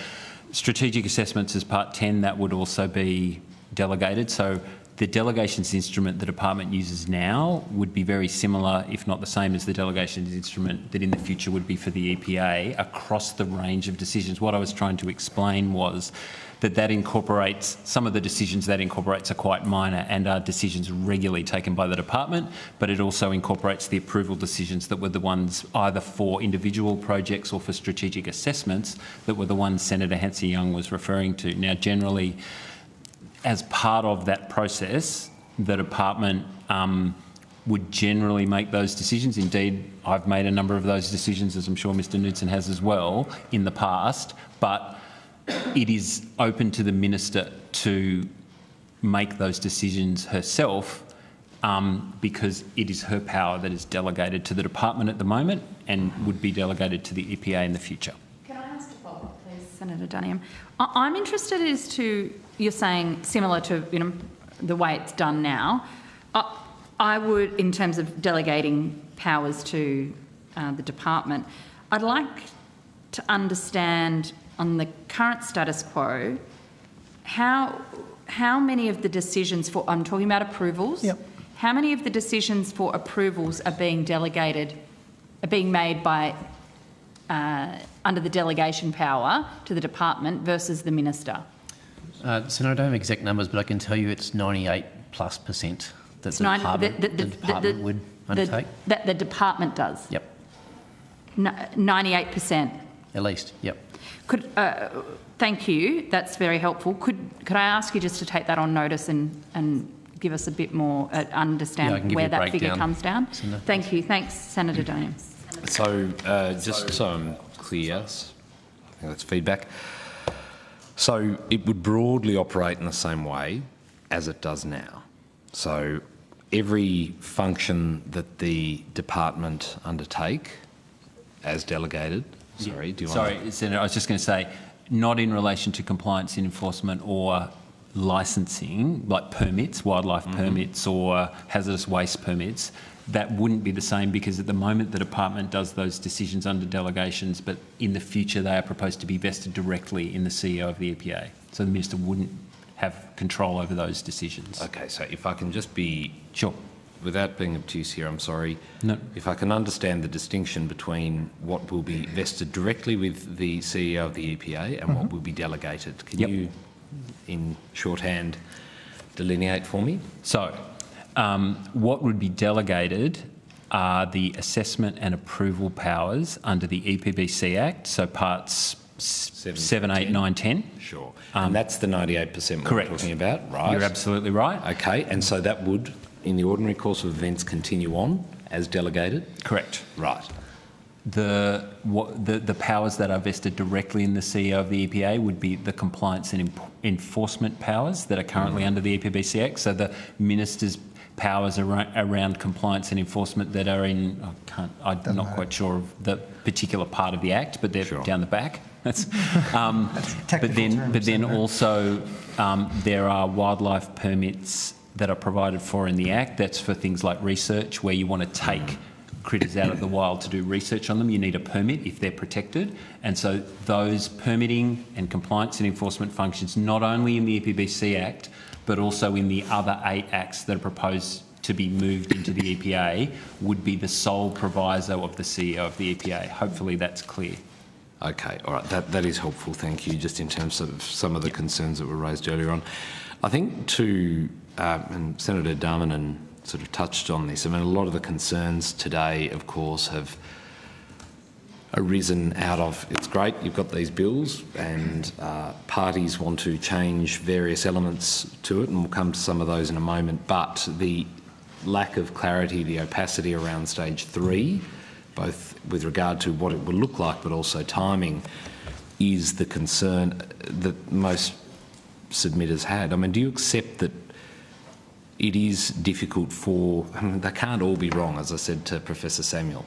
We had people from each end of the spectrum saying, we are worried about this for X, Y or Z reasons, and without any clarity around what stage 3 is going to look like. And I think, Mr Knudsen, you said consultation on stage 3 will commence in the next few months. Is that right? I said there were 6 main items that when we've done the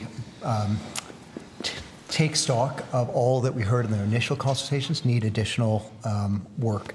And I was trying to give some sense of a time frame. I hope it's as faster than that, but that's why. I understand. That's why I said we've done time frames a few times here, and it's never really ended well.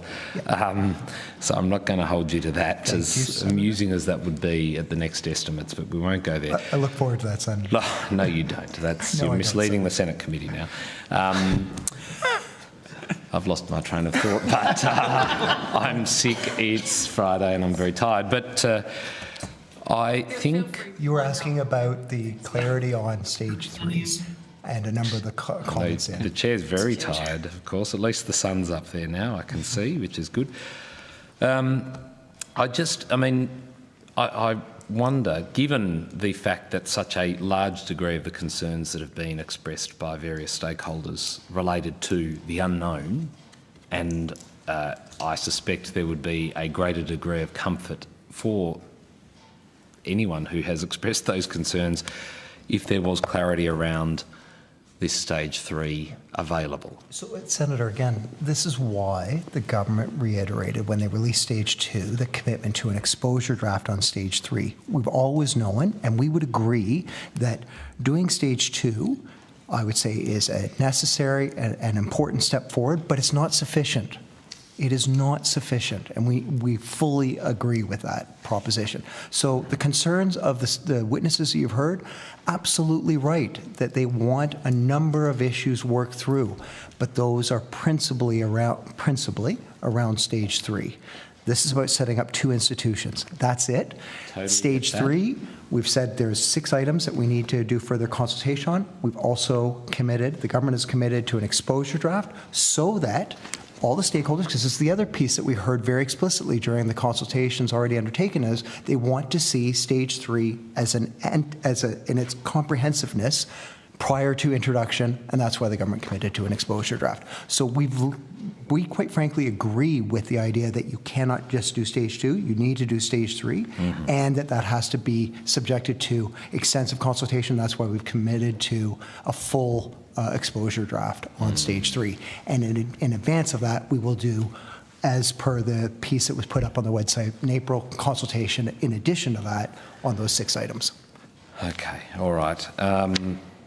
If I can go to some of the evidence around environment protection orders, EPOs, obviously the Law Council and others have indicated extreme concerns around the lack of threshold around what's required, evidence basis for.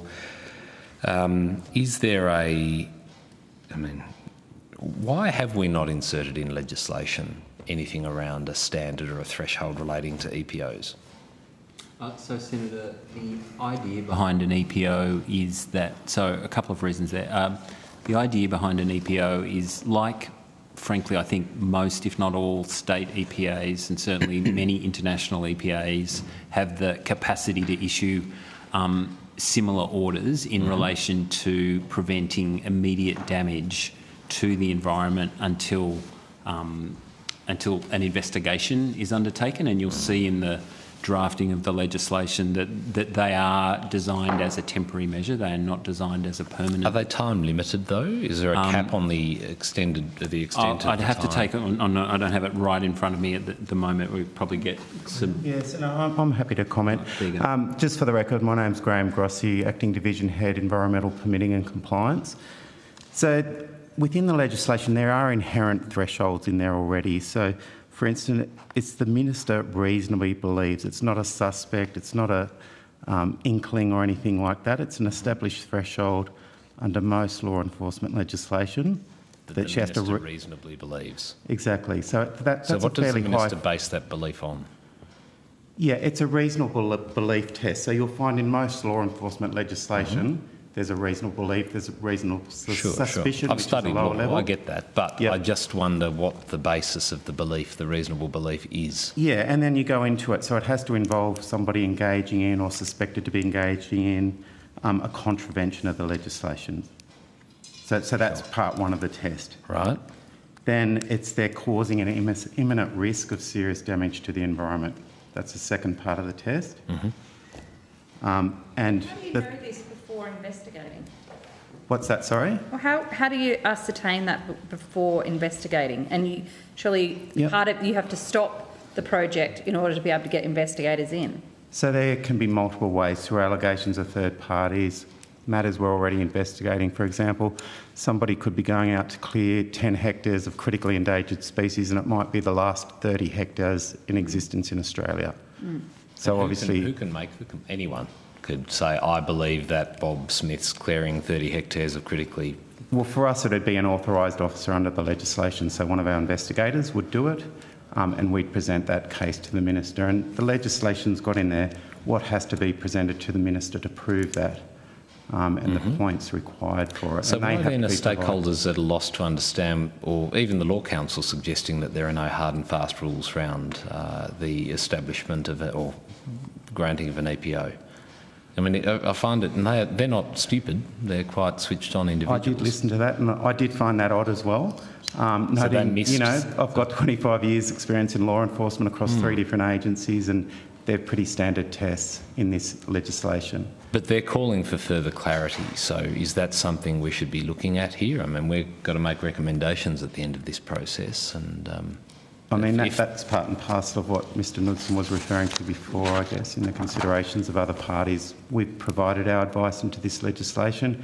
It's modelled on South Australian regimes. And look, none of these entities that have raised issues here today, they're all subject of state schemes as well. Very similar state schemes. All of them have working so well in New South Wales right now. All of them have different mechanisms in them for review or no review. Most of them are non-time limited. They require a certain action to be done. So until that action is done, they're generally, you know, they go along those sort of time frames. Okay, and just my final question is in relation to the penalty. Mr Knudsen, you talked about the penalties that can be deployed and the new tools there to be able to give effect to what needs to happen. Where did we... Was there a jurisdiction we based the new penalties on? The formula? So we will absolutely talk to that in a second. The one thing I would say is Professor Samuel, one of the things that he called out on our existing compliance regime and the penalties therein was that he heard from enough stakeholders, et cetera, that it was being built into the cost of doing business. That is not an effective deterrent against environmental damage. And then Mr Tagurtha can explain where we came up with the penalty regime from. So, Senator, we did review state and territory EPAs and the range of penalties that they can provide. So there are a range of different penalties for different provisions, and I won't go through all of those on now. But the key, if you like, the key thing was we looked not only at that, we also looked at comparable schemes in other Commonwealth legislation, for example, those targeting financial crime and the various formulas and approaches that are taken. The reason we did that was not just to benchmark it against environmental penalties in state and territory EPAs, but because the seriousness of damage, and damage not just to the environment but also to Australia's international reputation and obligations in relation to the things that the Commonwealth regulates, was of particular concern, which is why we looked at the Commonwealth financial crimes provisions as well. So serious, the most serious environmental crimes damages Australia's international reputation and economy, insufficient penalties undermine trust, as Mr Knudsen was just talking about, and also the damage caused by some of these contraventions is often left to government, so the Australian people in effect, to have to make recompense for, to try and remediate the damage, or in certain severe circumstances it is irrevocable and cannot be redeemed. So all of those things were taken into account in order for us to think about what an appropriate benchmarking and setting of the penalties was, and that's why we came up with the set of penalties that we did. One last thing I'll say in relation to the changed penalty regime was the introduction of a capacity for the court to determine that an appropriate way of determining a penalty was in direct relation to the damage or the benefit derived from committing the offence. And so there is a provision in there where the benefit that is gained from committing the offence is actually a determinant of, I think we use the multiplier of 3, but it's a determinant of the maximum penalty that a court could potentially seek. So it was that set of factors that we took into account in our policy development. And just on notice, if you could probably perhaps outline in writing the other reference legislation. Happy to take on notice. Yeah, that'd be great. Thanks. Chair, I've got final question, if I could, while we've still got them. Go ahead. Thank you. There's been quite a bit of criticism about the definition used for nature positive. I'd like to know where that came from, who advised that, and why we're not going with the international consensus. Yeah, thanks, Senator. Yes, we've heard all those questions and comments in relation to the definition, absolutely. We've taken a range of factors our thinking in terms of that definition, and we've included looking at that definition which the international environment groups are putting around as to what it actually means. The view we've taken in relation to that is nature positive is a relatively new term in terms of environment and the like. It's really important from that perspective, we think, to actually have clarity in relation to what that term means, and that's what we think the definition that's in this bill actually puts forward. So describing nature positive as an improvement in the diversity, abundance, resilience, integrity of our ecosystems provides a measurable, in the case of EIA, in the context of this bill, robust set of factors which EIA can use to track Australia's progress towards that objective. So we think the definition of the bill provides a really important clarification of a relatively new term, and that's some of the thinking that's gone into why it's there. In getting to that position, as I said, we did very much look at the definitions that are going around from other places and looked at a whole range of those. The international definition, I would say, it actually, from our perspective, contains a number of different components, not all of which for us meet the terms of definition, if I can put it that way. So the halt and reverse, which is part of the international push, is I would see more as a goal or an objective for us rather than definition of what it actually means. And then the getting into the baseline piece, which we support, obviously that's why that's part of the definition. It's important to have a measurement from it is a metric, and so that's getting into the measurement aspect of it.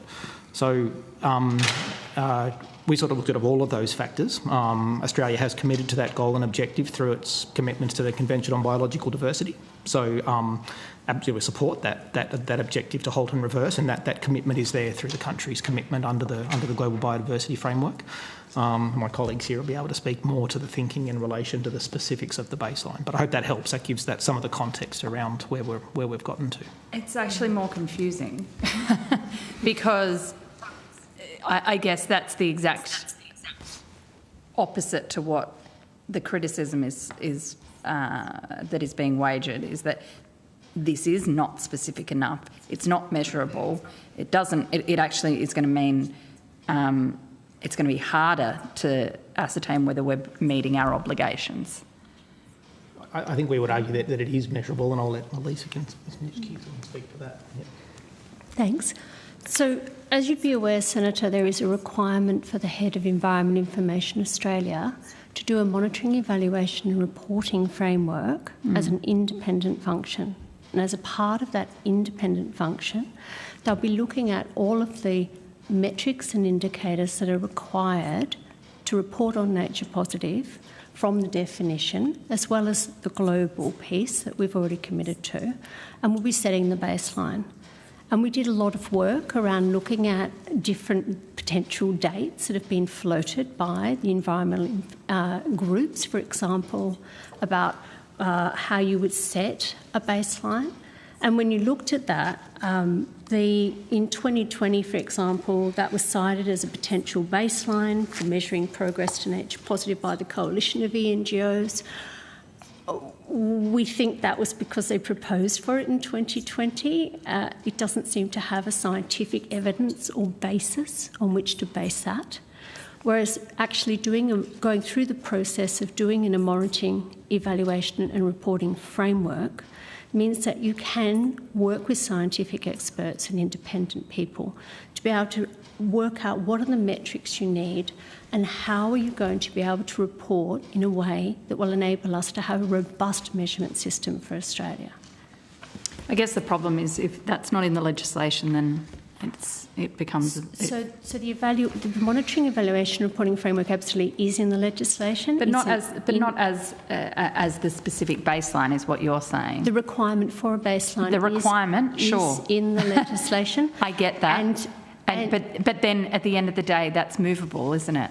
So could I just say though that this is actually absolutely consistent with the Convention on Biological Diversity, and so the Convention on Biological Diversity, in setting the targets up for the Global Biodiversity Framework, they actually agreed, and I'll quote here, countries use the period from 2011 to 2020, where data is available as a reference period for reporting and monitoring progress in the implementation of the coming Montreal Global Biodiversity Framework, whilst noting that baselines, conditions and periods should be express desirable states or levels of ambition in goals and targets, and these should, where relevant, take into account historical trends, current status, future scenarios of biodiversity and available information on the natural state. So what we want to do through the monitoring, evaluation, reporting framework is build these things in so that we have a measurable and accountable system that we can report on nationally, Australia's progress internationally. I think we're going to have to agree to disagree. That's fine, Chair. Sorry, Senator, the one thing I wanted to Thank clarify. you. Thank you very much for... Sorry, just one last clarification. Sorry, Chair, if you'll indulge me. Just Senator Hanson-Young, you mentioned baseline, it can be moved, etc. No, once it's set, it is set. I just wanted to be really clear about that. So we want to use the experts. But it's not in the that. legislation. The requirement for a baseline is in the legislation. Yes. And the once that is set, it is itself set. won't be. It's not a disallowable instrument. It's not a regulation.